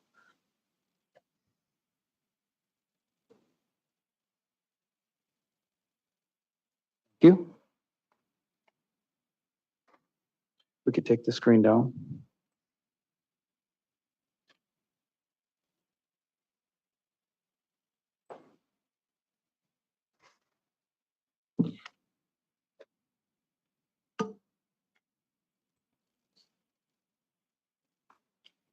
I'm going to ask for exhibit 132.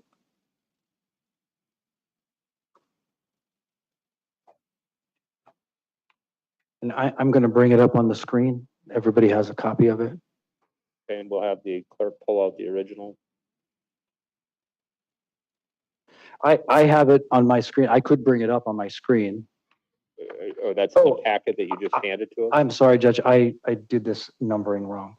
It is the third document, or actually the second document in that packet. It's a February 10th letter to Mr. Frankowiak.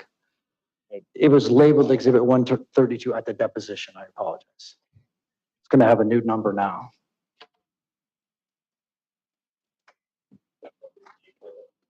Number 79. exhibit 79 is being handed to the witness.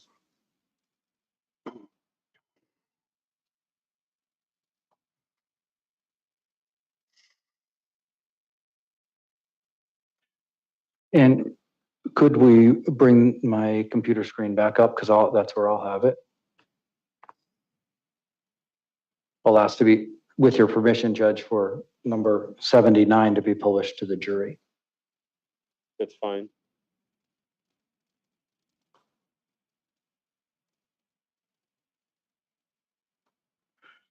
Could you identify this document for me, Dr. Fisk? Sure. This is the invoice that I sent to Mr. Frankowiak on February 10th, 2025 for my work on this case since December 2nd, 2024.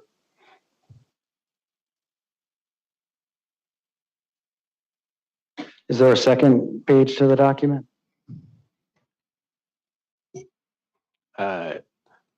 Yes, that's a June 14th invoice to Mr. Frankowiak for the same, but from a different time span.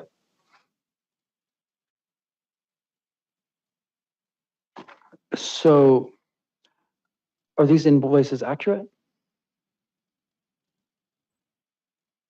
As far as I know, but if there are any mathematical errors, I'm not aware, but they look accurate as of that time.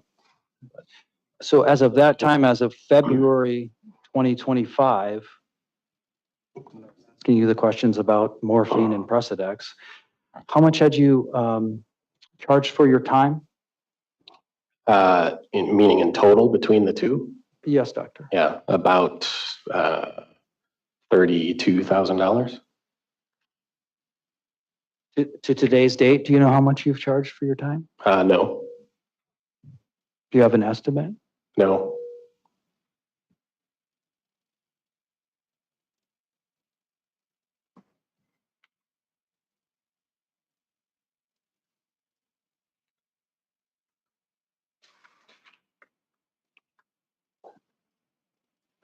February 7th and February 10th on your invoice, as well as the 8th and 9th, there's indication that you were drafting your report on those days. And also on the 3rd of February, it says I was drafting my report. All right, and the 6th. Yes. On the 7th and the 10th, when you were drafting your report, you had some calls with a Jason F. Yes. Who's that? Mr. Francoia.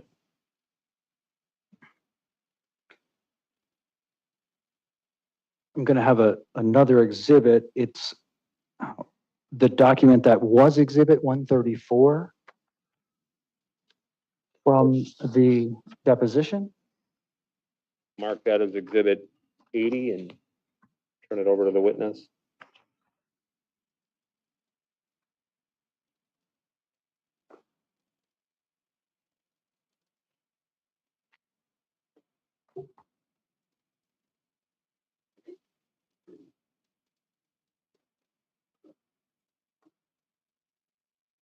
Wrong one.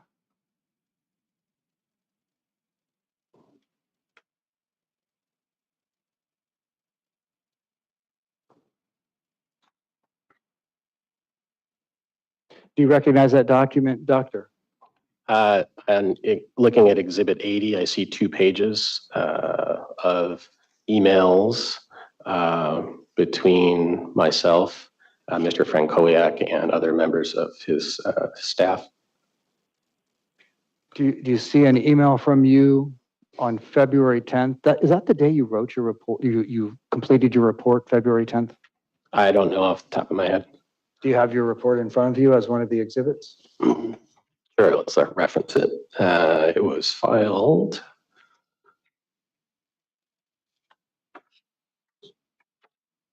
Filed February 10th. Okay. So you have an email here on February 10th,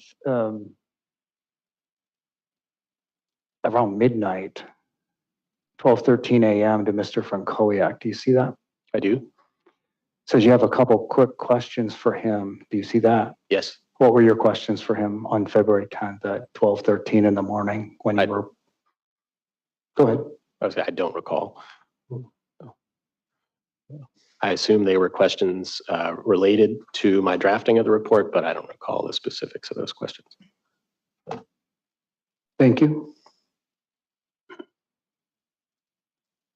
Did you ever file an updated report? I honestly don't remember. Whatever's been provided as exhibits is what we have, but I don't remember if it was ever refiled. I don't think it was. Okay. And during your direct examination, Mr. Francoiak did not present you with a copy of the updated report, of any updated report. You don't have one in front of you, do you? The copy that I have is the February 10th one. Okay. That's the only one I have either, and I believe that's the only one that's in the court record.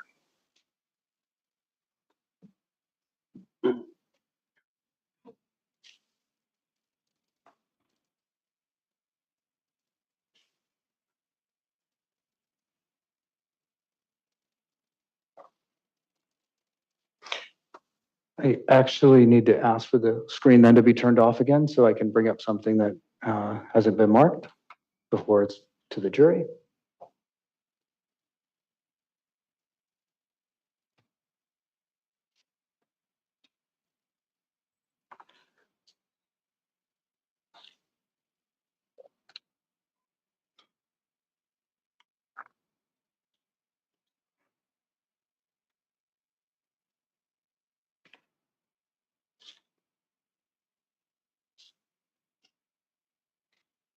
You spoke about in your direct examination being an infectious disease specialist, and you were asked in some ways to compare what information you could offer versus what Dr. Burdine could offer as a pulmonologist. Do you remember that topic?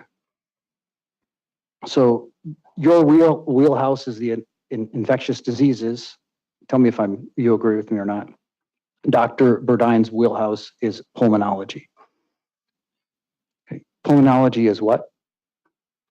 Pulmonology is the field that is related to the study of the physiology of the lung and abnormal pathology and illnesses that arise within the lung.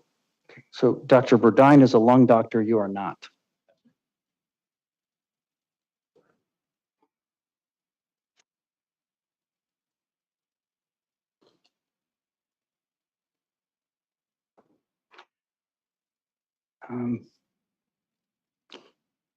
Grace Schara had Down syndrome. Are you aware of that? I am. How independent was Grace Schara? So I don't have a huge amount of information on that, but my understanding is that she was living at home and had able to feed herself and also had family members around her that were supportive of her, but I don't have a lot of details on that. Understanding is that? Yes, Where do you get that understanding from? the documents and records that I reviewed in this case. Where did, well, I want to tell you sort of a fork in the road on as to Grace's Down syndrome. Tell me, where did Grace Schara go on her own versus where did she go with someone else? Yeah, I don't have great detail on that available in my recall. Okay, so instead of great detail, then I need to take it down a notch. Tell me any detail you have about that question. Yeah. Well, I know that she attended a concert with family members at some point. Anything else? Nope.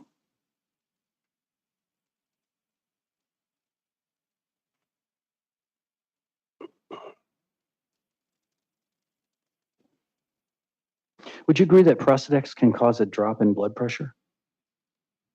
Again, I don't present myself as an expert on Precedex, but it is something I have observed in patients of mine who I've seen on the drug. Would you agree that morphine can cause a drop in blood pressure? Yes.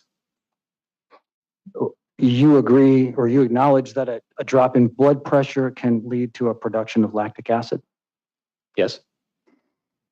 So severe enough and sustained enough so that the muscles in the body are not adequately perfused with blood, and that the waste products of the muscles are not adequately removed by blood flow. So not always, but it can. Okay. So depending on what the dosage of Precedex is, along with the dosage of morphine combined, based upon the dosages of those and the patient's characteristics, the lactic acid could get too high? Overruled. Go ahead. Yeah, so there are so many factors in the body that regulate the production of lactic acid that I think it's impossible to tie two medications to overproduction of lactic acid, but you also have to assess overproduction versus the body's ability to clear lactic acid. So the level of it in the body is a balance of the buildup and removal of that. What would affect the body's ability to clear the lactic acid? So there are many factors in certain electrolytes in the body, pH issues in the body, how well conditioned somebody's muscles are there, in terms of in terms of their cardiac function, their cardiac output, and many other factors. It's a very complex balance within the body. So it's something that it's a question with two medications, and that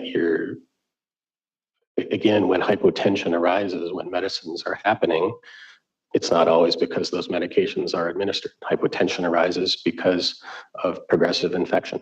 And so that can lead to a buildup of lactic acid at the same time somebody's been receiving other medications like morphine. If a person is over sedated and their respiratory rate drops to a certain point, too low, could that cause buildup of carbon dioxide? Yes. And would the buildup of that carbon dioxide result in lactic acid? Sometimes not. It could. It could.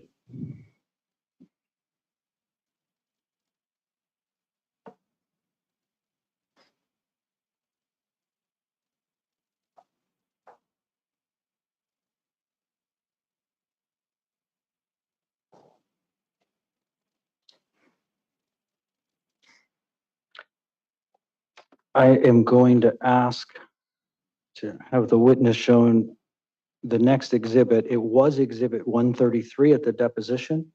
It's the document entitled Documents Provided to Dr. Fisk. We marked as exhibit 81 and the clerk will provide it to the witness.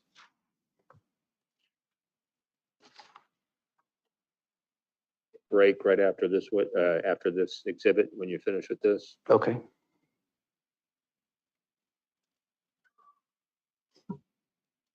Dr. Fisk, do you recognize that document?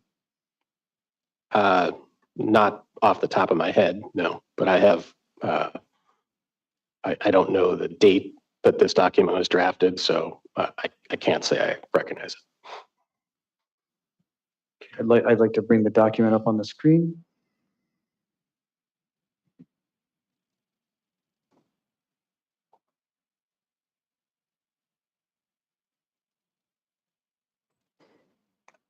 And if there are no objections, I would like to have this document published. Oops.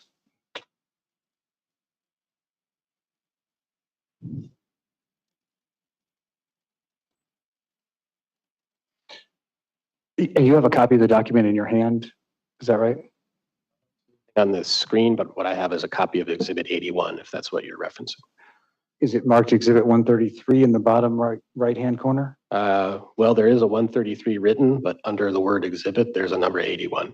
The clerk places the trial exhibit over the deposition exhibit. Oh, it's placed over the deposition exhibit. Yes. Okay. So he's looking at, and I think I'll clear this up on the way it was marked. So exhibit 81 is the same as deposition exhibit 133. Thank you, Judge. Okay, which is the document that everybody is looking at. So up on the screen, Exhibit 133, do you see that has your name on it and the date? I see my name and I see a date, but my vision is not so great. Now I can see it. Yes. So the document you now have is Exhibit 81. You've previously seen that as your deposition Exhibit 133 Okay. in February of 2025. Is that right? Okay. Is that yes? I have no reason to dispute that. At the top of the page, the second bullet point indicates you reviewed the medical records relating to this case from St. Elizabeth Hospital. Is that right? That's right. And those were labeled numbers 1 to 996. Do you see that? Yes. Do you know whether that's the complete medical record or not? I believe it is, but I know that's what was provided to me and what I reviewed. And that's what you reviewed to write your report? Amongst other things, yes. Right, and you list many other things that you reviewed, but in terms of the medical records from St. Elizabeth's Hospital, that's what you reviewed, right? As far as I know, yes. It's possible that at some point, I don't remember the timeline, that additional records may have been requested and provided regarding laboratory values or something, but I don't know if that was with this 996 understanding of that. So. That's all I'll have with Exhibit 133, Judge, and I believe you indicated we would then take a break. Yes, exhibit 81, you mean? Exhibit 81, yes, Judge, thank you. So members of the jury, at this time, we're going to take an afternoon break. We'll take 20 minutes or so. Whenever you're ready, let the bailiffs know and we'll get you back in here. The jury is excused. And doctor, you can step down and if you could just be back here in a minute.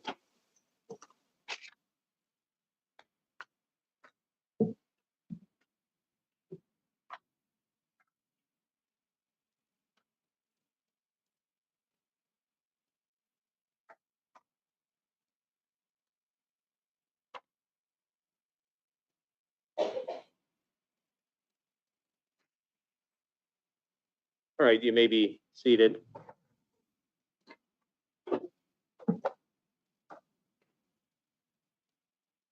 Objection to the receipt of 79, 80, or 81. No objections. No objection. The deposition transcript was referenced. Are we going to have that marked and received as an exhibit? Judge, at this point, I'm still using the deposition transcript to either refresh his recollection or impeach him. I would not offer it as an exhibit, but if it's the court's practice to do that, we can do it. Defense position on it? Only impeached with the original transcript. So do you have the original one somewhere here? Actually, Mr. Fleiter would have the original. Okay, and is he somewhere in the courthouse or? He's nearby. I'm not sure exactly where. Okay, so eventually we're gonna mark the original deposition. Can we agree on that? Yes. And we'll give it an exhibit sticker then of 82. And the clerk will follow up, either by the end of the day or sometime tomorrow to get that marked and received. Any objection to that transcript being received as exhibit 82? Objection. Okay. I don't know if has anybody noticed anything with the jurors? Is there one? Is he missing? Is there one missing? No, They're not Oh. missing. It seems like one has been sleeping most of your questioning, Mr. Frankowiak, not to call Has been what?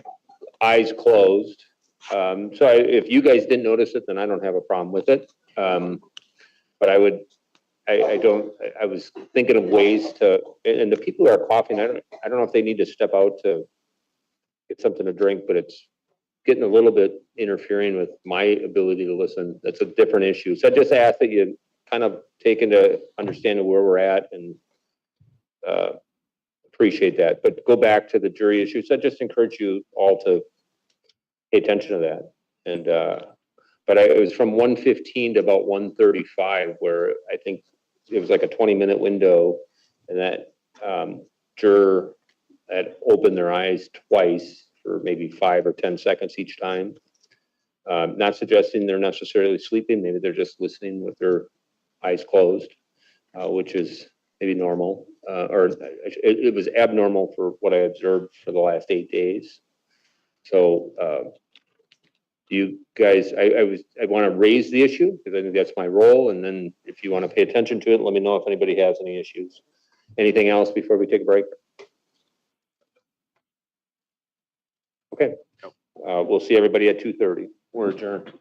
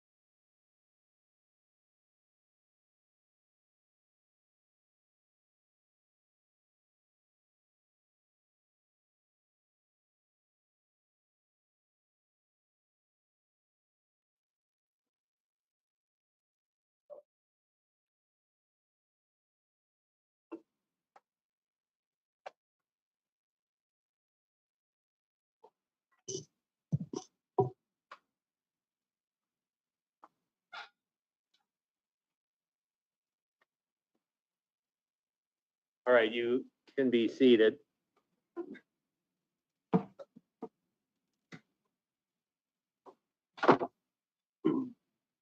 Well, welcome back, members of the jury, and I know you have windows in those rooms, so one nice thing about being here is you can't see that it's 80 degrees and blue sky outside, right? There's nothing to see, but we're just gonna try to go for another hour and a half. It might be a little longer than that, depending on where we're at. When we took a break, Attorney Boylan, you were in the middle of your cross-examination, so that's where we'll pick it up. Thank you, Judge.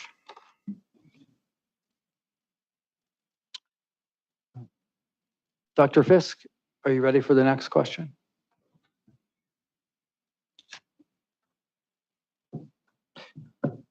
Does a person blow off carbon dioxide when they're hyperventilating? When they're hyper or hypo? Hyperventilating, they do. And they're also blowing it off when they're hypoventilating, just not as much. Thank you. So they're blowing off more carbon dioxide when they're hyperventilating? Yes. A pulmonologist would be able to testify about that as well as you?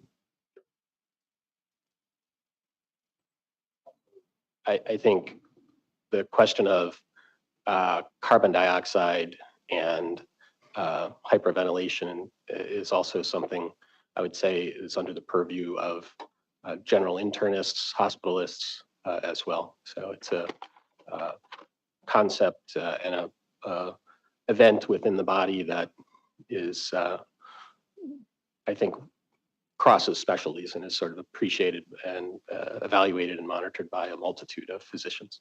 All right. A hospitalist would know that if a person is hyperventilating, they're blowing off carbon dioxide. Many of them would, yes. But should a hospitalist know this? Yes. Are you aware that Dr. Shokar is a hospitalist? Yes. You still have your report in front of you? The February 10th report that I filed, you mean? Yes, doctor, and that's the only report that we have.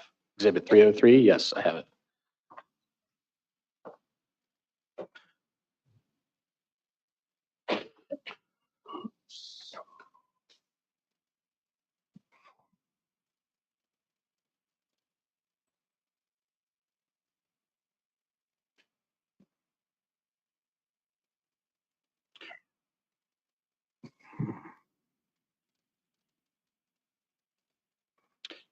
Do you see the fourth full paragraph down starts Miss Schara? Do you see that? Which page? The first page, I'm sorry. The first page. The one that says Ms. Schara, unfortunately? Yes, Yes, sir. yes, I see that. Okay. Judge, may I publish this report up on the screen? It's already been received, correct, as 303?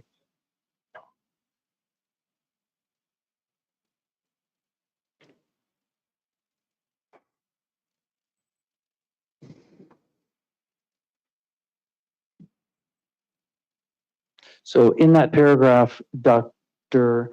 Fisk, there's a sentence where you talk about vaccines and a 90% reduction in risk of death from COVID-19. Do you see that?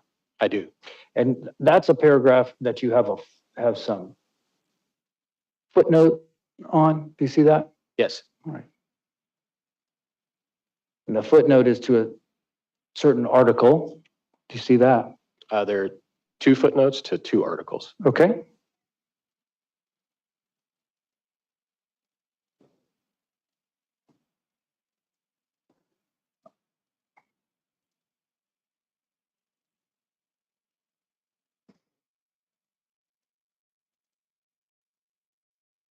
Oh, I'm sorry.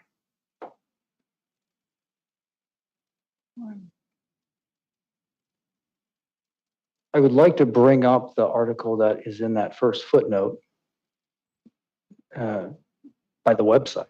I can also bring it up. It's in the court record as another docket entry, but I would like to ask him about that article. As an exhibit? If his report has been received, it was filed also separately in the docket at docket number 529, I believe. Okay, so 529 would be part of the court file, but not of the trial record. Yes, Judge. So the question is, do we want to mark that later, like we're going to do as deposition testimony, Yes, Judge. separate trial exhibit? Okay, so that would be number 80. Is that good with you, Attorney Frankowiak?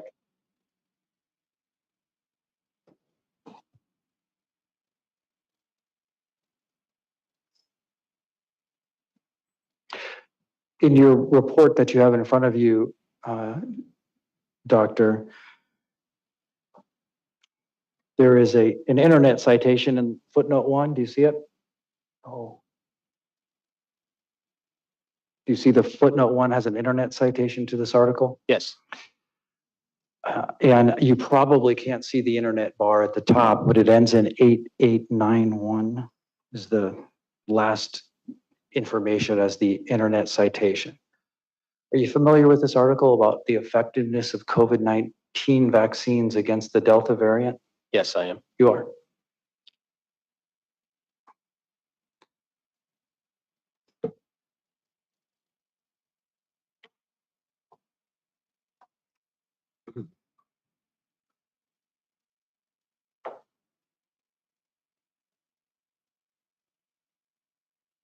As to, specific questions regarding the content of the article, I have not recently reviewed the article. So for detailed questions, I would have to take time to re-review it and update it. But the conclusion that I put in the report is based on review of this article in its entirety, not just the abstract. And what we're seeing here is the abstract. Well, the entire article was submitted to the court as docket 529 by your lawyers. This is what was submitted to the, here it is. Article from the New England Journal of Medicine about the effectiveness of COVID vaccines against the Delta variant. Is this the entire article you're talking about? You'd have to scroll down. That does look like the PDF of the whole article. Yes, that would be the PDF of the whole article. Okay.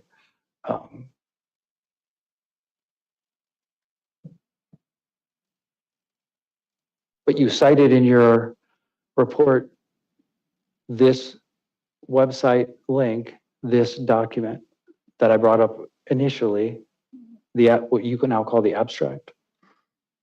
Yes, that is the summary, a summary statement of the article, which then when it may be different for me because I'm a subscriber to it. When I click on it, it goes to the whole article. Okay. So, well, I'm going to ask that it be taken off the screen, and that I can verify that these two are the same, because I brought up what you cited in your report. Is that right? So again, what I cited in my report was the link that went to that abstract. However, it may have led to a more detailed review of the whole article for me. But I think we later, after filing this, I think we went and again provided you with links that went through from the abstract site to the entire text of the journal article. Okay.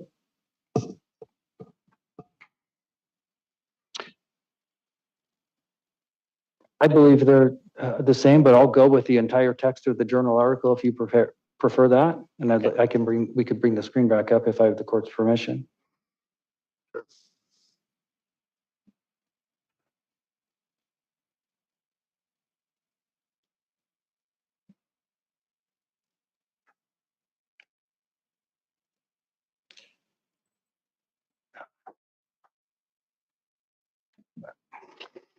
Your report indicated that these vaccines relating to the Delta variant offered a 90% reduction in risk of death.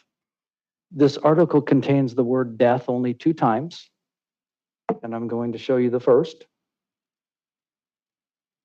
And it's about India and the number of deaths in March and early May in 2021 in India. And then here's the only other time the article talks about death. It says the number of cases and follow-up periods are currently insufficient for the estimation of vaccine effectiveness against severe disease, including hospitalization and death.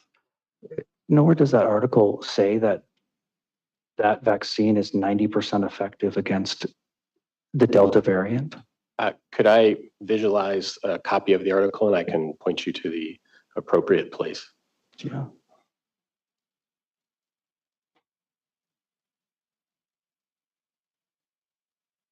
I can't, I would have to have a paper copy. I'm sorry, I can't see it. Or I'd have to go over in front of the screen and stand there and review the whole thing. If you want. Okay. It's earlier that we'd have had it as an exhibit. Should have it. I have it, but if we're gonna have him review it, let's mark it as an exhibit. Sure. Okay. If you wanna take a look and make sure it's the same one that you're thinking of, Jason. let's give it to the clerk first and we'll go exhibit 84. It's gonna be exhibit 84. So I believe 83 is gonna be the two combined, is that right? Attorney Boylan, I'm sorry, Judge. 83 are the two articles combined? I was going to get to the second article with him. Yes, so that's 83. The link at least to the second article. Okay, so this will be 84.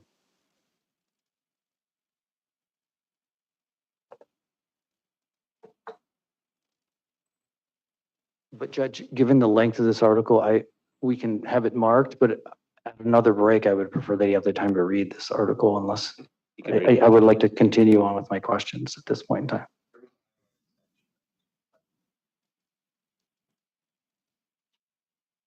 Okay, is that helpful to you?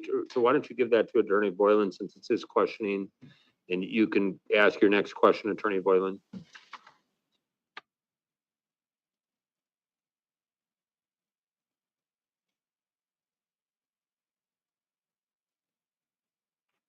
Judge, I'm going to continue with the questioning and come back to this article after the doctor has had a time to read the entire thing.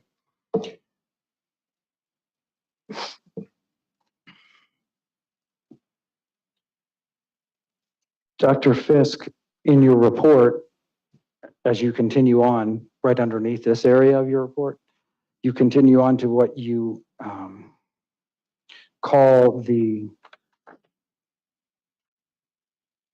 7 aspects of Grace's case relating to COVID-19. Do you see that? I do. And do you remember at your deposition, you added another one, which was the epidemiology of what was going on at the time? Yes. So you had 8 aspects. Were any of those aspects age?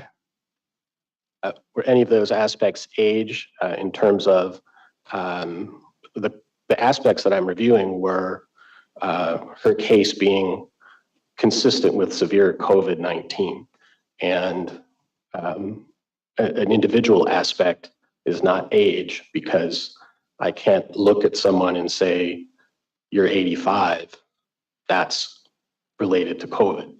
Everything I listed here were aspects of her case that were associated with her known diagnosis and supportive of her diagnosis of COVID.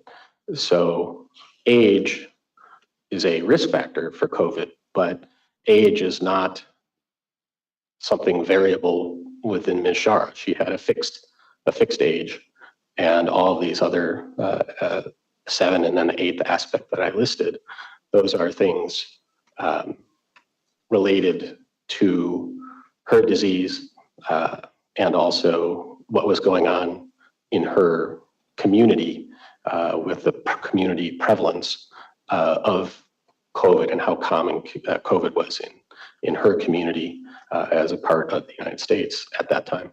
Okay. But you're on the are you on the first page of your report? Could you look there?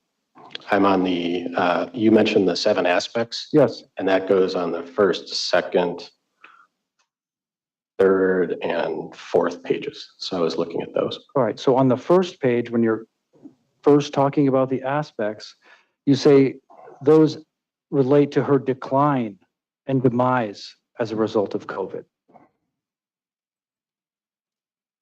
Yes, I see that. Okay, so are you aware Dr. Burdine has testified that age is the number one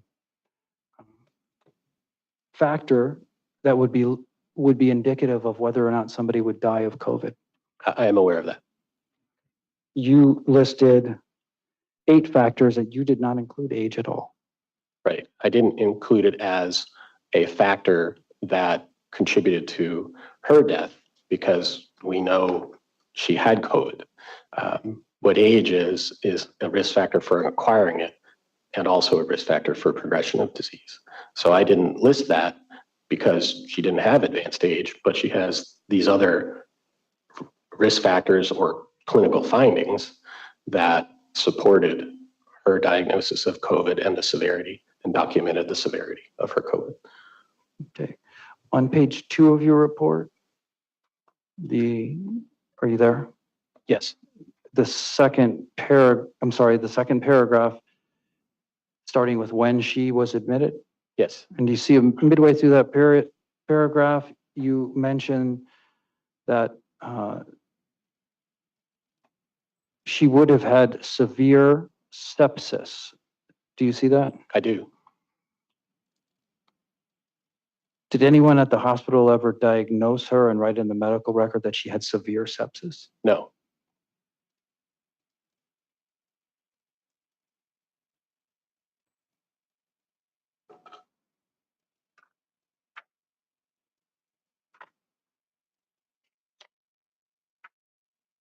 Although they did not write it or document it in the record, they treated her as if she had severe sepsis and managed her for that condition. Thank you, doctor. On page 8, I'm going to ask you about now.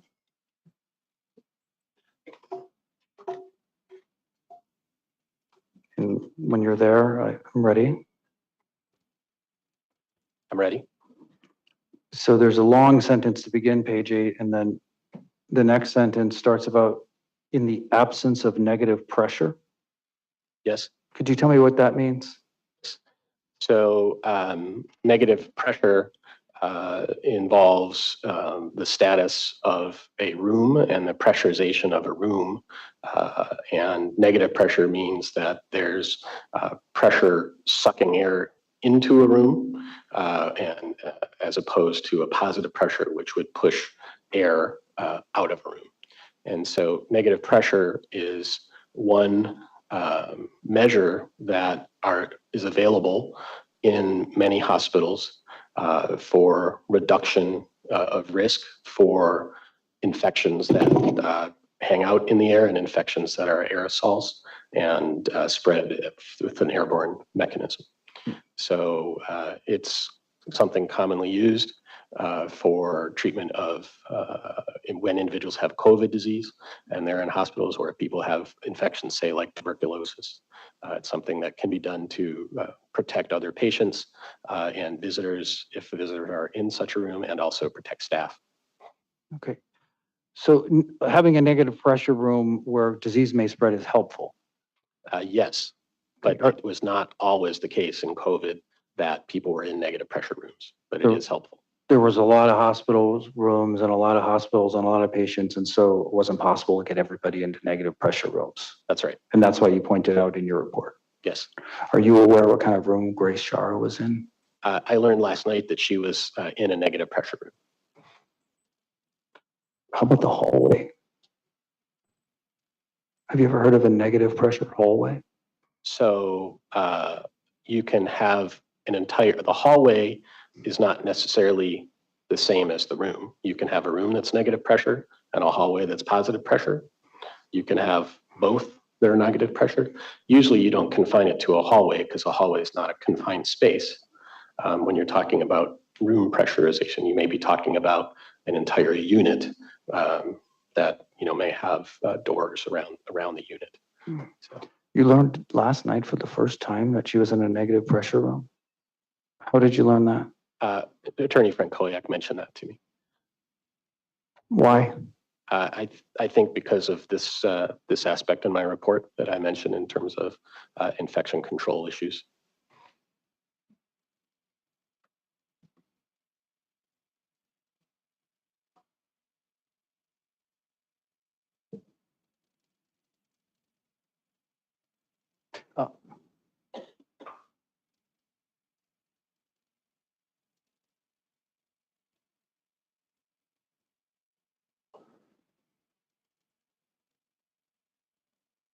I would add that negative pressure rooms are not they don't provide absolute protection against acquisition of an airborne infection. As you mentioned, they are helpful in reducing the risk, but they're not absolute proof and protection against that. Judge, I'm going to move to strike that answer. There was to be no additional expert testimony that wasn't disclosed in a report or in a deposition. Door was open.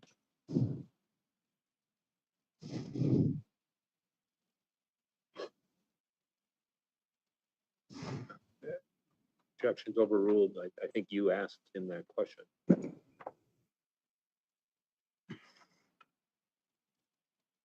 Actually, Judge, I'm sorry. I think I didn't. I think he had answered my question and then he said, I would add that and continued. Oh, so you're asking only to strike the last part of his answer when it was yours? I would add that, so on and so Okay, forth. and I agree with you on that. So it was not responsive to the question. So that last couple sentences that this witness just said will be struck and cannot be regarded by the jurors. The previous questions and the initial answers of those questions, though, I think are proper. Absolutely. And I wanted to ask him that and I wanted to get his answer. Okay. Thank you, Judge.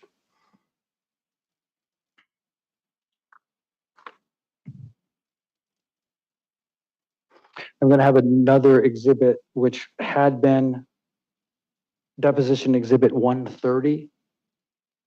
It is the Ascension Hospital Response and Recovery Resources document. We'll mark that as exhibit 85 and we'll hand that to the witness.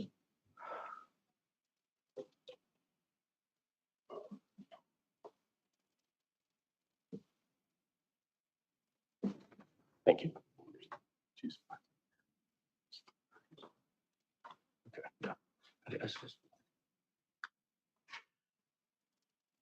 All right, Dr. Fisk, do you recognize the document that's been placed in front of you? Yes, I do. Okay. And it was exhibit 130 at your deposition in February. Your name on it. I imagine the one that is now marked has that exhibit sticker over that.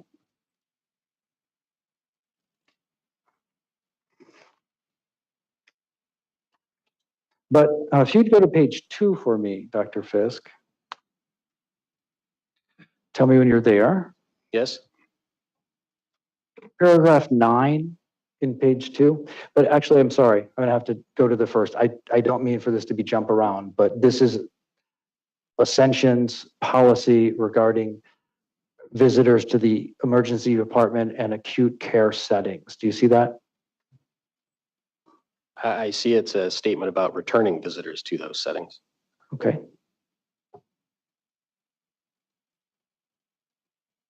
Paragraph 9. Do you see there's a subsection A and then there's a little subsection 1. And then it says visitors are not allowed unless they meet the following exemptions. Number 1, designated support person. Who does it say the designated support person is? It gives an example. It says a caregiver who tends to the needs or concerns of a person with a short or long-term limitations due to illness, injury, or disability. Grace's family, her advocate? I mean, her designated support person at this time, my understanding is her legal power of attorney. Her mother was not able to visit due to illness. And so the designated support person at part of the hospitalization was her father, and later in the hospitalization was a sibling. Okay, so she had a designated support person at all times? As far as I recall, yes. I actually know there was a brief time period between when the father was asked to leave and then when the sister arrived, I believe, that there was not a designated support person present, but I think it was less than a day or something like that, where the sister was not there. It was brief and less than a day. If I recall, yes.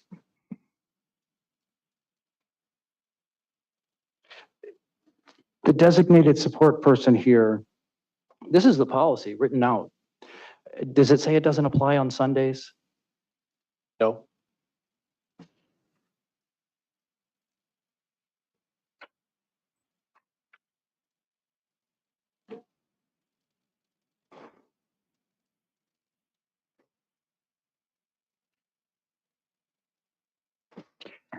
I would like to bring up another exhibit, Judge, in 1 minute. Let me make sure I have the right one.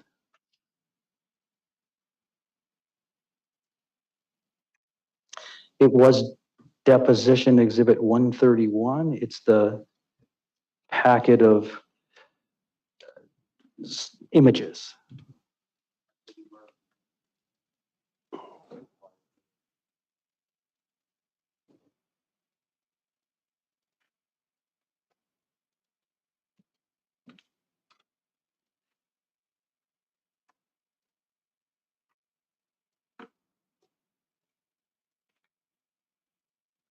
Dr. Fisk, do you recognize that document that was exhibit 131 at your deposition?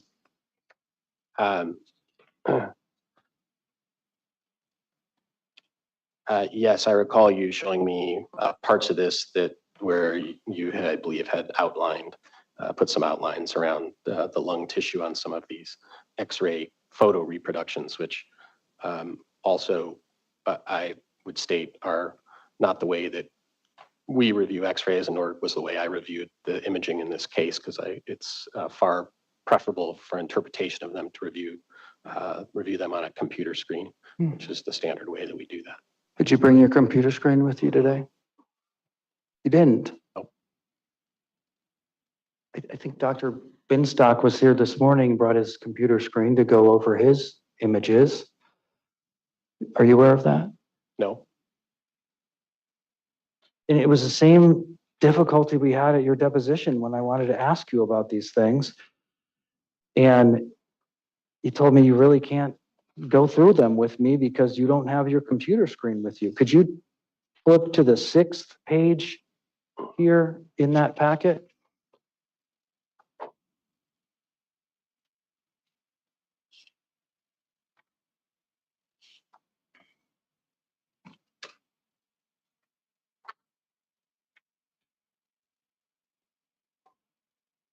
Are you there? You see I that? believe so. The one where there are outlines around the lungs. Right. And Yeah, at that action. day when we were back, I'm sorry.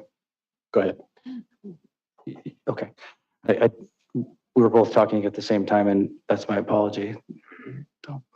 So back in California, when I met with you and asked you to go through these images, and you told me it's not how it's done, but you didn't have your computer then, I asked you to take a Sharpie, and I gave you whatever color choice you wanted, and you picked red. So up on the screen, you'll see Dr. Fisk, you'll see it's red. You had picked red.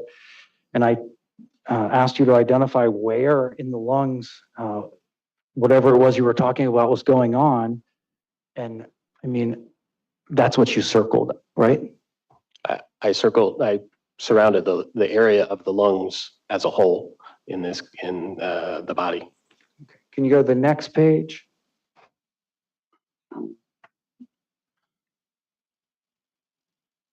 In fairness, I think that is probably like how the ink bled through, possibly. Do you know? Okay. But, so it's not really a circle because that's not a circle, but you just drew a line around both of the lungs in their entirety. Yes, because the lungs you asked me about the diseased portion of the body on Ms. Schara that was impacted by her COVID. I would have asked you to point to where the infiltrates were. And instead of doing that, you circled the entire lungs.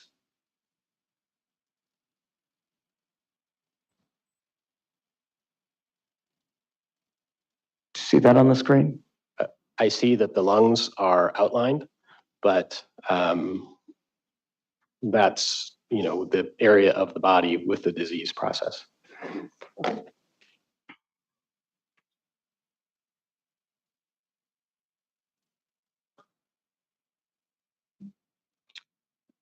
You were talking earlier, Dr. Fisk, about vital signs Yes, and the fact that Grace had low oxygen, even with supplemental oxygen. Do you remember that?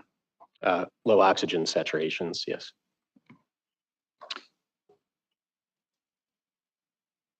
At times. And that was not always did she have low oxygen saturations during her hospitalization, but she was on supplemental oxygen throughout her stay. And at times, despite that, had low oxygen saturations. So that's the situation that we can infer if the oxygen were removed, the patient would have low oxygen saturation levels in the absence of oxygen if they're needing oxygen supplementation at times to sustain that. So, Are you familiar with a nebulizer? yes, Is a nebulizer something that could help to open the airways to improve breathing? and some people yes, and some people no. They would have to have a situation called reactive airways in order for that to be effective at opening the airways. Okay, and if it did, opening the airways could improve the breathing and help with the oxygen, is that the case? In some cases, yes. In some cases, yes. Are you aware why the hospital decided not to allow Grace to have a nebulizer? Yes. Why? Because at this time, nebulizers in hospital settings were it was recommended against use of nebulizers because the nebulizers can disperse more COVID virus from a patient who has hundreds of millions of copies of the virus in their lungs, and it can spread more into the air and increase the risk of transmission of COVID within the hospital. So the hospital was following what was a widespread practice and standard at that time during COVID against use of nebulizers. So possibly one of the reasons why she had issues with oxygenation was the hospital wouldn't allow a nebulizer.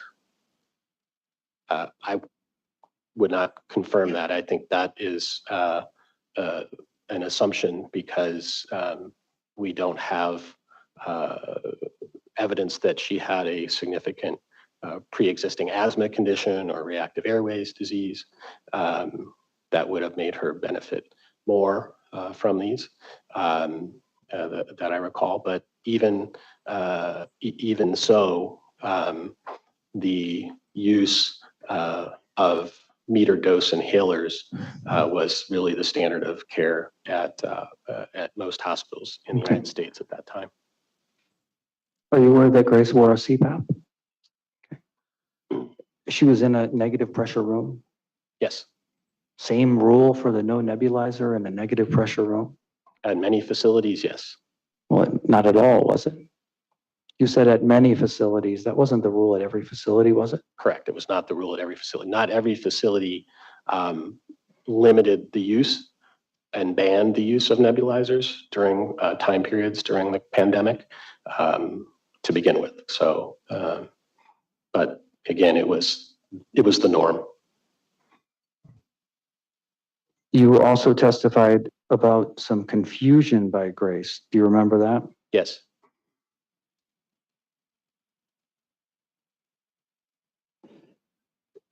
Tell me about her Down syndrome with relation to the confusion. If she had been left alone in the hospital for, you called it a brief period of time, I'm going to tell you, I disagree with you. But if Grace was left in the... Sustained. Go ahead, Attorney Boylan. You say that one of the signs of Grace's disease of COVID was confusion? You asking a question? Yes, is that the case? Did you talk about confusion earlier being an indicator of COVID? So yes, I saw in her records that at various places it was referenced that there was some confusion, lack of alertness, inability to interact with others at what would have been her normal baseline. She was a Down syndrome patient who was left alone in the hospital for the first time in her life. Do you think that impacted her level of confusion? I think that someone with pre-existing cognitive issues is known to have increased risk of confusion during hospitalizations. So I think her Down syndrome played a role in that at baseline.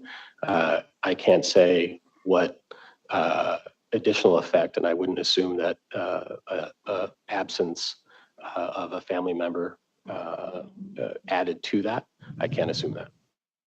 I'm not asking you to assume that. I'm asking you whether that's a possible cause of her confusion. It's one of many. I think it's not a probable cause of her confusion, but I agree it is possibly added to it, but was a minor factor in comparison to the other factors that we have discussed today already. Is that because you believe she was left alone for a brief period of time? Even if she'd not had a support person during her entire hospitalization, I think the other aspects of her case that increased her likelihood of getting confused were far more significant factors in driving that confusion. Fever, oxygen starvation, and acute illness requiring ICU care, etc. You just mentioned oxygen starvation, and we talked about the nebulizer. She didn't get one. She was left without her advocate, and now you mentioned fever. Are you aware what the Precedix, I'm going to strike that question, fever, is it part of a possible reaction to an overdose for your fever to rise? Generally, it's not identified as a cause of a fever unless something else is happening in the body as a result of an overdose. For example, if someone who has an overdose aspirates, meaning secretions from their mouth or their stomach get down into the windpipe, that can cause fever. Or if someone has evidence that because of prolonged oversedation, the lungs start to deflate and the patient gets what's called atelectasis, where the lungs are starting to kind of collapse on themselves. That can drive a fever. But from pure sedation, fever is not generally what we associate with that. So something could happen as a result of the overdose that then leads to fever, right? Overruled. Go ahead and answer. In general, if that case, or are you asking if fever in Ms. Schara's case was related to oversedation? Well, I think you were talking in general about fever and COVID patients. I'm asking you about fever and someone who's had an overdose in general. Yeah, fever is not a common feature of overdoses. It's possible if a complication of an overdose arises, such as somebody vomits and then they aspirate, but it is not on our list of things that we generally associate with fever. Okay. You were talking about some vital signs, and one of the dates you went through was October 10th. Was there a significant event that happened in Grace's life on October 10th that may have been the cause for her vital signs to act up? Well, the significant event that I identify as causing, and when you say vital signs act up, again, we want to be very specific because there are multiple different vital signs that are tracked. But if we look in general, And we'd have to pull up her numbers from the 10th and review them. I think her fever values and other abnormalities and vital signs that we saw throughout her hospitalization, at times fast heart rate, at times elevated respiratory rate, and at times low blood pressure, hypotension, those the driving cause for those throughout the duration of hospitalization was her COVID infection. Could the items that you just mentioned in her vitals be related to a significant event that happened in her life on October 10th? I think the significant event happening in her life on October 10th was progression of COVID disease. Is there only one significant event that could happen in her life on October 10th? You can't identify for me another? So I'm not sure what event you're fishing for, but to me, the most significant event was her COVID. I'm not fishing for any event. I'm asking you, what other significant event happened in Grace's life on October 10th? So I imagine what you're alluding to is, she received other medications that day. It's not, but I'm asking you, what other significant event happened in Grace's life on October 10th? In terms of her medical issues? In terms of her time at St. Elizabeth's Hospital in Appleton, Wisconsin. Yeah. Overruled. Go ahead and answer.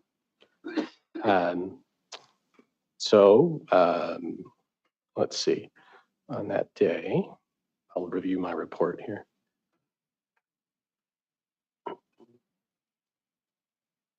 Judge, I can move on. I'm happy to withdraw the question, but if anybody else wants it answered, I can wait. You can move on if you want. It's your witness. Yeah, it's possible that's the day that her father was asked to leave the hospital, but I don't have that date off the top of my head. You talked about some coarse respirations earlier in your testimony. Yes, that was documented on her physical exam. Coarse breath sounds, not coarse respirations, but coarse breath sounds on October 8th. Thank you for helping me understand that. And what I was going to ask you in follow-up was, somebody who would be an expert in that area within his wheelhouse would be a pulmonologist? Well, it doesn't take a pulmonologist to understand coarse breath sounds. That's something I evaluate every day in my evaluation of patients. I listen to their lungs and their breath sounds. Okay, And but I'm not asking. Go ahead. Okay, physicians in general, that's part of their evaluation, and part of a wide range of physician training is to evaluate the character and quality and number and rate of breath sounds when you're listening to the lungs. It's something that a pulmonologist, it's within the scope of his expertise? Yes. Okay. Certainly not a lawyer's, but a pulmonologist. Agitation, you also mentioned. Are there events and things going on with Grace that also may have caused her agitation other than what you described? I have identified the main factors for her agitation that I saw in my report. And I know we've, also today been talking about her father's being asked to leave the hospital as well. But I think the multiple triggers that I identify on page 6 of my report are to me, after reviewing the case, the far and away most important factors driving her agitation. Is fever a potential side effect according to the Precedex package insert of the use of Precedex?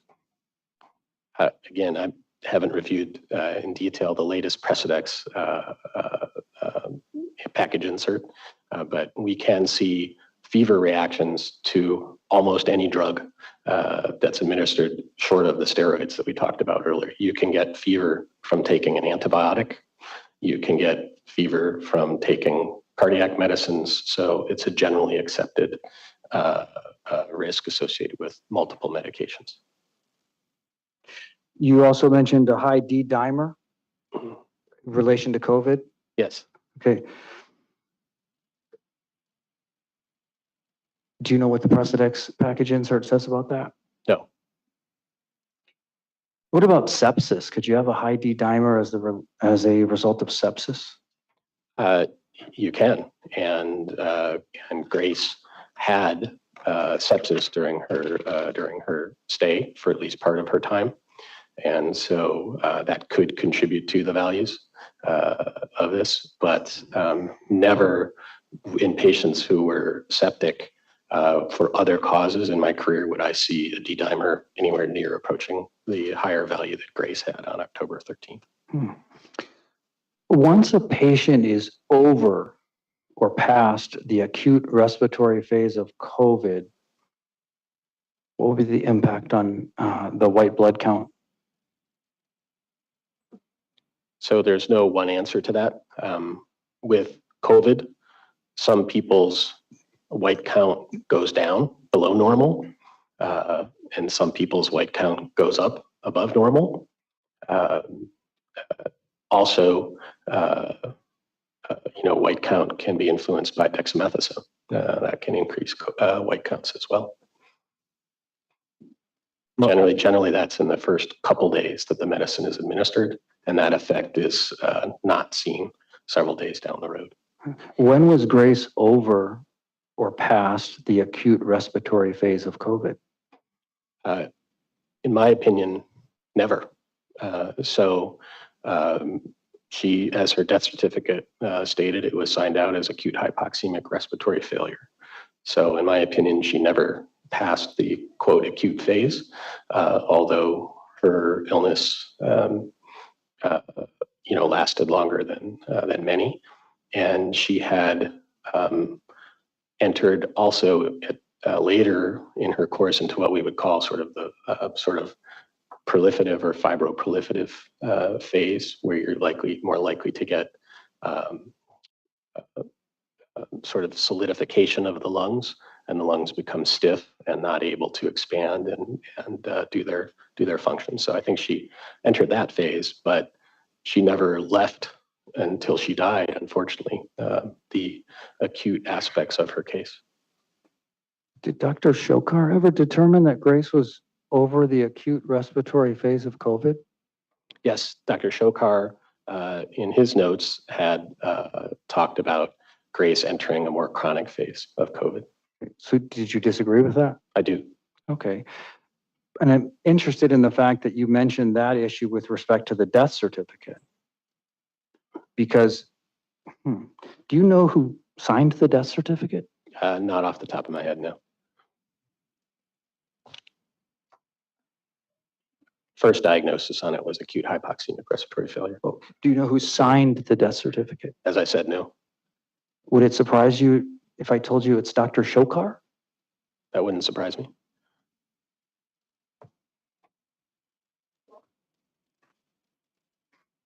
What is a forensic pathologist? So a forensic pathologist is a physician or a doctor that performs postmortem analysis on patients and has completed residency and training in the field of pathology.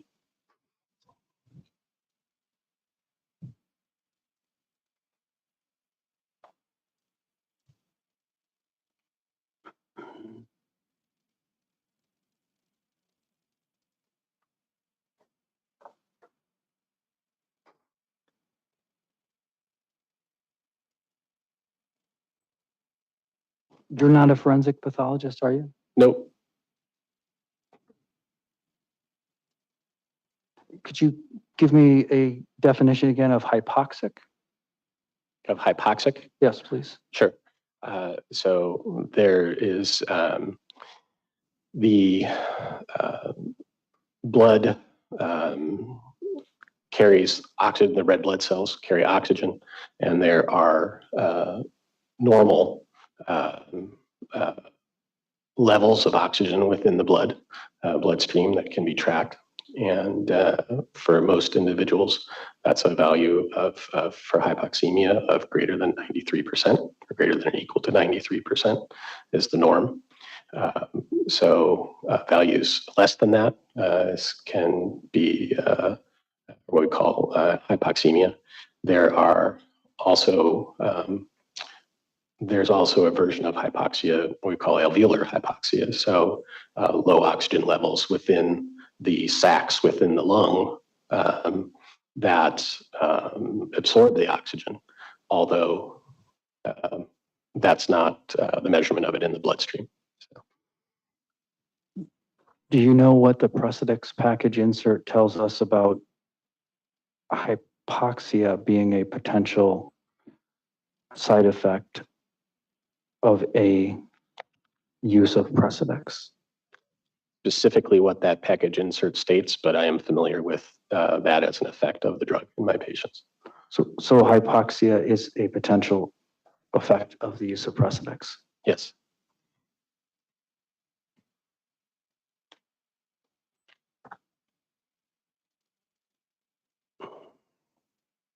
Why was morphine given to Grace on October 13th?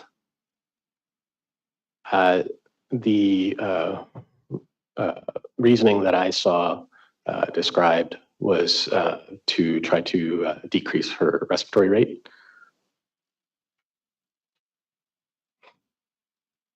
And therefore, in hopes potentially improve her ability to get oxygen into the body. If someone is hyperventilating in order to compensate for a lack of oxygen, what would happen when you slow that person's breathing? Overruled, go ahead. Can you repeat the question, please? It's the court reporter to read it back. If someone is hyperventilating in order to compensate for a lack of oxygen, what would happen if you slow that person's breathing? So the answer to that is it depends why they have a lack of oxygen. Some people who, and again, hyperventilating to me means a higher than normal respiratory rate. Some people who are hyperventilating because of a lack of oxygen would actually improve their oxygen delivery to their body if the respiratory rate slowed down, whereas other people would see a decline in that oxygen carrying capacity and oxygen delivery to the blood and to the tissues when their respiratory rate slowed down. So you can see both scenarios when a medication is given that decreases the respiratory rate. At times, when patients are hypoxic and hyperventilating, what they're doing is their breaths are very shallow, and so their respiratory rate is high, but they're only getting air into and out of the upper portion of their respiratory tract. So they're not actually getting the oxygen all the way down into their lungs. So in some cases, if you slow down the respiratory rate for someone who's hyperventilating, that air can make it all the way down into the lungs and you can improve oxygen delivery to the lungs. You talked earlier about ventilators and resuscitation. This is broadly. And you talked about the chances, Grace's chances without a ventilator. In fact, I think this appears near the very end of your report that you have in front of you. Do you remember that in general? Okay. How soon can a ventilator be placed in an emergency? Can be placed at times in less than a minute, at times at least an endotracheal tube, maybe not a ventilator, but an endotracheal tube that is then connected to a bag, and the bag is used to squeeze the bag and deliver oxygen and air into and out of the lungs. So an endotracheal tube, less than a minute. Oftentimes it takes longer than that to get a ventilator set up and connected to the endotracheal tube. Are you aware from your review of the medical records of any provider at St. Elizabeth's Hospital who ever went to the family and told them that if you don't agree right now to a ventilator, here and now, Grace will die? I don't recall anyone saying that here and now. I recall, I believe, Dr. Baum documenting that essentially if he felt her course was would ultimately lead to death if she were not placed on a ventilator. But to your specific question about here and now, anybody going to the family and saying that unless it's placed in this second, she will die? No, I don't recall that.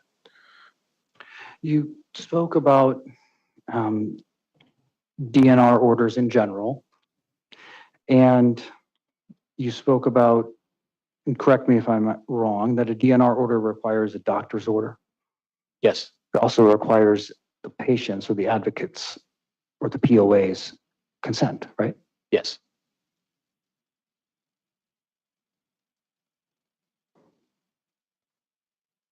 Should the DNR order be signed and in writing? Yes. And who signs it? It's signed by the physician. It is then co-signed by, in most cases, the patient or representative, and at times a witness.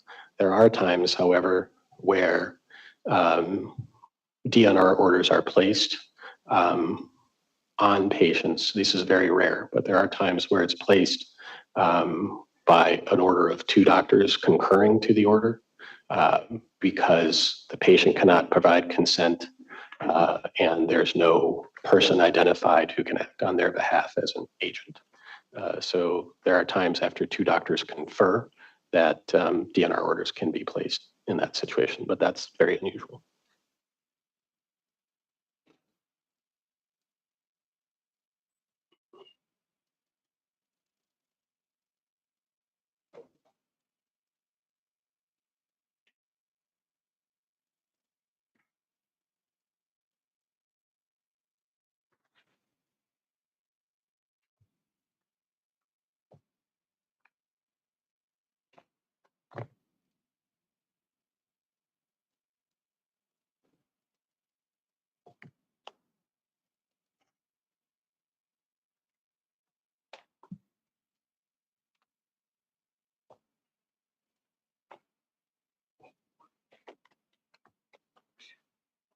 I want to ask you about standard of care in the hospital. And you can tell me this is outside your scope or within your scope, okay? Okay. Is it a breach of the standard of care to fail to discuss an adverse event with a patient or their advocate power of attorney? I think it depends upon the magnitude and intensity and significance of the adverse event. For example, somebody in a hospital, gets an IV placed and the IV attempt fails and a patient gets a bruise or a small blood clot on this near the skin surface next to that IV. That's an adverse event, but that type of adverse event is generally not going to be discussed with necessarily a patient representative because it is so rarely linked to clinically important subsequent events downstream. On the other hand, of course, adverse events that are of clinical significance and have impact to the patient, or at times adverse events that take the life of a patient, of course, we have a strong duty to review those and go over those with the patient or their representative. And to fail to discuss a clinically important adverse event that may have downstream impact, would that be a breach of the standard of care? If you're talking in general, not specific to any field or specialty, just based on the magnitude of an adverse event, if it had significant clinical consequences, yes, that should be discussed with the patient or their representative. Okay, let me give you a specific event. Placement of a PIC line would it be a breach of the standard of care to fail to discuss the placement of a PICC line with the patient? Objection vague. Ruled, go ahead. When you say discuss the placement, do you mean, can you clarify that and specify further, please? To obtain, I'm sorry, to discuss, I understand why you're asking me to clarify. To first obtain informed consent for it. Yes, it is generally standard to obtain consent for placement of a PICC line because it involves a procedure as a placement of a central line. Okay, if it had to be done in an emergency and the informed consent discussion didn't take place, I'm not saying that happened, but let's imagine that a PICC line was placed and nobody was told. Would it be a breach of the standard of care to fail to discuss that afterwards? Objection beyond this witness's testimony in terms of being expert as a infectious disease expert. I would also add it violates the motion. Overruled on both. I think he's offered enough opinions that he's capable of answering this. Go ahead. Repeat the question, please. Can you just read it back in, please? If it had been done in an emergency and the informed consent discussion didn't take place, I'm not saying that happened, so let's imagine the client was placed and nobody was told. Would it be infectious breach of the standard of care to fail to discuss that? It wouldn't be a breach of the infectious standard of care, but if it were not discussed after emergent placement of a PICC line within a reasonable time frame, I would consider that a breach.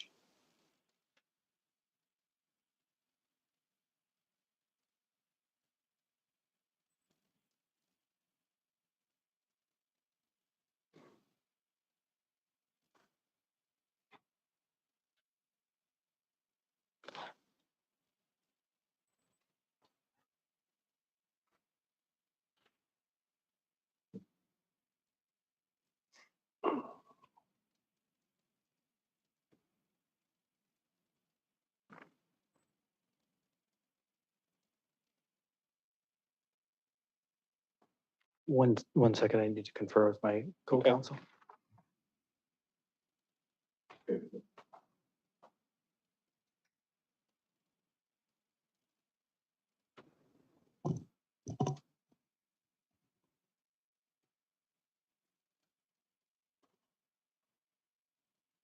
At this point in time, Judge, I'm going to ask for another document to be brought up once we disclose what it is, but it will be through Mr.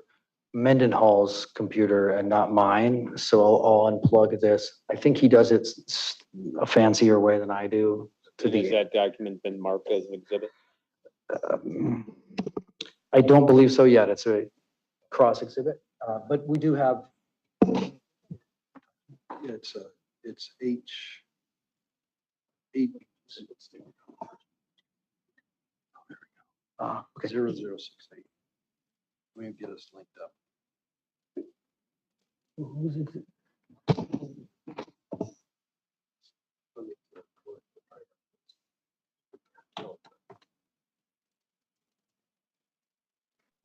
It does not have an exhibit sticker on it yet, Judge. It's a document from the medical record that hasn't yet been brought in. It has. The medical record is under this exhibit one. We've agreed to add stickers. So I will add a sticker to this. So the next exhibit is 87, is that correct? Yes. So 87 is going to be which portion of the medical record? It's page, it's from the certified record. It's page, I believe it's page 68 and 69. So in exhibit 1, page 68 and 69 are going to be marked as exhibit 87. Yes. Okay. Any objection to that, Attorney Frankowiak? No, Your Honor. Attorney Guzzi? No, Your Honor. All right.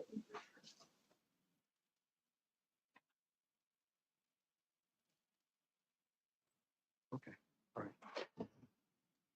And when everyone's ready and with the court's permission, we would bring this up on the screen. It's again, Mr. Mendenhall's gadget over here. Okay, so do you have the computer hooked up?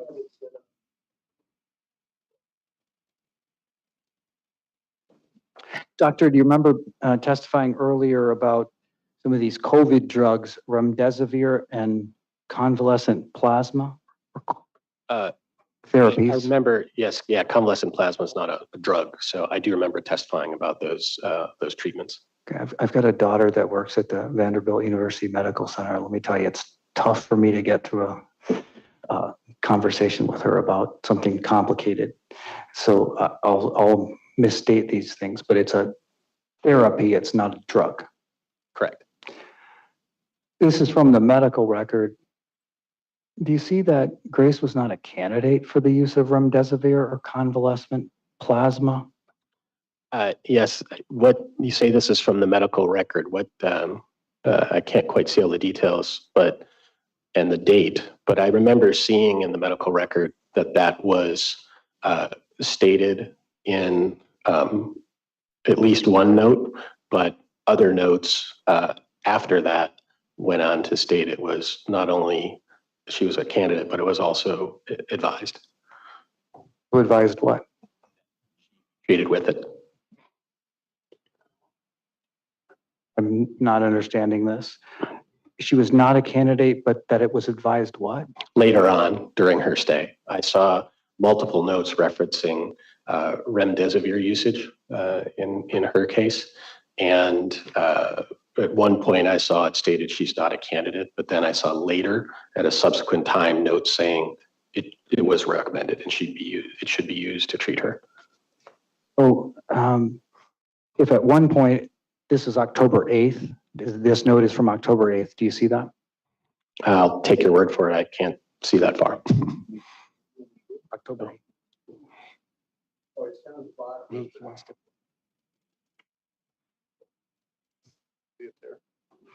Yes, now I see it. Thank you. All right. So if at one point on October 8th, the father was told that Grace wasn't a candidate for remdesivir or convalescent plasma for whatever reason he was told that. Later on, if somebody asked to put Grace on remdesivir or convalescent plasma, he could have had in his head, I was already told she's not a candidate for this. No, is that possible? Yes, that's possible that he could have had that in his head. Would that be an informed consent issue? Specifically, informed consent in this case is really for remdesivir is included with the general consent for hospital services. So additional prescription of remdesivir is not something that requires signature of an additional informed consent document. Convalescent plasma, though, is a little different. Convalescent plasma did require a fully signed informed consent document because it was considered in a more experimental phase. Although even though it was considered more experimental, it was widely used and remains that it's used today. So the answer to your question is it depends upon which aspect of these therapies that we're discussing. So remdesivir, it's already covered. Additional convalescent plasma would require additional level of consent. And I remember seeing that later on, convalescent plasma was also recommended for Ms. Schara. And there was a statement saying that although consent discussions were had, the consent document was never signed by Mr. Schara. So you told me, though, it's possible that once he was told convalescent plasma, that she wasn't a candidate for it, if he later didn't understand why she became a candidate for it after being told that she wasn't a candidate for it, that could be a failure to communicate with the father and a breach of the standard of care, couldn't it? No, I saw later documentation that convalescent plasma was discussed again at a later date with the father at the time it was recommended. So I don't believe there was any breach there.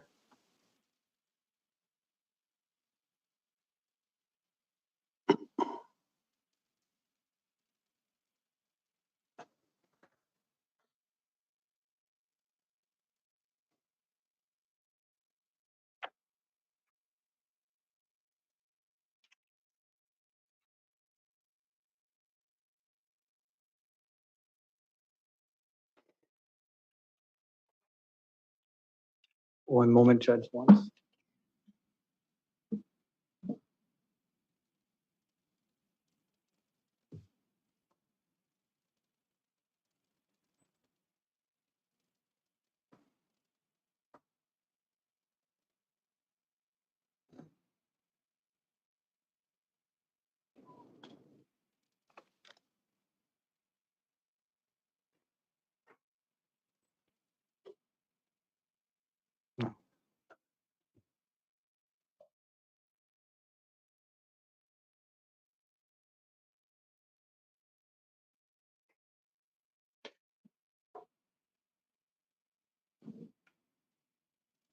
You pointed out some portions of the medical record earlier where Grace had a high fever. Do you remember that?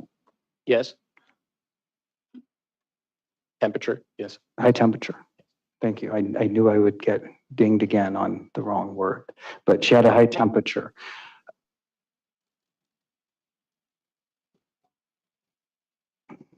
And the one you pointed out was the 104 degrees on October 8th. Do you remember that? Yes. Do you know their fever? Sorry, no, 104.2 on October 7th, I believe. Okay. That's what I had. Her fever resolved though? No, her fever didn't resolve. Her fevers were up and down throughout her hospitalization, and there was, as described in my report, multiple days with fever, including the day of her death, October 13th. So to me, resolved means no temperature elevation over 100 degrees for a 48-hour window, and she did not achieve fever resolution. Just now, we're October 7th and October 13th. You're aware that Dr. Burdine's opinion are that there were overdoses on those days. Yes, I'm aware of that opinion.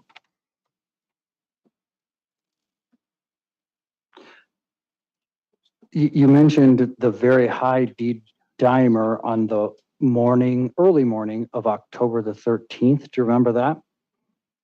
What would you expect the treating doctor to do as a result of the very high D-dimer? So there's no specific treatment just for a D-dimer. You have to resolve the underlying condition that is the driver of the D-dimer elevation. And in her case, that from not only the 13th, but the previous day when the D-dimer was quite elevated, I believe the 10th.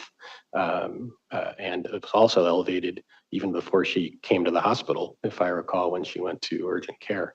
And the cause of those in her case was her COVID. Okay. Did he order any tests as a result of the high D-dimer? Not that I'm aware of, but I don't know what test I would order. I don't know of any tests that you would do at that point when you have an adequate explanation for what's driving it, and you know what therapeutic options are available to you and what ones are not. You said he had an adequate explanation for what's driving it? Yes. Didn't about 5 minutes ago you tell me you disagreed with Dr. Shokar's conclusion about whether and where Grace was in the COVID? Well, I think the adequate explanation, as I saw, was COVID and nothing else. And that explanation was throughout her medical record, throughout her stay, referenced in every day and by every physician that I reviewed records on. My question to you was, didn't you just tell me that you disagreed with Dr. Shokar's opinion on where she was in COVID? Yes, in terms of the quote chronic phase, but there also can be high D-dimers in the chronic phase. So I don't disagree at all with anything anybody said about the D-dimer at any point during her hospital stay. You gave a conclusion at the end of your report and also at the end of your testimony here today that Grace had COVID and she died of COVID. Classic case of COVID. Do you see that on page 8 of your report? Yeah, I'm aware of that conclusion, but not only a classic case of COVID, but a classic case of severe COVID causing respiratory failure, hypoxemic respiratory failure. And you believe that you can tell us as an expert when she was going to die? No, but I can't tell you when she was going to die, but I can tell you at what point was her death more likely than not and more probable than not.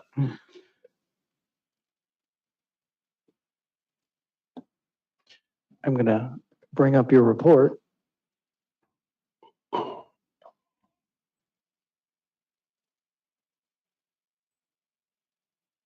Oh, okay. This will be my last document that I ask some questions about briefly, Judge, so I need to plug this back in and we won't keep playing the musical chair.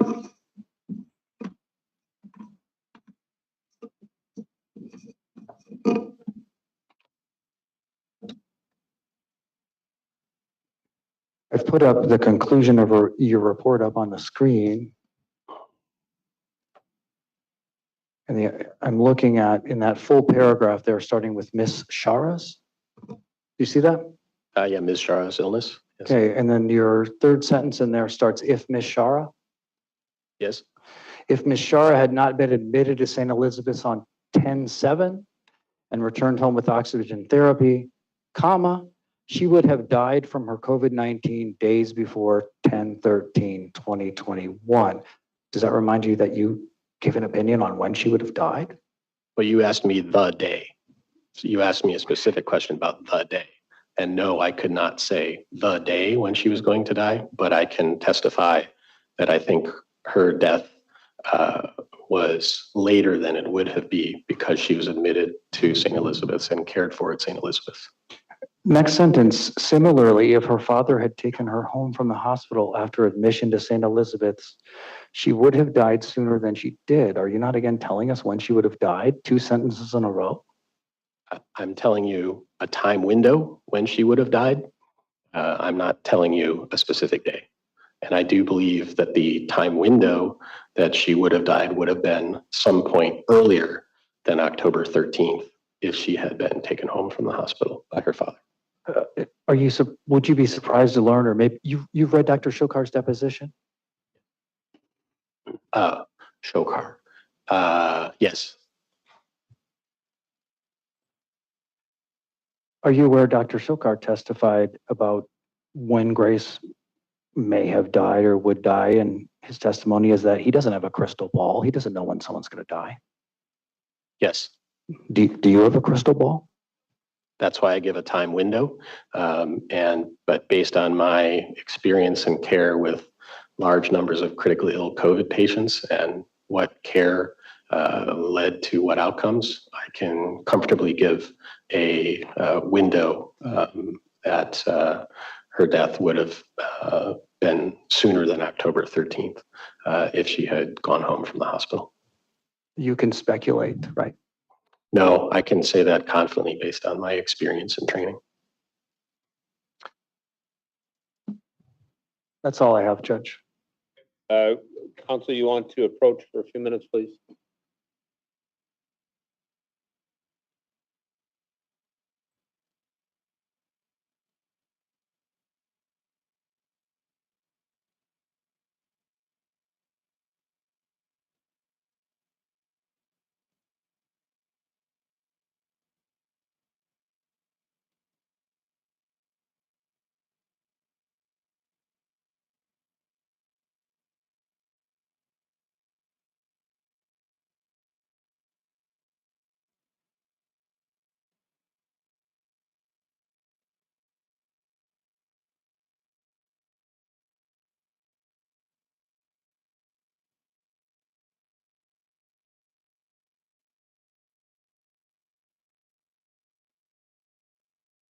All right, members of the jury, I was just discussing with the attorneys sort of the framework, and apparently the witness has an airplane or a return home, and so we're going to finish him today.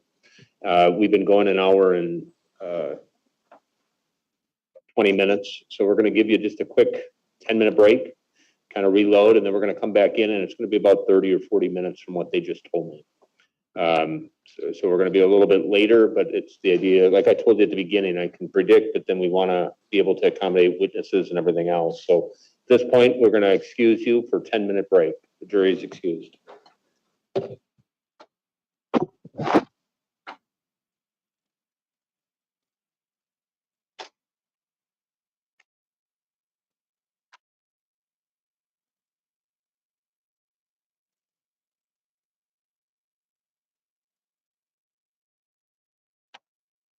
Everybody good if we just meet in 10 minutes? Okay. We're adjourned.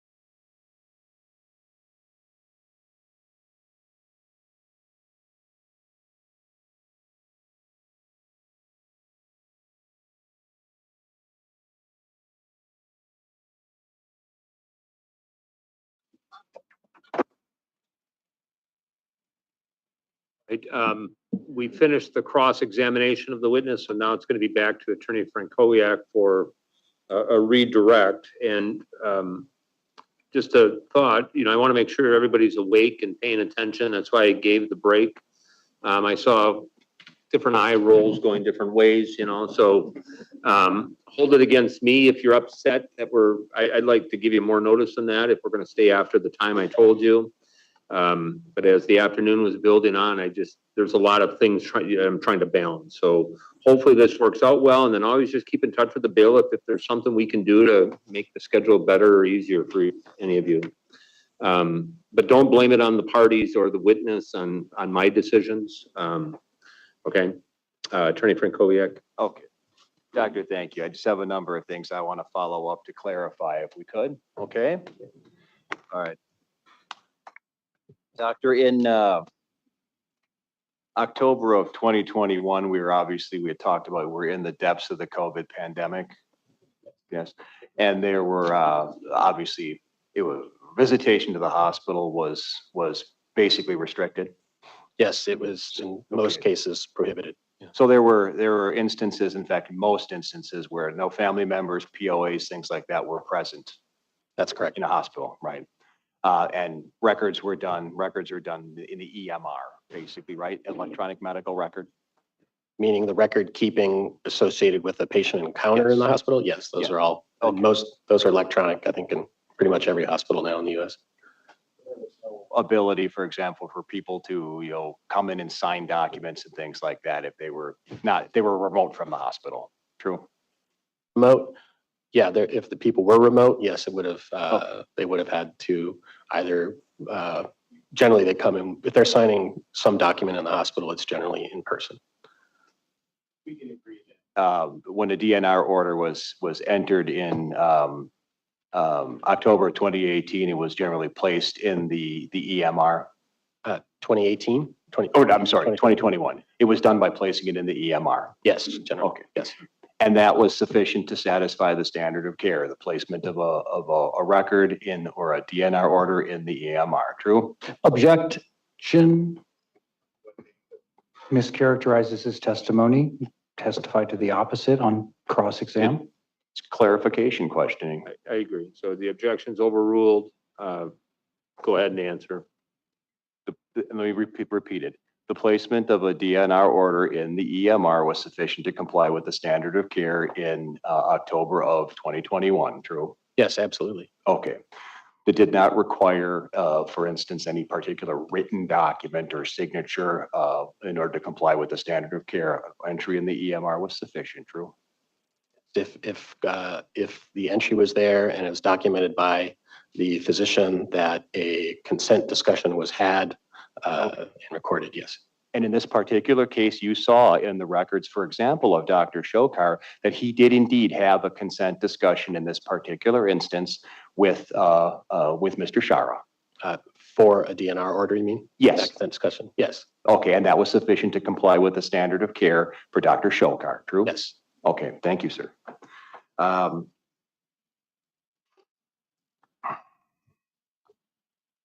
Doctor, you were asked a number of questions just in general without any anchoring to this case and from, in terms of the standard of care. You recall being asked a bunch of questions about whether something was standard of care.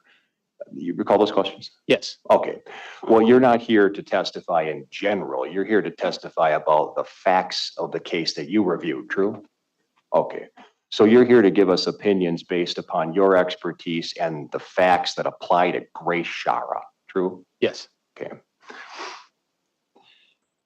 Doctor, did you identify any instance in the medical record on the part of any nurse that you believe to have fallen below the standard of care in any respect with regard to the care of Grace Schara? No. Doctor, did you identify any instance on the part of any hospital and of the hospital itself that you believed to be, let me start that question again. Did you identify any instance in the record on the part of the hospital, St. Elizabeth Hospital, that you believe to fall below the standard of care with respect specifically to the care of Grace Schara under the circumstances in this case? No. Okay. Doctor, I'm going to ask you a similar question. Did you identify any instance when you reviewed the records on the part of any doctor where you believed any doctor fell below the standard of care with respect to the care that was rendered to Grace Schara in this case that you've reviewed? Absolutely not. Okay. I want to mark a couple of documents if we could. I'm going to take them from their medical records taken from exhibit number 1, but we'll mark them as separate exhibits. The first one will consist of pages 18 and 19 of the record. I'd like to mark that as a separate exhibit and publish that if I could. And what exhibit number will that be?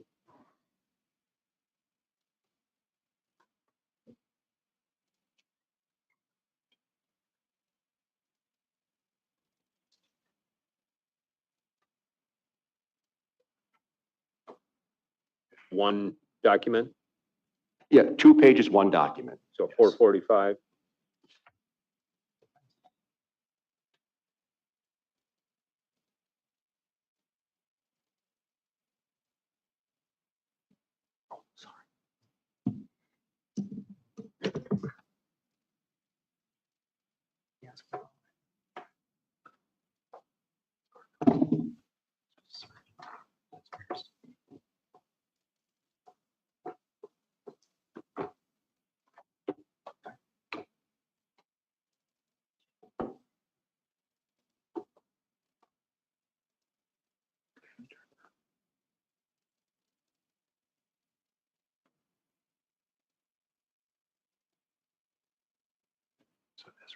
Okay, I would like to go to page 19 if we could, which was page 2 of that document. Okay, under the recommendation section. Okay. Doctor, you were asked some questions about remdesivir and whether it was available or offered or agreed. Do you recall those questions? Yes. Oh, okay. Doctor, with regard to under the recommendation, now this is a note, Doctor, can we go up to the top to show what this note was? This is a note from date of service 10/7/21, okay? So why don't we go back down, Matt, to where we were there under recommendations? And you had mentioned that you've seen some documentation. Under 3 there, it reads as follows. We discussed several different treatment modalities that we have for COVID with regards to remdesivir. She does not really qualify for this, but he informed me that he did not want this to be on this drug anyway. So the drug will not be utilized. Did I read that correctly? Again, I can't see that, but that does sound familiar with what I recall from reading the record. Okay. Now, you had mentioned earlier, you recalled seeing a record in which Mr. Schara had indicated, or someone had indicated that Mr. Schara did not want that drug. Is this that record? That would be that record, yes, that he did not want that drug for Ms. Schara. Okay, okay. So that was a record that you remembered, and in fact, it is in the record. Yes. Okay. I would like to mark another record if we could. And this one will also be from exhibit number 1. This would include pages 54 and 55. 446.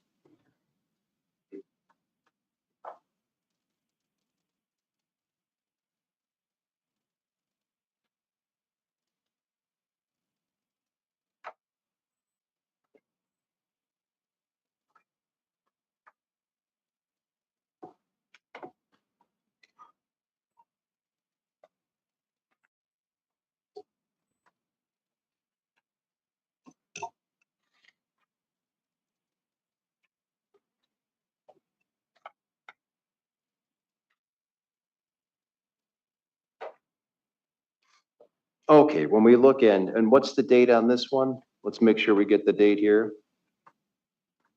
Okay, this one's October 11th. Why don't we go down?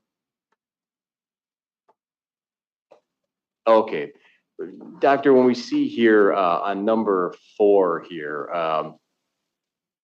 it reads as follows. She is outside the window for the clinical utility for remdesivir, convalescent plasma, or the Regeneron, the monoclonal antibody, and these will not be used. Did I read that correctly? Yes. Okay.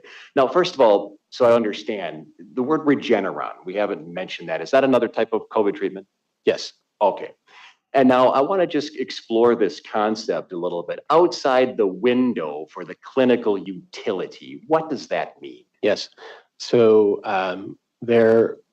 what they're talking about is the time frame when a treatment would be expected to be most beneficial. And the time frame initially, as approved for remdesivir, was within the first 5 days of illness. However, what over time evolved became there was more evidence for using it later on after in the course of illness, particularly for severe illness, after the first 5 days, because it was shown later on that the drug could still reduce the number of viral particles in assays that were detecting those viral particles in the body. So although the initial emergency use authorization of remdesivir recommended an initial sort of a 5-day cutoff, that evolved over the course of time. And by October of 2021, we were using this widely, and I'd say it was used in many cases for people who are into even their second week of hospitalization and after their second week of symptoms even. Okay. And as we saw from the previous note there, it looks like Mr. Schara had made it very clear at the very beginning of the hospitalization that he didn't want that medication anyway. That's correct. Okay. And that's what you remember seeing when you testified to that effect? Yes. Okay.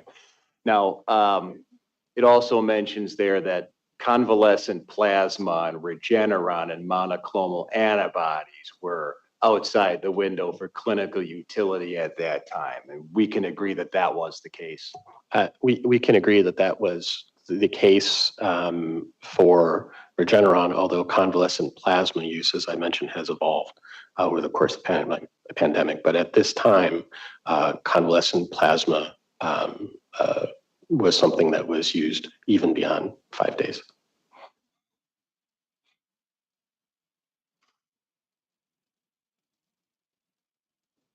Okay, take it down.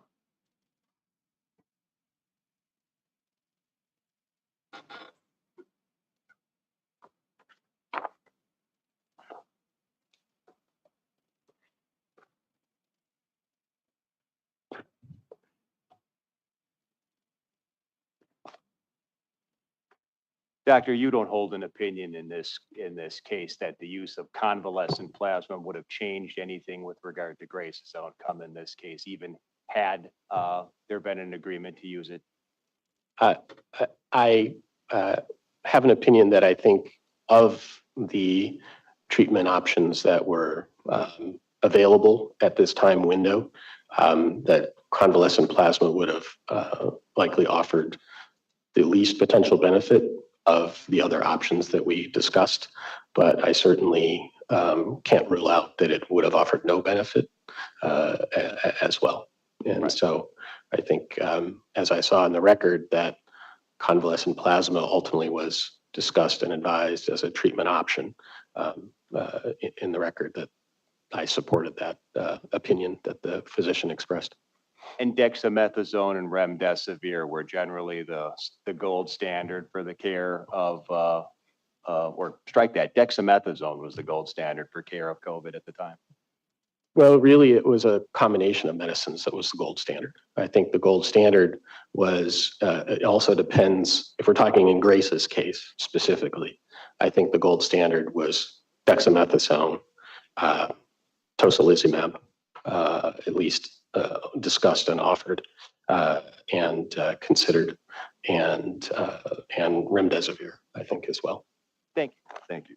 And you recall that there was a note that tocilizumab was offered but was not agreed to by Mr. Schara. Correct. Okay.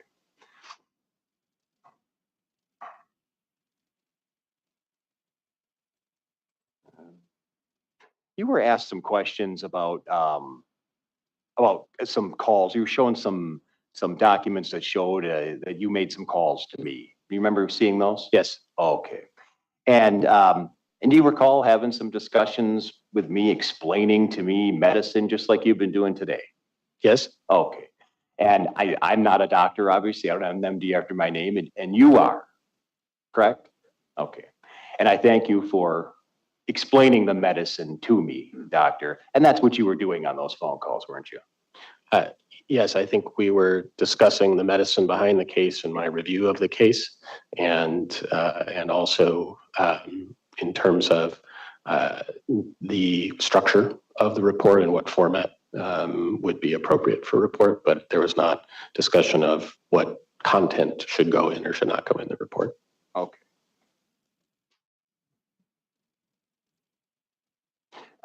You were also asked, I guess, or you were asked some questions about the difference between an infectious disease doctor and a pulmonologist. And I think the question that was posed to you is, we can agree that Dr. Burdine is a lung doctor, a specialist in the lungs. Do you recall being asked that? Yes, I do.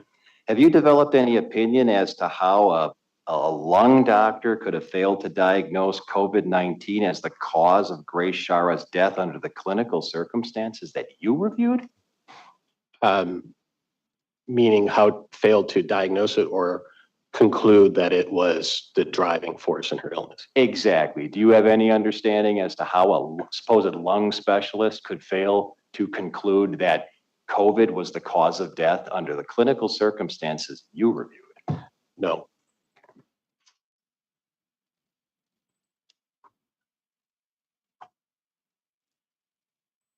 You were also asked some questions, or was brought, mentioned to you about the number of pages of medical records that you reviewed. Remember hearing those questions? Yes. Okay. You were provided a number of medical records, and were you able to arrive at your opinions based upon those records? Yes, that's how I formed my opinions, was based on the review of the records that I received. Did there appear to be anything missing that you would like to have seen that would have affected your opinions based upon your review of medical records in this case, or your treatment of other patients and your knowledge of medical records? No, I feel that I had a complete picture of what was going on in this case. And I didn't see any records that were presented to you on cross-examination in terms of records that were not provided to you, Drew? Okay. Do you have any concerns at all about the opinions that you've arrived at this case based upon the records you've reviewed? No, as I said, I think I have full confidence in the review and the data available to me to form these opinions. And it was quite an extensive data set, and there's overwhelming evidence in my mind for the conclusions that I've offered today. Now, there was also an article from the New England Journal of Medicine that I presented to you at one point, but I don't think anyone followed up on it. I'd like to do that if I could. Would I have a copy of that?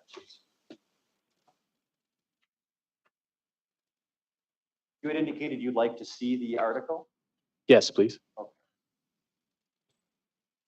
And that is exhibit, is it 84? 84. Okay. There's a section that's highlighted that was highlighted when it was filed with the report on page 589. So certainly reference that. Let me know once you have a chance to look at that doc. Let me know when you're ready to answer a question or two on that document.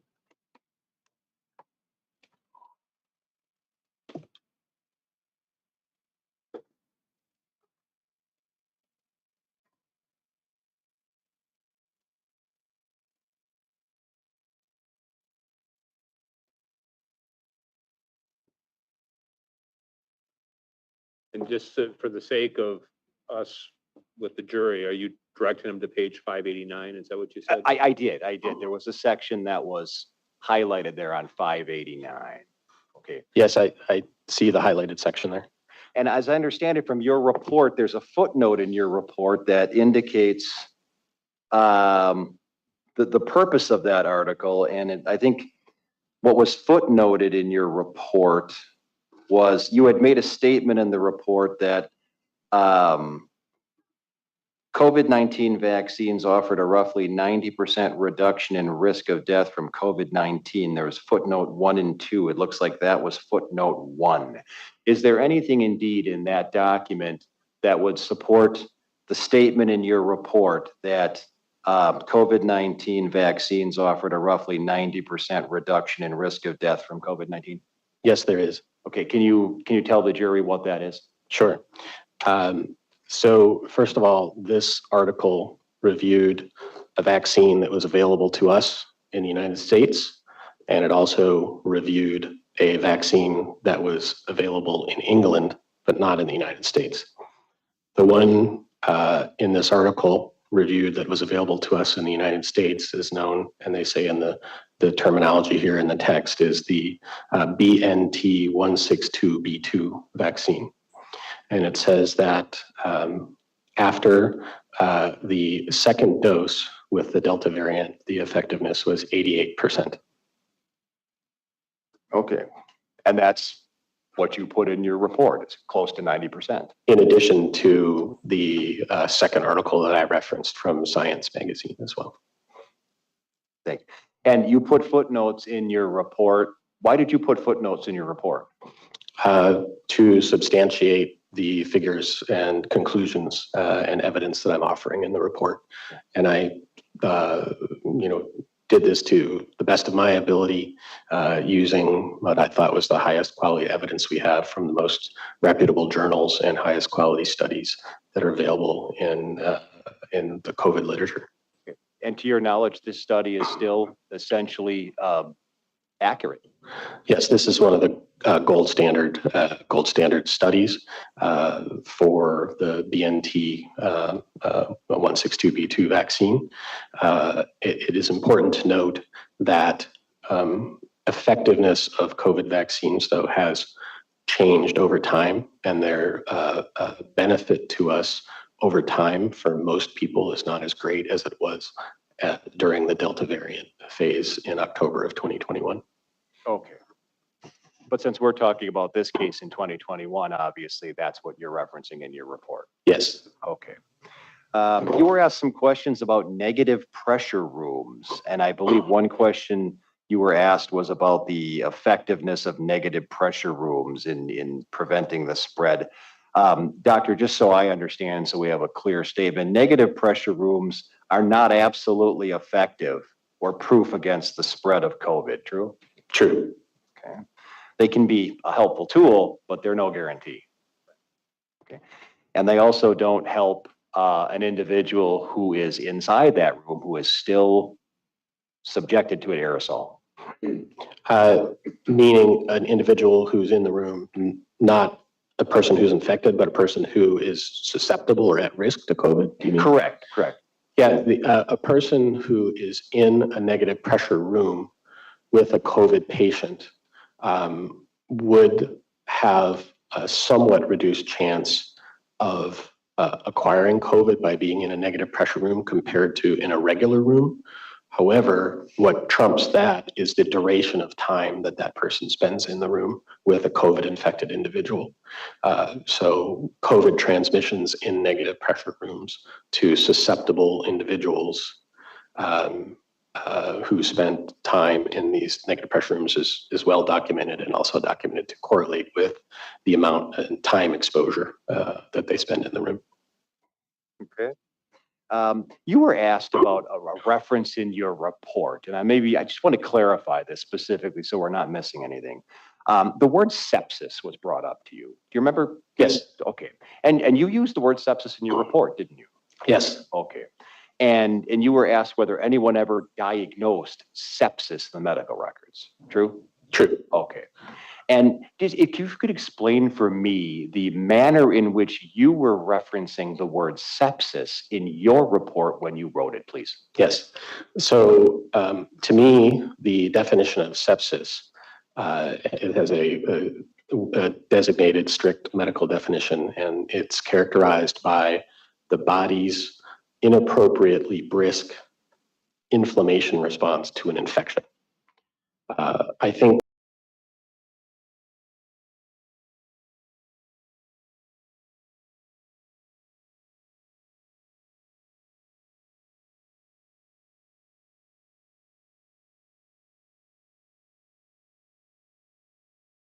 Yes, Okay. And you used the word sepsis in your report, didn't you? yes. Okay. And you were asked and just if you could explain for me the manner in which you were referencing the word sepsis in your report when you wrote it, please. Yes. So to me, the definition of sepsis, it has a designated strict medical definition, and it's characterized by the body's inappropriately brisk inflammation response to an infection. I think for many people, the word sepsis is sort of misconstrued and misunderstood as representing a bloodstream infection by a bacteria. That's not the definition of sepsis. So sepsis to me is a condition where the body's releasing massive amounts of inflammation in response to an infection. That infection can be bacterial, it can be viral, it can be a fungus, or even a parasite that triggers the sepsis. And when that happens, there are certain events that happen in the body. And one of the common themes of sepsis is that the overwhelming inflammation impacts the organs in the body to function normally.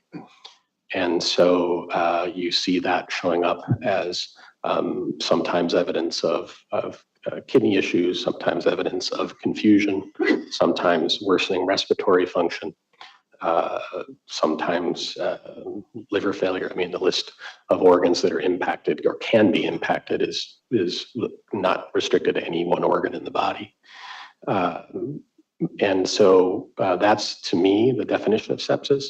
But there are criteria that are used for diagnosing sepsis, and that involves a combination of clinical findings of organ dysfunction in the body, of which Ms. Schara had evidence of brain dysfunction because her cognition was different from baseline, and she had evidence of respiratory failure because she couldn't support her breathing on her own without added oxygen and machines to help her breathe. It also depends upon presence of certain vital signs and lab markers to add to the certainty of the diagnosis. And so the time in my report, when I stated she had severe sepsis, was a time where she had displayed low blood pressures, elevated respiratory rate as well. And I can pull up some of the other features of it that led to that conclusion. But that's the background of it. And so, Ms. Schara, in a sense, met criteria for that, and she was treated for sepsis because she was given the supportive care to try to have her make it through and survive her COVID infection. Where is that? Just looking at the page of the report where I mentioned that. How much more do you have, Attorney Kowiak? Another maybe 5 or 10 minutes. Yeah. I know you said 30 and we're at 27, and I want to give them enough time and the jurors enough time before 5 o'clock. Unless your witness is coming back tomorrow morning. Let me ask the next question, Doctor. The fact that the word sepsis does not appear in the medical records does not concern you in any way? No, it doesn't change my conclusions in the case whatsoever as to what transpired in this case, because the treating physicians took care of her as if she had sepsis. You call it sepsis, they call it something else, but the clinical situation is exactly the same. The outcomes are the same based on management. If she had been, the term sepsis had been listed in the medical record, her care would have been the same. Okay. Do you have in front of you a document? This was brought up to you as a policy called Response and Recovery Resources. Do you have that? Somewhere in this heap, yes. I think I have it.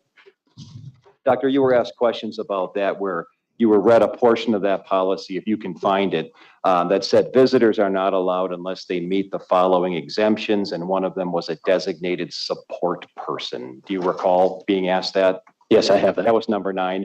Well, when we look up at number 2 on that same page there, There's a little section that says all approved visitors must screen negative, no symptoms or fever, per the most updated visitor screening tool, per the latest Centers for Disease Control symptom list, see references. And then there's a couple of little sections, A, B, and C under there.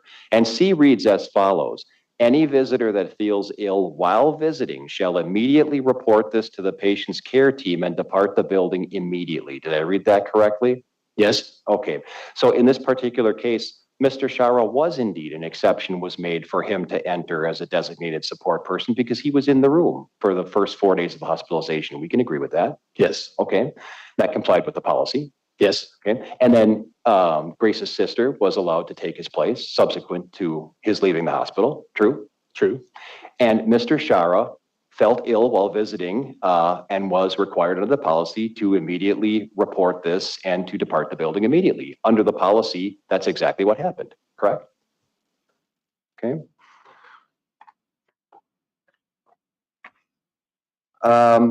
Doctor, I'm almost done, but I want to ask you, you were asked some questions about Precedex and package inserts. You recall those questions? Yes, All medications have potential side effects, don't they?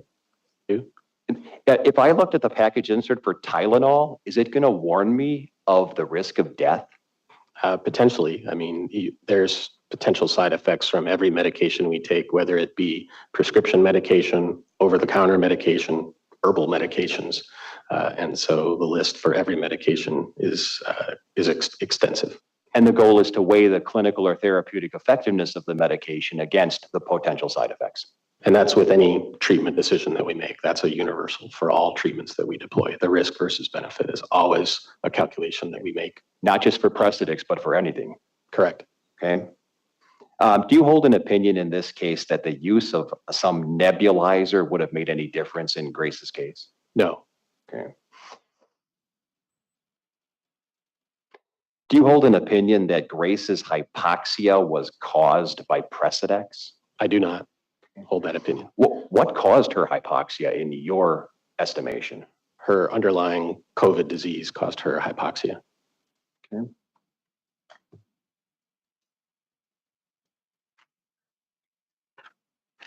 We also know that because she had hypoxia even before Precedex was administered to her.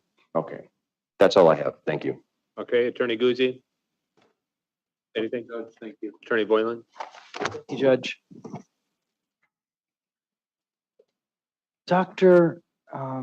Fisk, you testified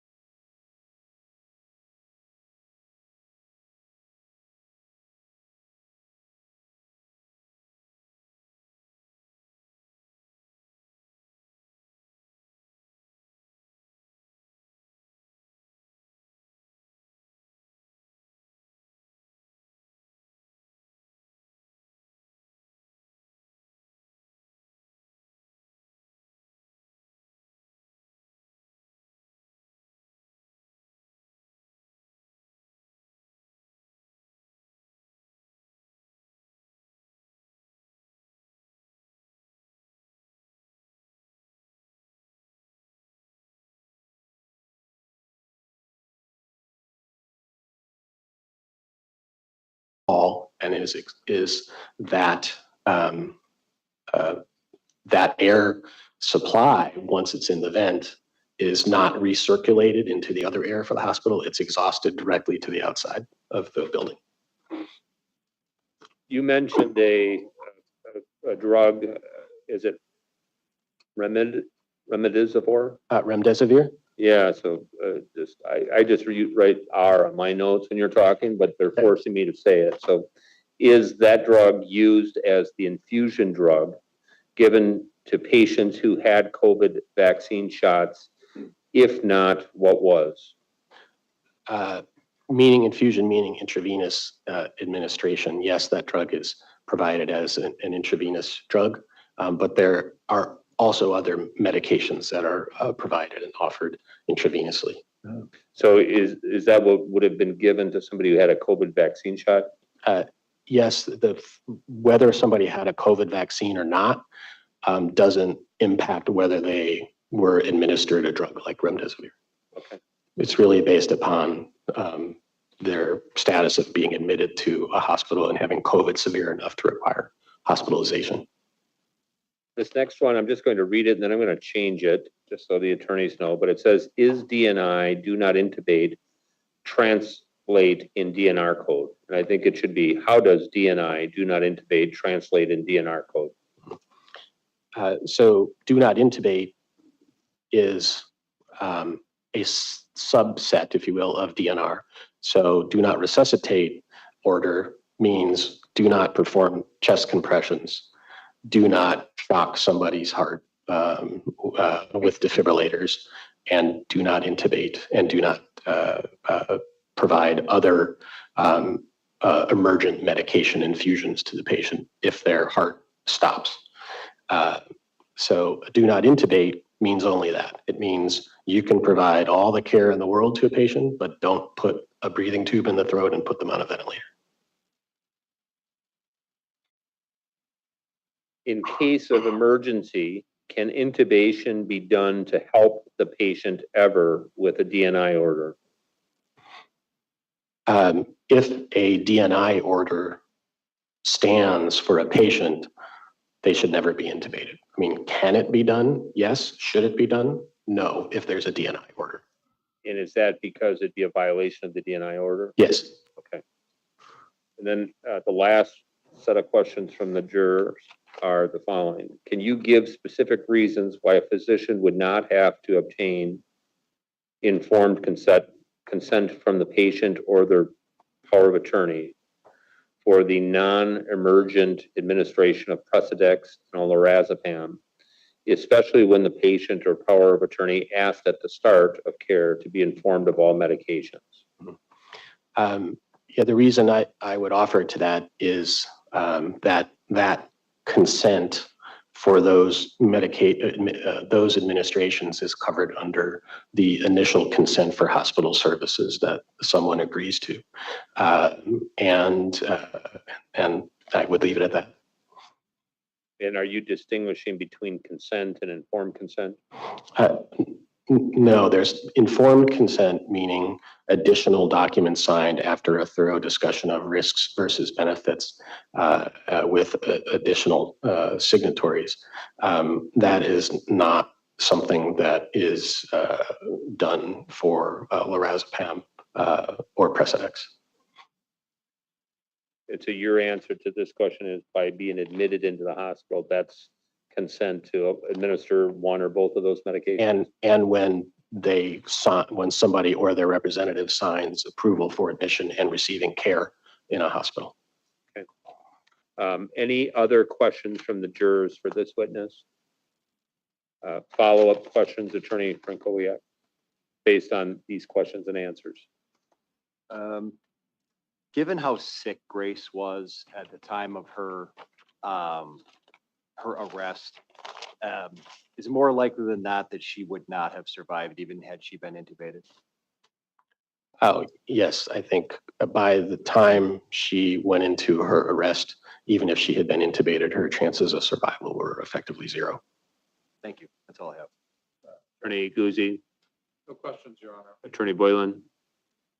Given the questions about that the questions about remdesivir are still here. We wanted to go through a couple more records on remdesivir.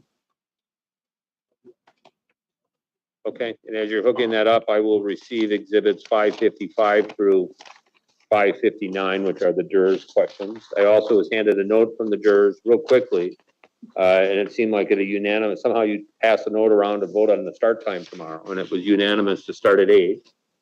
So there's, although there's only 12 that vote, or no, there's 15, yeah. So for 15-0, good. So start time tomorrow will be 8, everybody.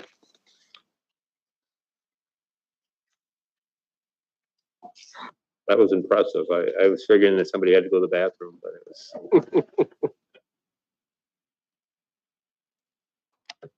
was.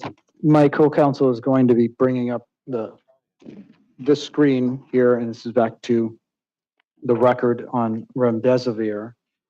And there was some testimony you gave Dr. Fisk that you later saw that remdesivir was recommended. Over on this screen.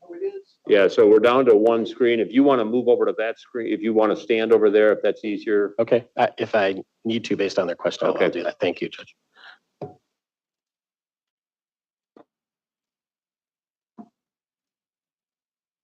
All right, we're gonna do a search for remdesivir in the document. So there's the first one. And which document are we looking at? We're looking at exhibit 1, but the entire record. I just searched all 1,000 pages. Oh, there it goes. So I searched all 1,000 pages. I just put the search term in. It found, I think, 11 pages with remdesivir mentioned. So there's the first one. I can't read it, so could you? You have to blow it up like this. I'm worried anything I change is going to cause a problem. Is it touchscreen or not? There we go. Didn't work for me. Oh, right, that is- Correct my search. Hang on 1 second, Your Honor.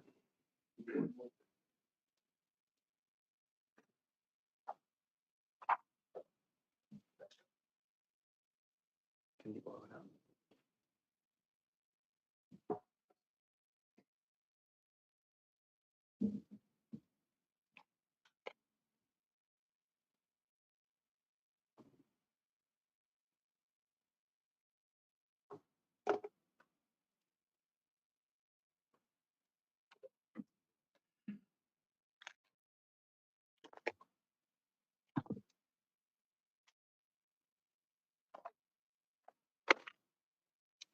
Do we have a document number page? Yeah, this is page 17 of exhibit 1. So 17 of the medical record. She is not a candidate for remdesivir or convalescent plasma or monoclonal antibodies. She is on dexamethasone.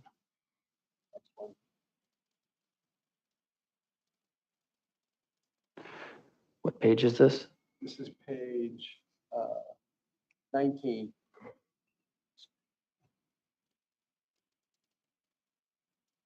The smaller remdesivir is over here.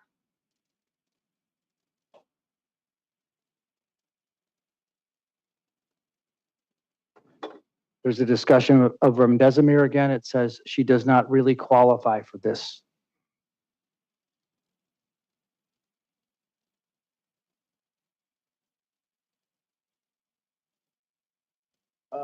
It was 19. Yeah, it's your certified document.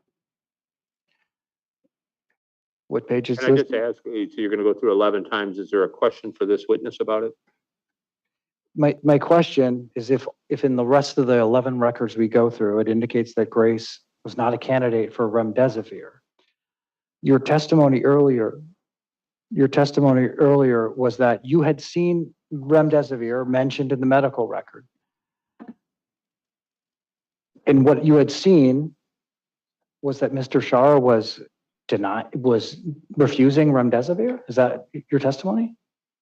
Yes, I saw that Mr. Schara had stated to some of the treating team that remdesivir was not an option for Ms. Schara. How many times did you see that? I don't recall, at least once. Okay, and if there's 11 other references in the record, in the medical record, by the way, how many total pages is the medical record? Yeah, this is, yeah, what's the number, Mike? 1,137. In the 1,137 pages of the medical record, if it repeatedly says Grace is not a candidate for remdesivir, is at best that some confusion and informed consent with the father? I'm not following your sort of train of thought here, but my understanding is that Grace's father stated to the treating physicians that remdesivir was not an option for treatment of Ms. Schara.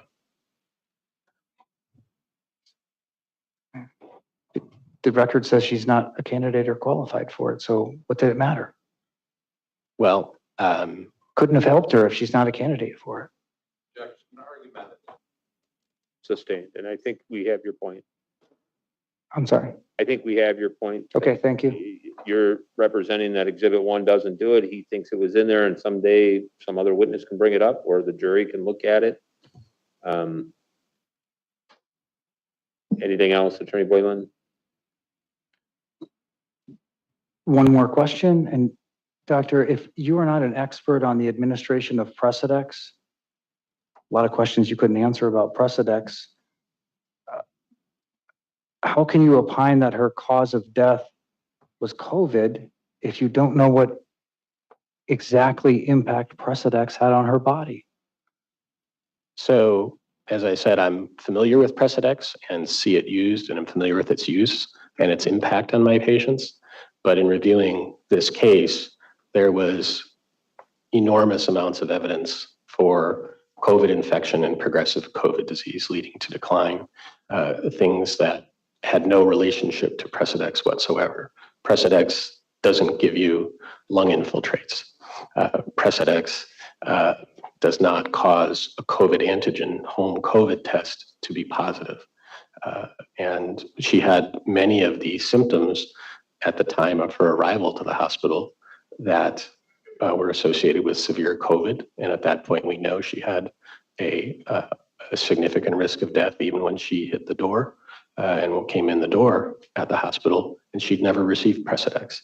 So I think in a case like this, when you have limited use of Precedex in her case, and you have a progressive downhill course of steady decline where death from COVID is identified as likely several days before her death.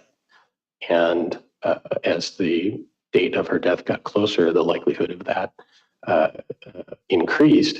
I think the evidence is quite compelling that this was a COVID-related demise. Did you say limited use of Precedex? Yes. I say limited because it was not used throughout the entirety of her hospitalization.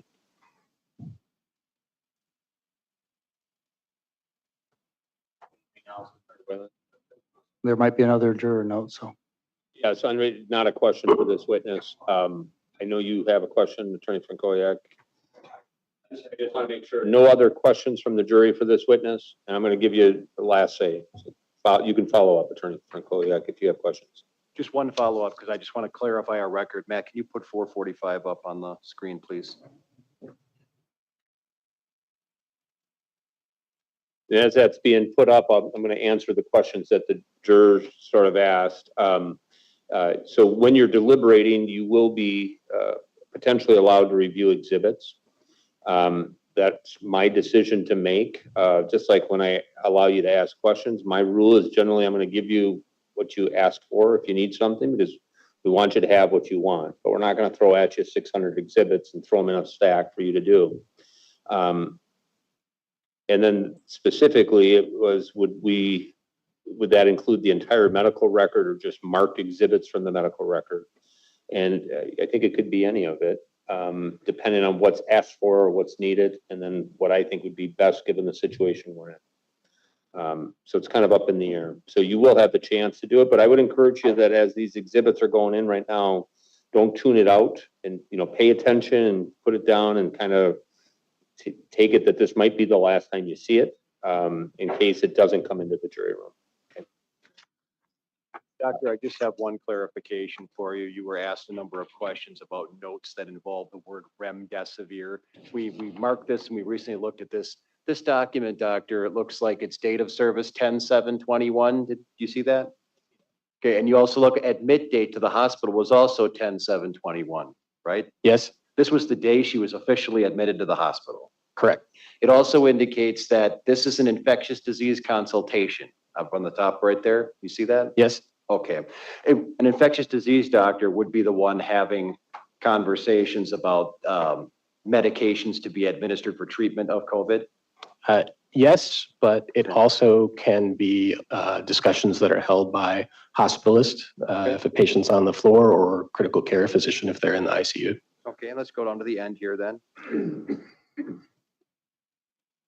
And we looked at this a little bit earlier here. This was, just so the record is clear, when we look at number 4 there, number 3, I think we're there. When we look at number 3, it says we discussed several different treatment modalities that we have for COVID with regards to remdesivir. She does not really qualify for this, but he informed me he did not want to be on this drug anyways. This statement that you read and that you remember reading in the record was made by Mr. Schara on day 1 of the hospitalization. Correct. Okay.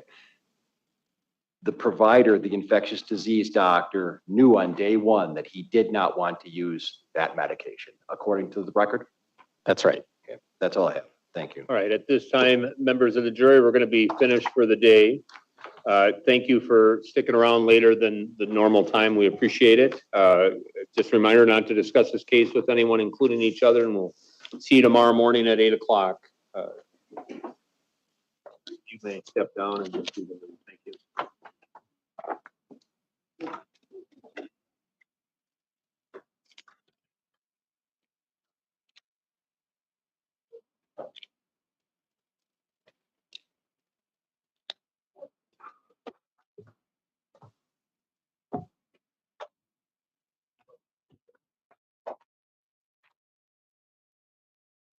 All right, you may be seated.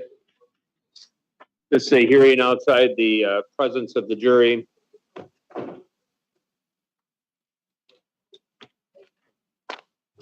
And just a couple of things. It's late, so the juror that I noticed maybe had her eyes closed. I didn't notice it the rest of the afternoon. I don't know if anybody noticed anything.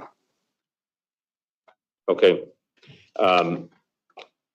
The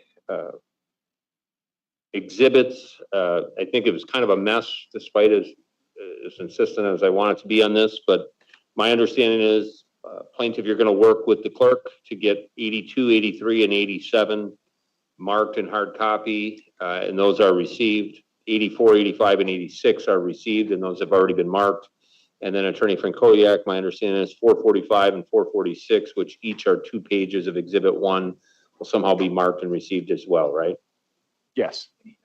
Okay, so that'll all get done, and that takes care of exhibits. Anybody have questions on exhibits?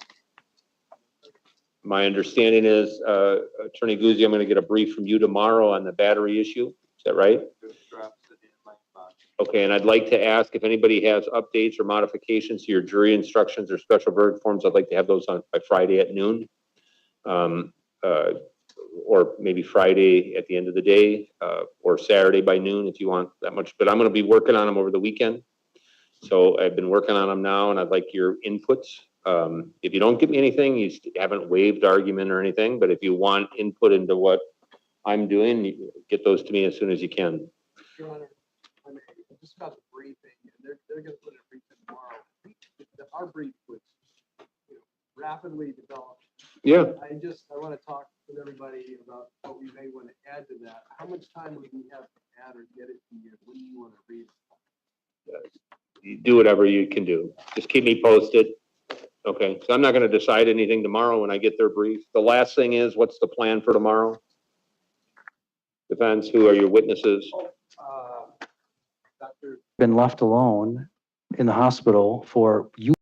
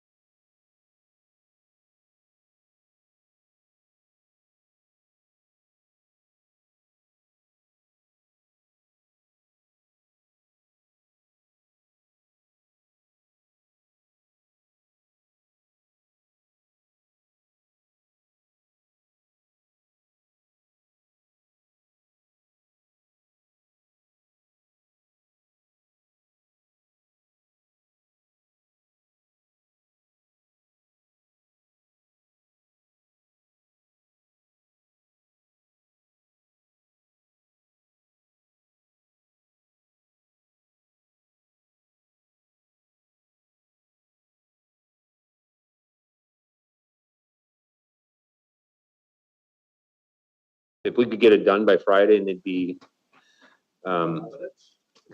just overall. So I just seeing some slowing down here with the jurors, and it's hard on all of us. And then we say, okay, now if you're a juror and you're sitting here all day, it's a long week. And I think sometimes you just got to step back and appreciate it, and look at them and. Yeah, because of high school graduation of somebody, is that right? Okay. Think it through, and I'll wait to hear from everybody tomorrow. Have a good night. Thank you.